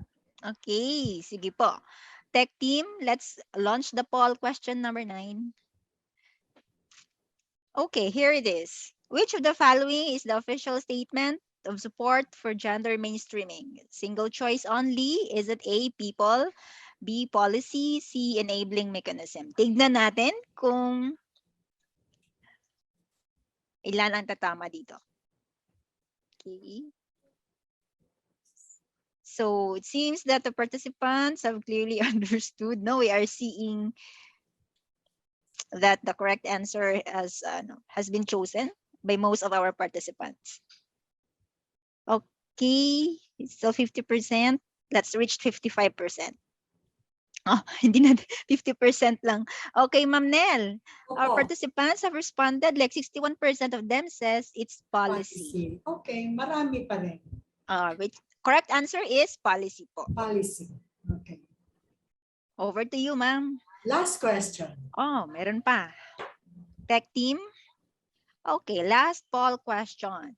Which of the following provides a holistic view of the gender mainstreaming process by tracking and assessing GM efforts of organizations? Let us see. You have here choices: H, GDG, B, gap analysis, or C, GMF. Oh, we are seeing answer from the chat box. Letter C. Okay. GMF daw, like 76% responded GMF. Provides a holistic view of the gender mainstreaming process and assessing GM efforts of agencies. Okay, results, tech team. Okay, Ma'am Nell, we have GMF as the majority of our participants responded or just chosen GMF. Is it true? Is it correct? Yes, GMF. Okay, but they are still having like 12% for gap analysis on HG. Hindi pa kasi sila naka-attend naman ng training on other tools. So that's, we encourage them to participate in our future webinars. Okay, thank you very much, our dear participants, for your active participation in our poll questions. Over to you, Ma'am Nel. Okay, ito po yung enhanced GMAP tool. Pero isang slide to para umattend kayo sa susunod na activities ng PCW. So this GMAP was launched on March 16, 2016. And this is used as a planning, monitoring, and assessment tool. So this provides, ito po yung nasa ating poll question. This provides a holistic view of the gender mainstreaming process by tracking the progress, by tracking and assessing the gender mainstreaming efforts of the organization. So, nasa ang level na po ba tayo on gender mainstreaming? Kasi kanina, marami yung nagsabi that they are already mainstreaming GAD in their organization. Ano na po kaya kayong level? So, what are the benefits of gender mainstreaming?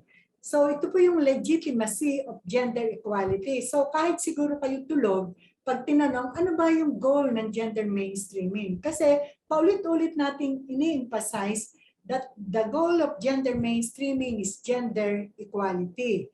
Yung number 2, equitable access and control. Kailangan yan po ay pwede na nating gawin sa ating sariling tahanan.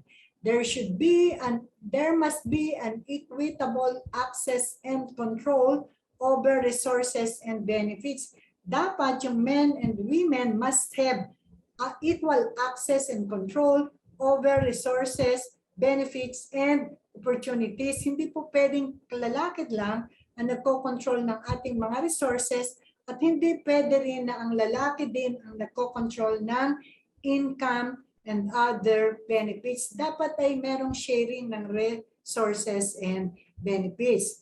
So, ang gender mainstreaming, laging naroon yung equal participation of women and men. Sabi nga doon sa presentation, hindi pwedeng i-include lang.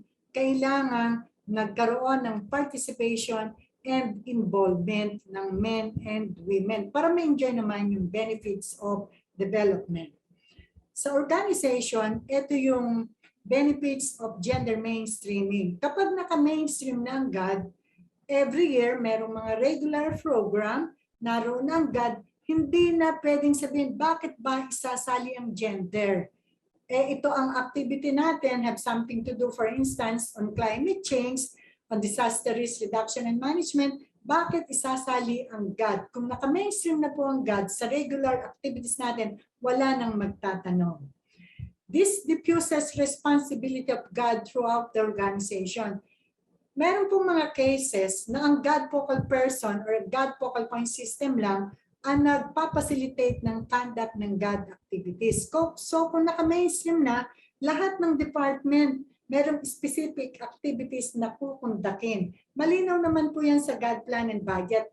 Doon sa last column, department, division, or unit responsible. So dapat makita natin doon yung ating department na tayo pala ang responsible sa pag-conduct ng ganitong activities sa ganitong panahon. So all department, units, division, all I will be involved in conducting GAD activities as part of our gender mainstreaming effort.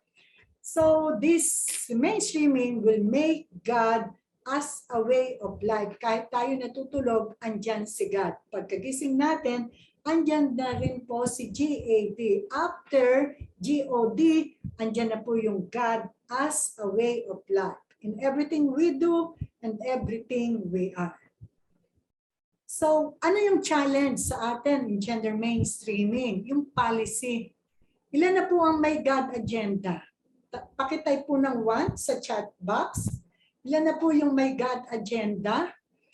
Importante na meron na pong circular ang Philippine Commission on Women about this GAD agenda. Ito po ay 6 years. So importante na magkaroon tayo ng GAD agenda since this will serve as guide of the agency in the conduct of GAD activities. So kung meron kang 6 years, meron kang agenda for 6 years, so marami na po pala yung may GAD agenda as shown in the chat box.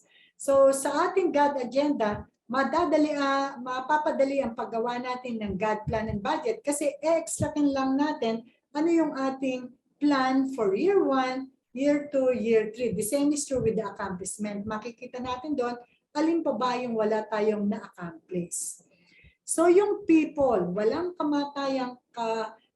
kamatayang gender analysis. Actually, we have to sustain the capacities of GAD FPS members and program implementers on gender analysis. Actually, hindi lang po dapat gender analysis. Mas madali nating maintindihan ang gender analysis kung naka-attend na tayo ng GAD orientation. Mapapadali po ang pag-analyze natin ng situation. So, kailangan po hindi lang limited sa gender analysis, dapat alam na rin natin yung GAD orientation, GAD planning and budgeting, and other. Kung kaya pong umattend ng other GAD-related activities, gawin po natin.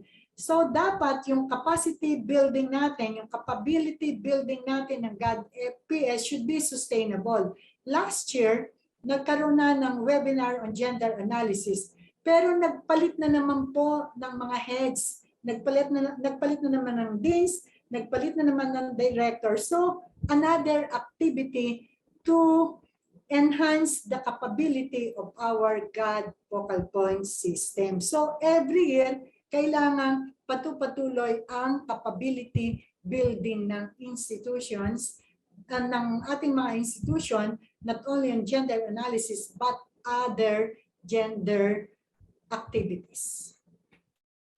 Enabling mechanisms. Bakit po ba challenge sa atin yung low GAD budget utilization? Kasi hindi pa nga po tayo marunong ng gender analysis. Hindi lahat tayo ay marunong sa gender analysis. Hindi pa po tayo nakakagamit ng hagadaga. Nakagamit na po ba tayo ng hagadaga? Harmonized GAD guidelines. Nakagamit na po tayo? Please type 1. Ayan. Yes. Yes po pala kasi maghahalo yung 1 at yes. Okay, very good po tayo. Marami na yung naka-attend ng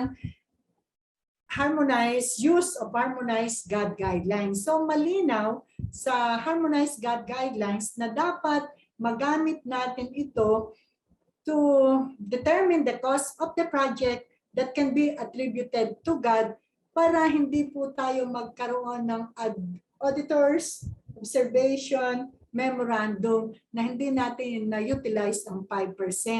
At saka hindi rin po natin masasatisfy yung descriptors ng GMEP kung hindi po natin ma-utilize yung 100%.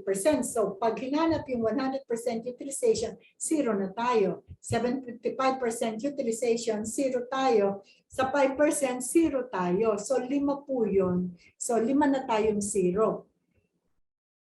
So GAD is not integrated in the monitoring and evaluation system kasi nga po hindi pa tayo, ang iba sa atin hindi pa naka-mainstream at hindi pa lahat ay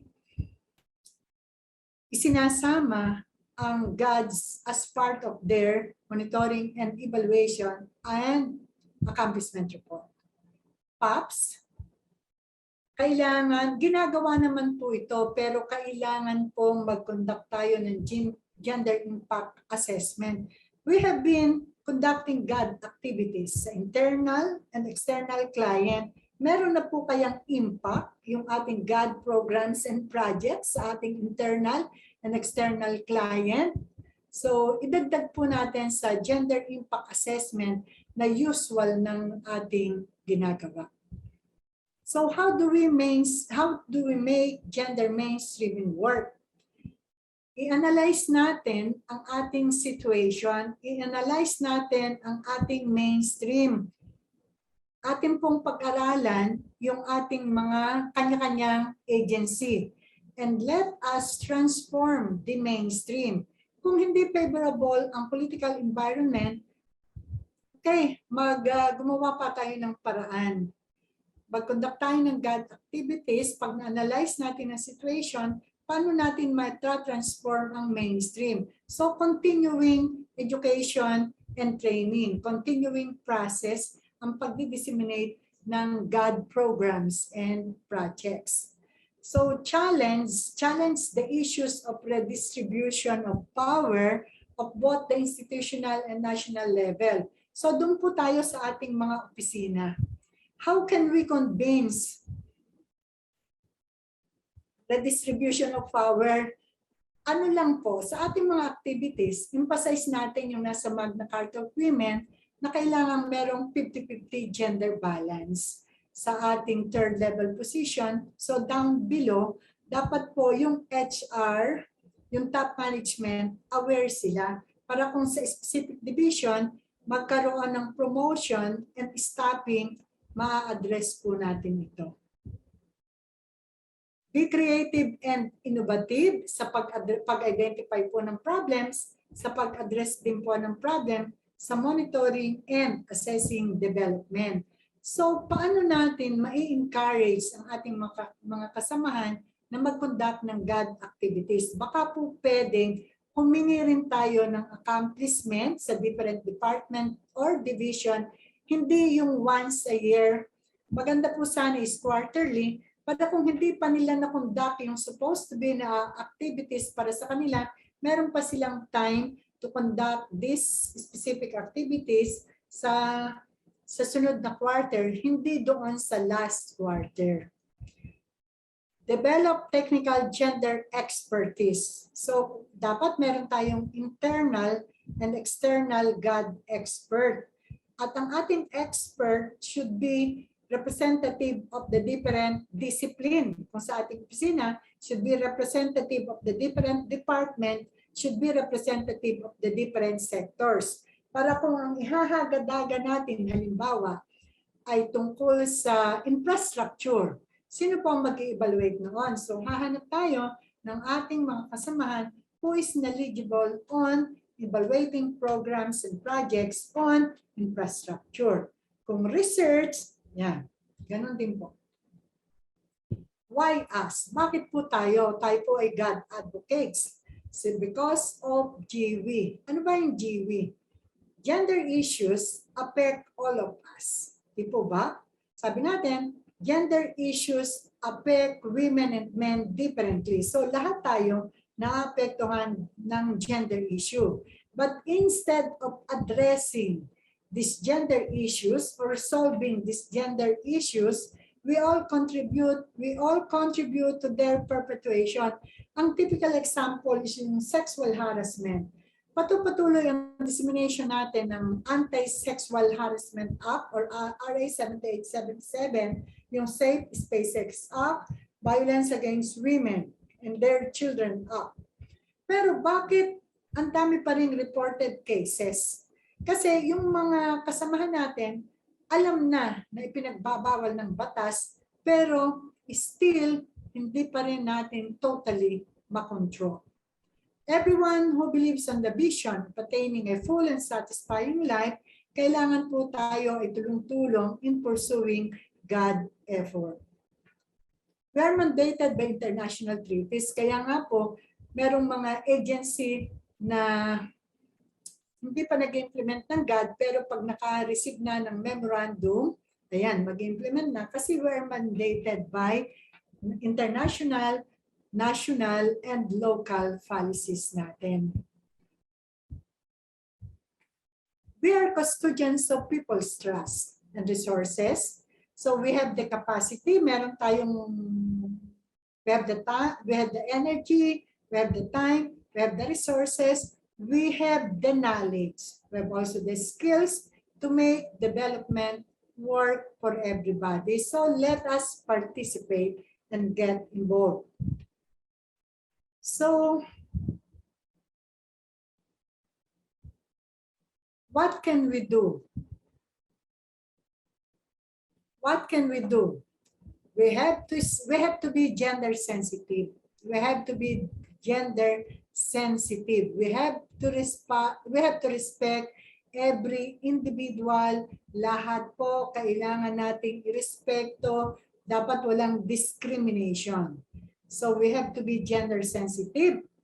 We have to recognize that there is inequality sa bahay, sa paggawa natin ng gender roles, sa community and institution that should be changed. Kailangang mabago. There should be a balance in the gender roles of men and women.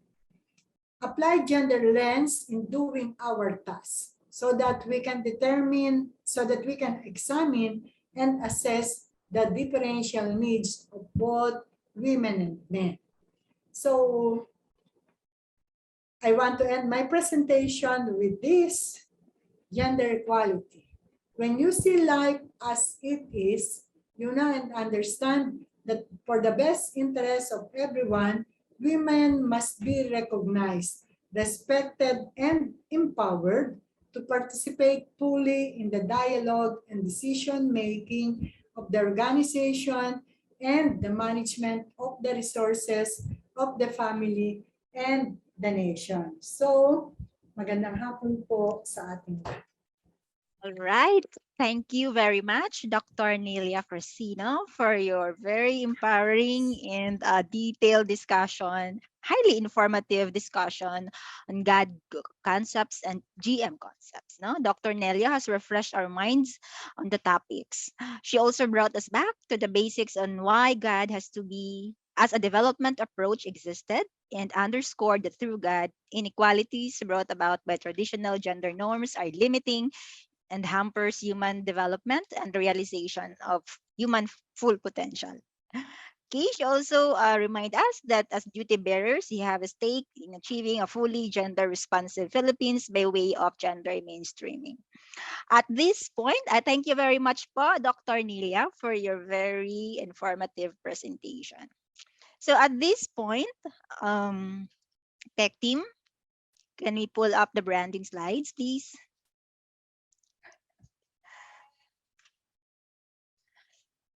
Okay.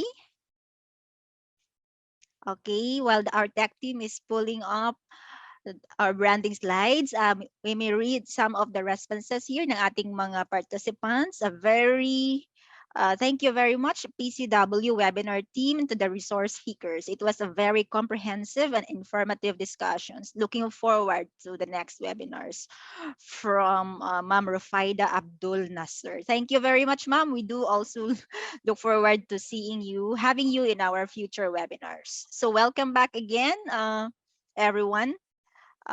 Next slide, please. Okay, we have now reached the most awaited part of our webinar today. It's time that your concerns and queries or clarifications is to be raised and responded by our subject matter experts and members of the panel. So at this point, may I call in back again our first resource person, retired Police Colonel Susan R. Halia, and again, Dr. Nelia C. Cresino, okay, our second resource person, and joining them would be our Chief GAD Specialist of the PCW Technical Services and Regional Coordination Division, Ms. Narlene Santos Millar, members of our panel for the open forum. Okay, tech team, I request to spotlight our resource persons and our panel members. Okay. So going back, so taking off from the open forum na naputol this morning, we are now on to question number 4. So we don't know where this question is being directed to, but I would like to ask, ma'am, it says here, is there a law pertaining to retaining maiden name of a person despite being married? From Ma'am Rufaida Abdul Nasser. May I answer the question? Yes, Is that go ahead. there is no law. There is no law requiring a person who is married, a woman, to change her family name. So it has been the practice that if you are married, you adopt the family name of the husband, but there is no law requiring you. So you can still retain your maiden name even if you are married. Okay, you hear it, ma'am, clearly Let from... me add. Okay. Yes, ma'am, go ahead. Yeah, you may want to check out the PCW website. No, meron kaming FAQ on the use of maiden name. No, so meron ditong tanong na, are married women obliged or required to use their husband's surname? The answer is no. Sabi ng PCW, according to prevailing jurisprudence, a married woman has the option but not a duty to use the surname of the husband. Therefore, upon marriage, married women have the option to continuously use her maiden name or her maiden name first and the surname and add her husband's surname, or her maiden name first and her husband's surname, or her husband's full name but prefixing a word indicating that she is his wife, such as Mrs. So may mga options po tayo. It's really not obliged. You are not obliged to use your husband's surname. May mga options po ang mga kababayan according to prevailing jurisprudence in our country. So please type in po use of maiden name. Lalabas po yung link sa PCW website so you can have more information about this topic. Okay, thank you very much, Ms. Niles and Colonel Halia. There's a follow-up question for that in the chat box. Can I still use my maiden name even if I have been using it for years now? Choice nyo nga po yun. Oh, Choice nyo. May mga options okay. kayo. So, Ma'am Rufaida, okay, we have several options. So, we might as well study those options kung ano po ang gusto natin doon sa mga options na nasabi ni Ms. Niles. Kaya lang, ano to kasi may legal implication to, no? Kapag yung pangalan na ginagamit nyo na like sa bangko, sa yung mga passport ninyo o kaya yung mga driver's license ninyo, tapos biglang papalitan nyo, so baka may kailangan kayong i-request or ayusin sa mga forms, no? So, yon, kailangan nyo sigurong magtanong doon sa, kunyari, lisensya ba yun sa LTO, paano kayo mag-change ng name kung gusto nyong gamitin na yung inyong maiden name, no? So, there could be some steps that you have to do. Kasi nga, yung mga legal papers ninyo, ginagamit nyo na yung surname niya. Tapos gusto yung bumalik sa maiden name. Ay baka hindi naman ganun kadali. No? So baka may mga legal steps kayong kailangan gawin. Yeah, thank you very much, Ms. Niles, for that additional input. Okay, that's clear enough. Let's proceed to the next question. Okay, fifth question. Are there efforts by the PCW that lobby for the inclusion of COS and JO? This is the service contract of service and job order workers in availing maternity leave benefits from Ma'am Marie Linda Santos. I think sinagot na ni Miss Susan yan, di ba? Oo. Tama Yes. Oo, sinagot ko na siya. Nandoon yan sa sa expanded maternity law na meron. Pwede silang mag-avail ng maternity benefits. Pero dahil hindi siya, halimbawa, nasa government siya, pero hindi siya contract of service siya or job order, pwede naman siyang mag-contribute sa SSS. Yeah. So yung maternity benefits is from the SSS, hindi from GSIS. Correct. That's the answer. Clear. Okay. Thank you very much po, Colonel Halia, for that clarification and response. Next question, Tech Team. Ano po ang difference ng GAD focal point system sa GAD Technical Working Group from Lawrence Edward Katangay? Okay. Difference. Nelia.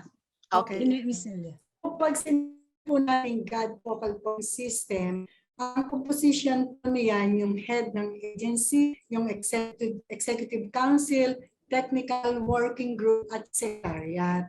Yung pong technical working group, yun po ay isa lamang sa members ng GAD focal point system. Ang ini-emphasize po natin diyan, ang maganda po sana yung members ng GAD focal point system ay nag-occupy ng strategic position para ma-facilitate ang conduct ng GAD. At yun din pong head ng technical working group, maganda rin ay nagkumahawak ng strategic position. Okay. Maliwanag po yun, no? Ang GAD Technical Working Group ay isa sa mga composition, is one of the composition of the GAD focal point system. Thank you. Next question, please. From Charlo Costales. To be in parallel with new or recently realized gender issues such as rights and privileges for people with diverse SOGSC, optional establishment of local GAD offices, etc. Is there a move to amend or revise the MCW or formulate new law to ensure that these concerns on JW are incorporated? Okay. Siguro ako na lang sasagot muna. Sabihin ko nga si Ms. Narlene. There is actually a separate move to push for gender equality law in the Philippines. No, meron na may progress na yan both in the Senate and the House of Representatives. So maybe it's not the MCW that should be amended, but really a separate law altogether for this, no, para mas ma-push talaga natin yung different issues of people of diverse SOG or SOG-SC law. No, kasi lahat naman ng tao may SOG-SC so hindi lang naman yan yung LGBTQI group. So mas maganda, no? I think meron naman, so the PCW has included that in our priority legislative agenda, so we're pushing for the SOG bill or the gender equality law. So yun yung natin, yun yung efforts natin to make sure na we recognize and give special attention to the rights and privileges of on SOGSC. So meron naman pong efforts. Thank you very much, Ms. Niles, and we're looking forward to updates on that efforts come the next years. Next Congress. Okay, yeah, that's right. And the next Congress, the PCW shall double its efforts in lobbying for this. Okay, question 7 from, okay, that's done already. Tech team. 8th question from Angelo de la Fuente. Sa components of gender mainstreaming strategy, hindi po proactive ang empowering of men for the whole strategy. Pwede po kaya ito makalika ng sitwasyon na yung men naman ang maiwan in the long-term outcome? Okay. So, hindi naman, Go ahead, ma'am. Ma'am Nelia. Hindi naman po maiiwan yung mga kalalakihan kasi ini-emphasize sa gender mainstreaming yung involvement and participation ng both men and women. Hindi naman po kailangan 5 men or 5 women. So, ini-encourage po ang participation and involvement ng both men and women. So, hindi maiiwanan yung mga kalalakihan in the process of mainstreaming. Yes, that's correct, no? So kailangan po nating tandaan na yung gender as a development yung GAD as a development perspective does not mean, I think this was in the slide of Ma'am Nelia, no? What GAD means and what it means, no? What it does not mean, what it means. No, so GAD is not about leaving the men behind, but it's looking at the differential situation of women and men and implementing affirmative action policy, no? Yung equity, so that those who are left behind would reap benefits or would reap development efforts equitably, no? So hindi ibig sabihin nun hindi proactive, actually kailangan nga joint efforts of men and women. So kailangan ma-convince din natin yung mga men na kapag naging gender advocate kayo, it doesn't mean na ma-under kayo, it's not. But it means that you are recognizing that there are gender issues, no, faced by women and even men in society, and you do proactively something to address that. Hindi tayo passive, na parang, so merong issue pero wala tayong gagawin, no? So we need everybody to take action on the gender issue that we see and we find out from our environment. So yun yung natin. Yun yung goal ng gender and development mainstreaming. Yes. Gender equality. Correct. Thank you very much, Ms. Niles. Any additional inputs from our panelists? Wala na May po. I? Yes, ma'am. Parang nandun din yan sa last slide ko, yung where everyone thrives, at saka yung SDGs na leave no one behind. So pag we leave no one behind, kasama yung lalaki at babae, hindi po pwedeng you empower women without empowering men. Kaya nga gender equality, di ba? At lahat ng mga programs, projects ay merong implications for both men and women. So nakukonsider yun kung ano epekto sa kalalakihan, sa kababaihan. Kaya hindi natin pwedeng sabihin na yung gender mainstreaming strategy ay hindi proactive para sa kalalakihan. Siguro yung viewpoint lang natin, kasi nga gaya ng sinabi ni Ma'am Nelia, pag sinabing gender, kasi ang nila is pang babae lang. So dapat maliwanag sa kanila yun. Okay, so that clearly answers it, Sir Angelo, no? Hindi lang po pang babae ang gender and development. When we say gender and development, it endeavors to really empower both sexes. Okay, next question. Okay. On GAD tools, some GAD experts recommend not doing the basic GAD webinar like GST or GAD orientation yearly, as it is already redundant, but on the GFPS functionality assessment tool, in order to get a perfect score of 2, the agency needs to conduct those webinars every year. Respectfully requesting your thoughts on the matter po. Thank you. From Rosanne Ray Robio, and also there is an accompanying or related question to that. May I know the difference between the GFPS functionality for the agency versus GMF? From Michelle Calo. Okay po. To our panelists. May I? Yes po, ma'am.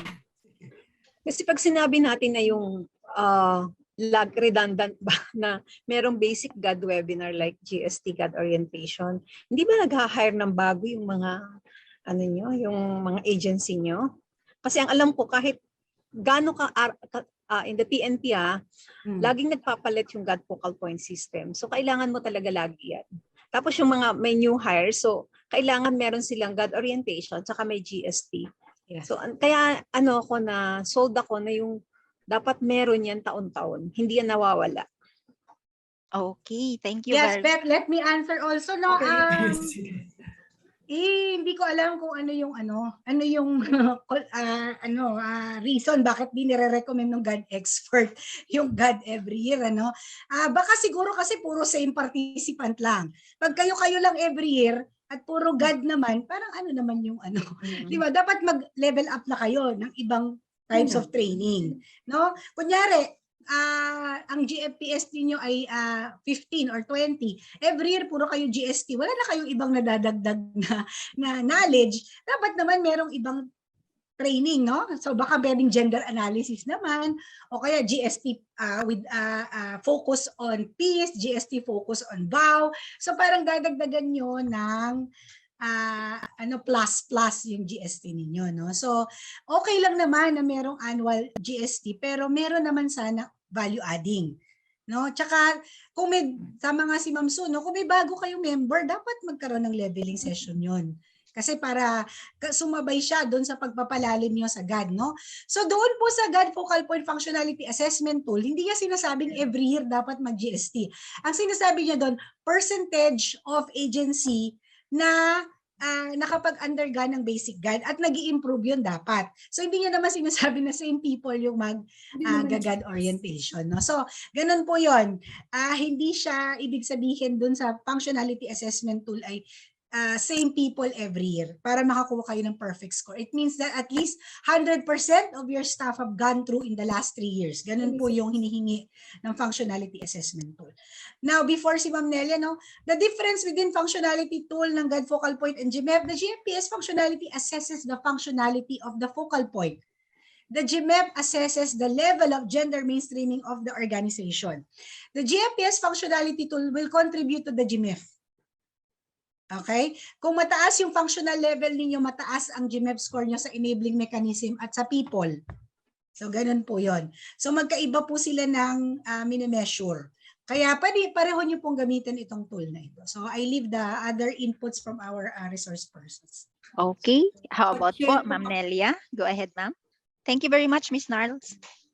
Hindi man naiiwasan yung reaction na bakit annually nagkukonduct ng GAD activities. So tulad po ni sinabi ni Ma'am Narlene, kung the same group of people, pwede talagang ganun na maging reactions. Pero in most cases, lagi pong may additional personnel tayo. So kailangan talaga magkaroon tayo ng GAD activities. Pero huwag natin ilimit lang dun sa basic. Tama yun, dapat dagdagan natin ng ibang topic. At saka, kung once ka lang naka-attend, hindi mo pa talaga ma-appreciate yung GAD orientation. Kailangan continuous ang pag-conduct ng GAD orientation para ma-embrace nila yung pinag-uusapan sa gender and development. Yung katulad nung sinabi ni Ma'am, dapat kumuha ka naman ng ibang speaker. Kasi kung ako yung speaker, kung anong ni-lecture ko, dagdagan ko lang yon. So kung merong ibang speaker, meron din tayong additional knowledge na makukuha. Kasi sabi ko nga, kahit umattend ka na ng GAD orientation 1, 2, 3, or 4 times, iba't meron pa rin tayong napapadagdag sa ating mga kaalaman. So yun po yung dapat natin laging tatandaan. Tapos, yun naman pong para makakuha ng perfect score, kasi naroon din yan sa GMEP eh. Naroon din siya sa GMEP, hindi naman necessarily na every year. Depende sa period covered ng inyong evaluation. Kung nakapag-GAD na nung last year, GAD orientation, ngayong year, iba naman. Tapos sa sa other group of people. Yung functionality ng GAD Focal Point System, isa siya sa descriptor ng GMEP. Maliit lang yung, meron tayong tool, meron ng in-issue ang PCW, yung PCW Memorandum Circular 2022-02, bagong-bago po, yung tool, assessment tool for the functionality of the GAD Focal Point System. Isa lang pong, yung pagiging functional ng GAD Focal Point System, isa lang sa mga descriptors ng GMEP under people. Yung GMEP, ang mini-measure niya, kung gender responsive ang organization. Yung GPS tool, GPS lang. Wala, hindi po kasali ibang aspect. That clearly answers it, no? Klarong-klaro. For the GST concerned, value adding, that's the root word there na sinabi ni Ms. Nals. So not just GST, but you may have to add value adding or additional topics to really address the concerns, GAD-related gaps of your organization. Tama din po na yung GFPS is just one of the indicators ng GMF. Okay. Sige po, thank you very much sa ating mga panelists. Next question. Tech team, meron pa ba tayong mga katanungan? Oh, mahaba-haba ito para kay Ma'am Susan. Nabanggit niyo po kanina, specific po ito sa iyo, Colonel Sue. Nabanggit po niyo kanina sa Chapter 7, Gender-Based Violence, na awareness po yung primary reason kung bakit hindi nagre-report sa barangay o pulis ang mga kababaihan na naaabuso ng kanilang asawa. Dahil po ba talaga sa kulang ng awareness po nila or dahil hindi po sila economically empowered kapag nakulong yung kanilang asawa? Based po sa kanila, based po kasi sa experience ko sa media, hindi po itinutuloy ng victims ang kaso dahil iniisip nila ang finances at future ng mga anak nila kahit aware po sila sa existing laws na nagpo-protect po sa kanila. May data or research po kaya tayo sa iba pang mga reasons ng victims kung bakit marami, kung bakit hindi nagre-report or bakit hindi nagpo-pursue yung kaso. Thank you. Salamat po, ma'am, from John Paulo Barcelona. Okay. Sagutin ko muna yung unang tanong bago yung research. Bakit hindi nagre-report na economic reason? Sinabi niya na iniisip yung finances kasi hindi nakita yung kabuuan ng programa ng RA 9262 na hindi lang yan doon sa prosecution. Di ba sa investigation and prosecution, merong mga support services. Nandiyan yung DSWD and even LGUs, meron silang mga shelter, meron din silang mga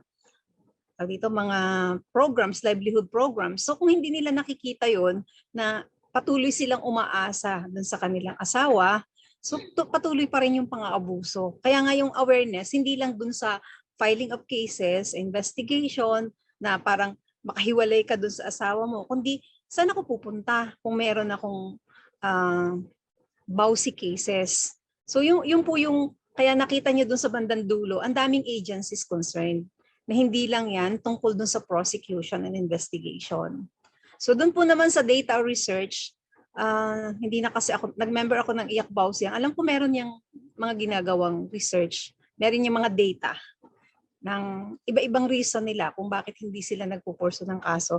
Ang karamihan dyan is yung iniisip nila yung parang nakahihiyan o ayaw nilang sabihin na sila ay naabuso.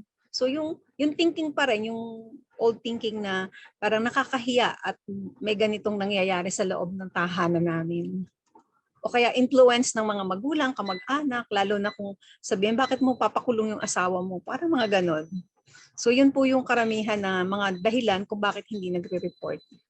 Aside from hindi pa nga nila alam yung mga support services, pati yung psychological services, na meron din, ang hindi na kasi nakikita, hindi lang yun para doon sa victim, pati doon sa perpetrator. Yun ang minsan natanong ko, bakit nasa batas, hindi ginagawa yun, yung mga psychological services for the violator or perpetrator of bawsi cases. Kasi may problema din sila, bakit sila nananakit ng asawa, nananakit ng anak.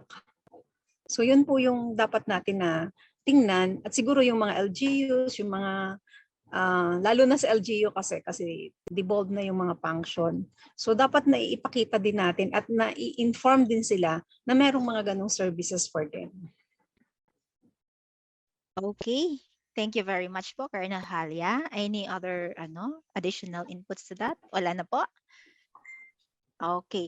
Totoo po yun, no? So nakakalungkot na hindi nagpo-progress or napo-pursue yung filing of cases or reklamo kasi nga po yung women is natatakot, wala nang pagkain yung mga anak. So if the reason is on a lack of knowledge on the available support services, then by all means, especially sa ating front lines and local governments, it's really our duty to magnify, to inform, to disseminate this information that indeed there are available services, financial, psychological, to address your concerns, especially for women who are victims of VAUC. Wow. Okay. Sige, thank you po, Dr. Colonel Halia, for that brilliant response. Next question, tag team. Okay, so that was our last question. Okay, so yes, go ahead po, Meron ma'am. kasing question dito sa na hindi na ilagay na tech team, but I would like to answer. Okay po, go ahead. Sabi niya, regarding the GAD resource pool, I heard po that PCW is being selective in accepting applicants as in fact, it is in fact that we did not receive information on the current batch. Hope this is not true. Okay. Sige. So, hindi po totoo na selective kami.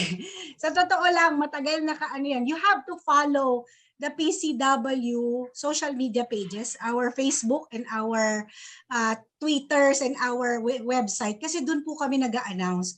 We do not write individually to people. No? So, naka-announce po yan sa website ni PCW. Tapos, mag-apply po kayo. In fact, in the last batch, we received 72 applicants. Now, kapag na-receive na namin po yung applicants, yun, selective na kami kasi we need to follow certain criteria.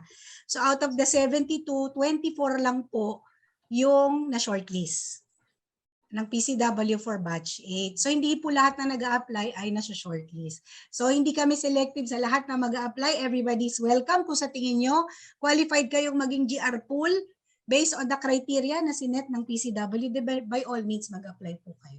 But we do not send individual letters po sa lahat. Pag kilala po namin kayo at gusto nyo, sasabihin namin, ayan, tingnan nyo yung website namin, tapos mag-apply po kayo doon sa period of application. So, ganun po yun. Yun lang, gusto ko lang i-clear yun kasi we have not really, hindi kami naging very selective sa applicant pa lang. Pagka nag-apply na, selective na kami dun sa shortlisting. Okay. Meron pang questions dun sa okay. Go ahead po, ma'am. Sagutin na lang sorry. Kasi ma'am, 4 o'clock na. We will answer that na lang po dun sa Sa Q&A tab. Yes. Okay. So, ililipat na lang po namin. Okay, thank you very much po, Ms. Nelson, for clarifying that and responding to that inquiry ng ating participant. Hindi po kami namimili. Everyone's welcome to send their applications. Once the PCW issues its call for applications for the next batch of the GR pool. So, welcome po. Pero there are certain standards that we have to reach. So, that means to say, klaro naman po, may mga guidelines na ipopost ng aming National GAD Resource Pool team. Okay, thank you very much, everyone. We have to our panelists and to the participants who have raised their concerns and questions. Also to Dr. Nelia Cresino for your brilliant responses to the questions, and to Colonel Halia for also brilliantly responding to questions, and Ms. Niles as well. Thank you very much for your presence this afternoon, and indeed, this webinar is blessed to have you on the panel. Okay, thank you very much. So at this point, okay, what's next for us, tech team? Okay. Okay, so allow me to give you the synthesis of our one day, isang buong araw na session. No? And for that, let me please, tech team, allow me to share my screen.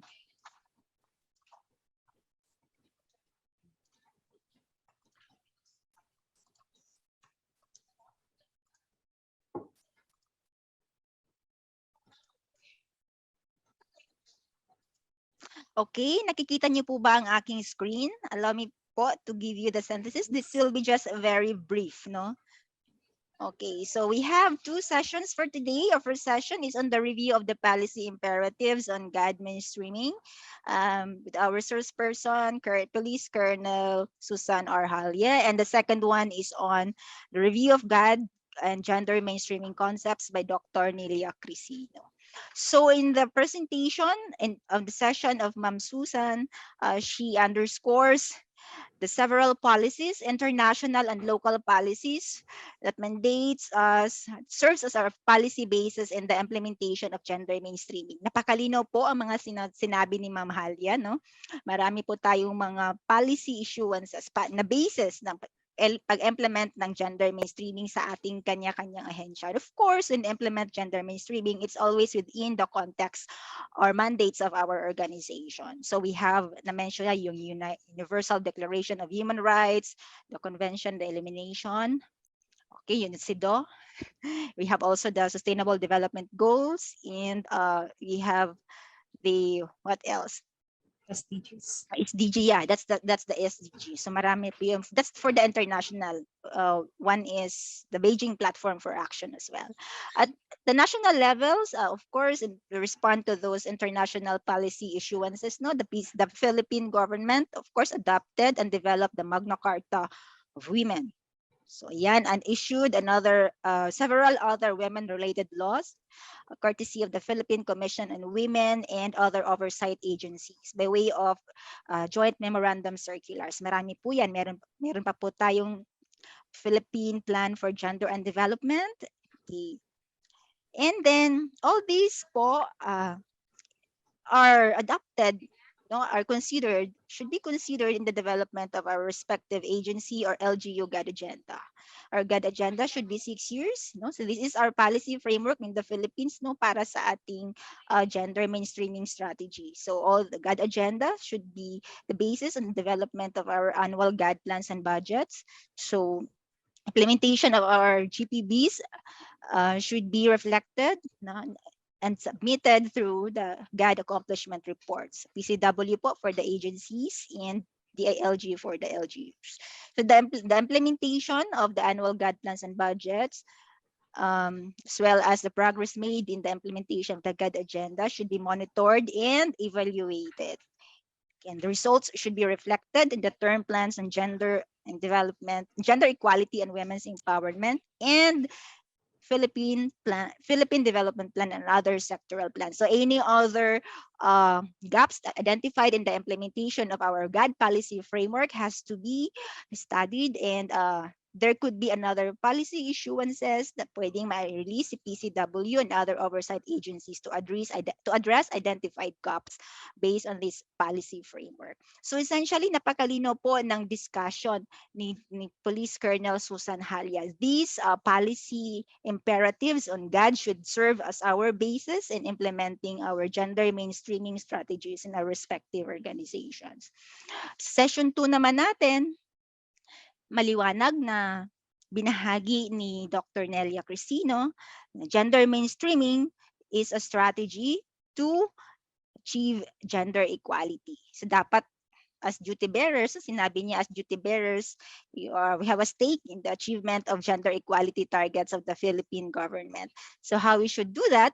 We should consider identifying and making our mainstream programs gender responsive. All our existing mechanisms, the decisions that our office leaders or management have to make, the resources that have to be allocated should be brought to mainstream, and there should be inclusion of gender perspectives. Okay, and the end result is that we would like to eliminate the women or gender-related issues. So all these should be directed towards achievement of the same, no, gender equality. So, but also, of course, laging dapat within the context of our agency mandate. So we brought all these concerns, these mechanisms, these decisions, and the resources, the mainstream, ensuring that our programs are gender responsive.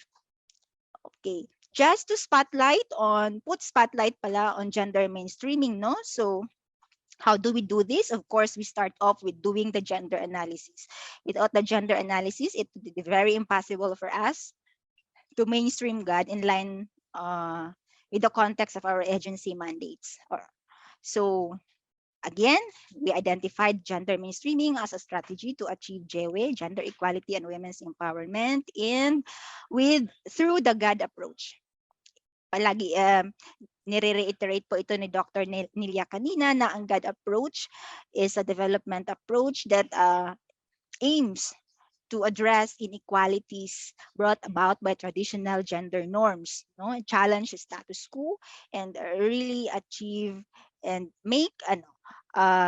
gender equality as the goal.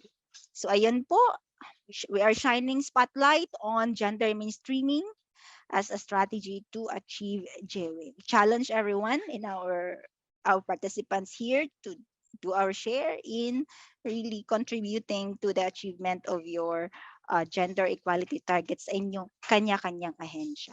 Without gender mainstreaming, it would be very impossible to achieve women's empowerment and, of course, gender equity in our respective organizations. Having said all of that, we hope that you bring with you valuable lessons from today's session. But hindi pa po tayo tapos, no? At this point, may I call in? Meron na po tayong results yata ng ating hashtag challenge kanina. Okay. At this point, ready na ba tayo, tech team? Excited na ba kayo na malaman kung sino yung mga nanalo sa ating hashtag challenge? Pakita nga dyan ng heart emoji. Tignan natin kung excited sila. Okay, opo, excited na po sila. Varying colors of heart. May red rose. Okay. Thank you very much po, dear participants. Okay, so natapos. Ready na po ang ating tech team sa kanilang presentation on who are the winners for the hashtag challenge contest. At this point, may I call in back again, Mai, my colleague here in the division, to present the results. Mai, over to you. Thank you, Ms. Beth. So we're now in the most anticipated segment of our webinar session. So out of 36 participants ng ating hashtag event, we were able to choose 10 winners from this contest. So our first winner is Zai Zeknas. Ayan. So, yung kanyang ginamit na hashtags ay hashtag GM for GW, hashtag Pursue GM, hashtag Fundamentals of GM, and hashtag PCW GAD Webinar 2002. So, habang naka-duty sila sa kanilang work, ayan, nakasubscribe sila sa ating webinar session. So, next winner, please.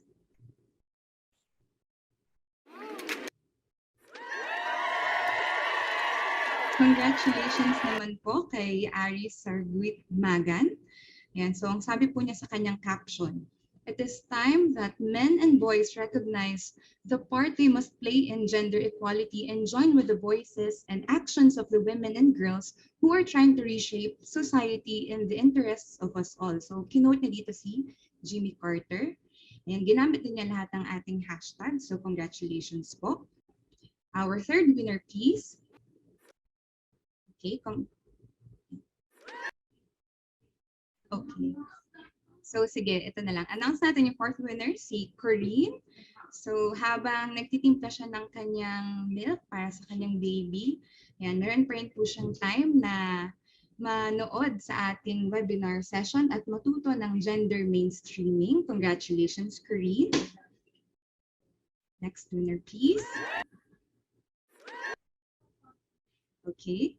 Next winner is She Zaragoza. Ayan, so meron siyang caption na baguhin ang ating pananaw, kaibigan. Ang kababaihan ay may pantay na karapatan, batas at iba pang posisyon ating pag-aralan. Alamin ang mga karapatan at kaakibat na tungkulin. Eksperto ay tawagin para sa tamang kaalaman. Mapairal. Ayan, so napaka-makata naman ito. Ang ganda ng kanyang caption sa kanyang entry. Congratulations po. Next winner, please.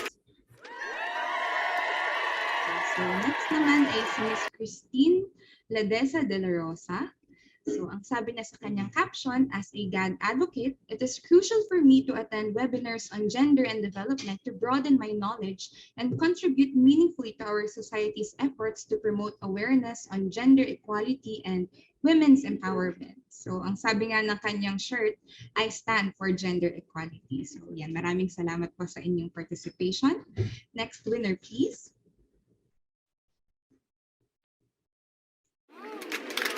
So, balik tayo sa ating third entry. So, si Jessica Cristelio Lavadalo. So, sabi niya ngayong araw daw, isa siyang government employee, webinar participant, and a babysitter. So, habang nanonood siya ng ating webinar, ayan, so, inaalagaan niya yung kanyang two youngest participants, yung kanyang 4 months old na baby at saka yung 3-year-old na son niya. So, ang sabi niya, "No one knows what a mom can do. Never underestimate a strong woman. Instead, make change work for who wants." Congratulations po. Entry number 7, si Johanna May Bactol with Ceci Rizano Pasio. So, ang sabi nila, "There is no limit to what we as women can accomplish." Ginamit din niya lahat ng ating hashtags. Congratulations po. Okay, meron po tayong participants from RSU Learning Resource Center. Nakatuwa, ginamit talaga nila yung kanilang projector para i-live stream sa kanilang mga participants yung ating session for today. So, kasama nila ang kanilang LRC, ang other units, at saka ginamit din po nila ang ating mga designated hashtags for today. Congratulations po sa inyo. 9th entry. Lovely Rose Tipan Fernandez. Yan. So, ang sabi po niya, the webinar session aims to influence public servants to support gender equality and women's empowerment by discussing gender mainstreaming as an effective strategy for such agenda and make it a fundamental value in development choices and institutional practice. It will also review GAD-related mandates that are imperative and essential in fully understanding the basis and history of the gender and development approach in the country. So, ito, sinabi niya dito yung focal na point ng ating GAD webinar session. So, ang dami na din ginamit na hashtags. Congratulations po. And of course, our last winner, si Lor Bayog. So, ayan, babae, ate at nanay daw siya. Proud huwa na ako. Maraming salamat po sa inyong participation. So sa lahat po ng sumali sa ating hashtag events, we really appreciate your entries and testimonials, and we also look forward na makita namin yung inyong experiences sa ating succeeding parts pa ng GAD webinar series. So let's proceed now to the next segment of our program. So I now call on our moderator, Miss Beth. Maraming salamat po. Okay. Thank you very much, Mai, and congratulations to our winners. So, in each of our webinars, no, meron kaming pa-hashtag challenge to engage our participants. Others still have the chance to participate in and win in our next webinar series. Just keep the hashtags coming within the specified time frame. And to our winners, our GAD webinar secretariat will communicate with you for details on how to avail the prizes. Congratulations once again. Okay, we have now reached to the last part of our program today. To wrap up our session, let us all welcome the PCW Deputy Director for Operations, Ms. Christina Sefena G. Balmes, to give the closing remarks. Over to you, DDK. The virtual floor is yours. Thank you, Beth. Magandang hapon po sa inyong lahat. I would like to thank our resource speakers from the National GAD Resource Pool who have given their time and effort to impart their knowledge and insights on gender mainstreaming. To Ms. Nelia Cresino, member of the PCWGR Pool Batch 5, who thoroughly discussed the fundamentals on gender mainstreaming, and to Ms. Susan Hala, of course, our member of PCWGR Pool Batch 4, who adequately guided us through the policy imperatives that institutionalize our efforts in gender mainstreaming. And of course, to Ms. Elizabeth Omasas, our senior GAD specialist of the PCW-TSRCD, and our moderator today, who enthusiastically facilitated and handled our session flow, making sure that the participants were fully attentive throughout the discussions. My sincerest appreciation and congratulations also to the Technical Services and Regional Coordination Division for spearheading yet again the successful conduct of PCW's GAD webinar series since 2020. Special mention to their Chief GAD Specialist Narlene for making sure that PCW delivers another quality GAD webinar and for patiently answering all the questions during the entire session. To Karen, na umalis na yata, their supervising GAD specialist who is here despite of and in spite of your dedication to our advocacy, and your duty is truly inspiring. And of course, to the entire team of TSRCD for making sure that today's webinar runs smoothly. Pwede na kayo mag-enjoy this weekend. Now, on its third year, the GAD webinar series is a proof that PCW is committed in providing quality and responsive GAD-related technical assistance to different stakeholders. Many thanks also to our participants this afternoon, especially those who remained with us until the end of this session, hanggang makapagsalita ako. I am grateful for everyone's interest to consistently deepen your knowledge and perspective on gender and development. And this can be seen by how quickly you respond and react through the chat box. I am confident that your participation in this webinar will be useful both in your personal and professional endeavors. We hope that you will apply what we have learned from this webinar to promote gender equality and women's empowerment in your respective institutions, agencies, organizations, and communities. We should always keep in mind that our goal as duty bearers and GAD advocates is to promote women's human rights and eliminate gender discrimination. And in order to do that, we need to adopt gender mainstreaming as a strategy and framework. Lastly, I would like to share that our next GAD webinar, which is of course open to all government instrumentalities and the general public, on a first come, first served basis, entitled Webinar 3, Gender Analysis, Tools and Praxis, will be held on May 19, 2022 from 9 a.m. to 4 p.m. and the registration will open on May 5, 2022. You may access the 2022 GAD webinar series in our PCW website for further details regarding our upcoming webinar session until November 2022. In closing, allow me to leave you with a quote from former U.S. Supreme Court Justice and Women's Rights Crusader and advocate of equality and anti-discrimination, Justice Ruth Bader Ginsburg, to inspire us that in this advocacy work, our concerted efforts and actions, whether big or small, will play a big role in advancing women's empowerment and gender equality. She said, real change, enduring change happens one step at a time. Maraming salamat po muli. Magandang hapon sa inyong lahat at ingat po sa pag-uwi. Okay, thank you very much, DDK. No, indeed, just one step at a time.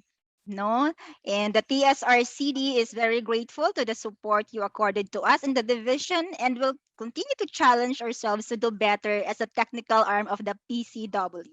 Our participants have shown their appreciation to the PCW via the chat box. No, your message for sure resonates well with them, and we join them in our call to really we join you in our call for them to really implement gender mainstreaming as a strategy to achieve the gender equality and women's empowerment. Our very ultimate goal. Why are we doing this? Thank you very much for your active participation all throughout the session.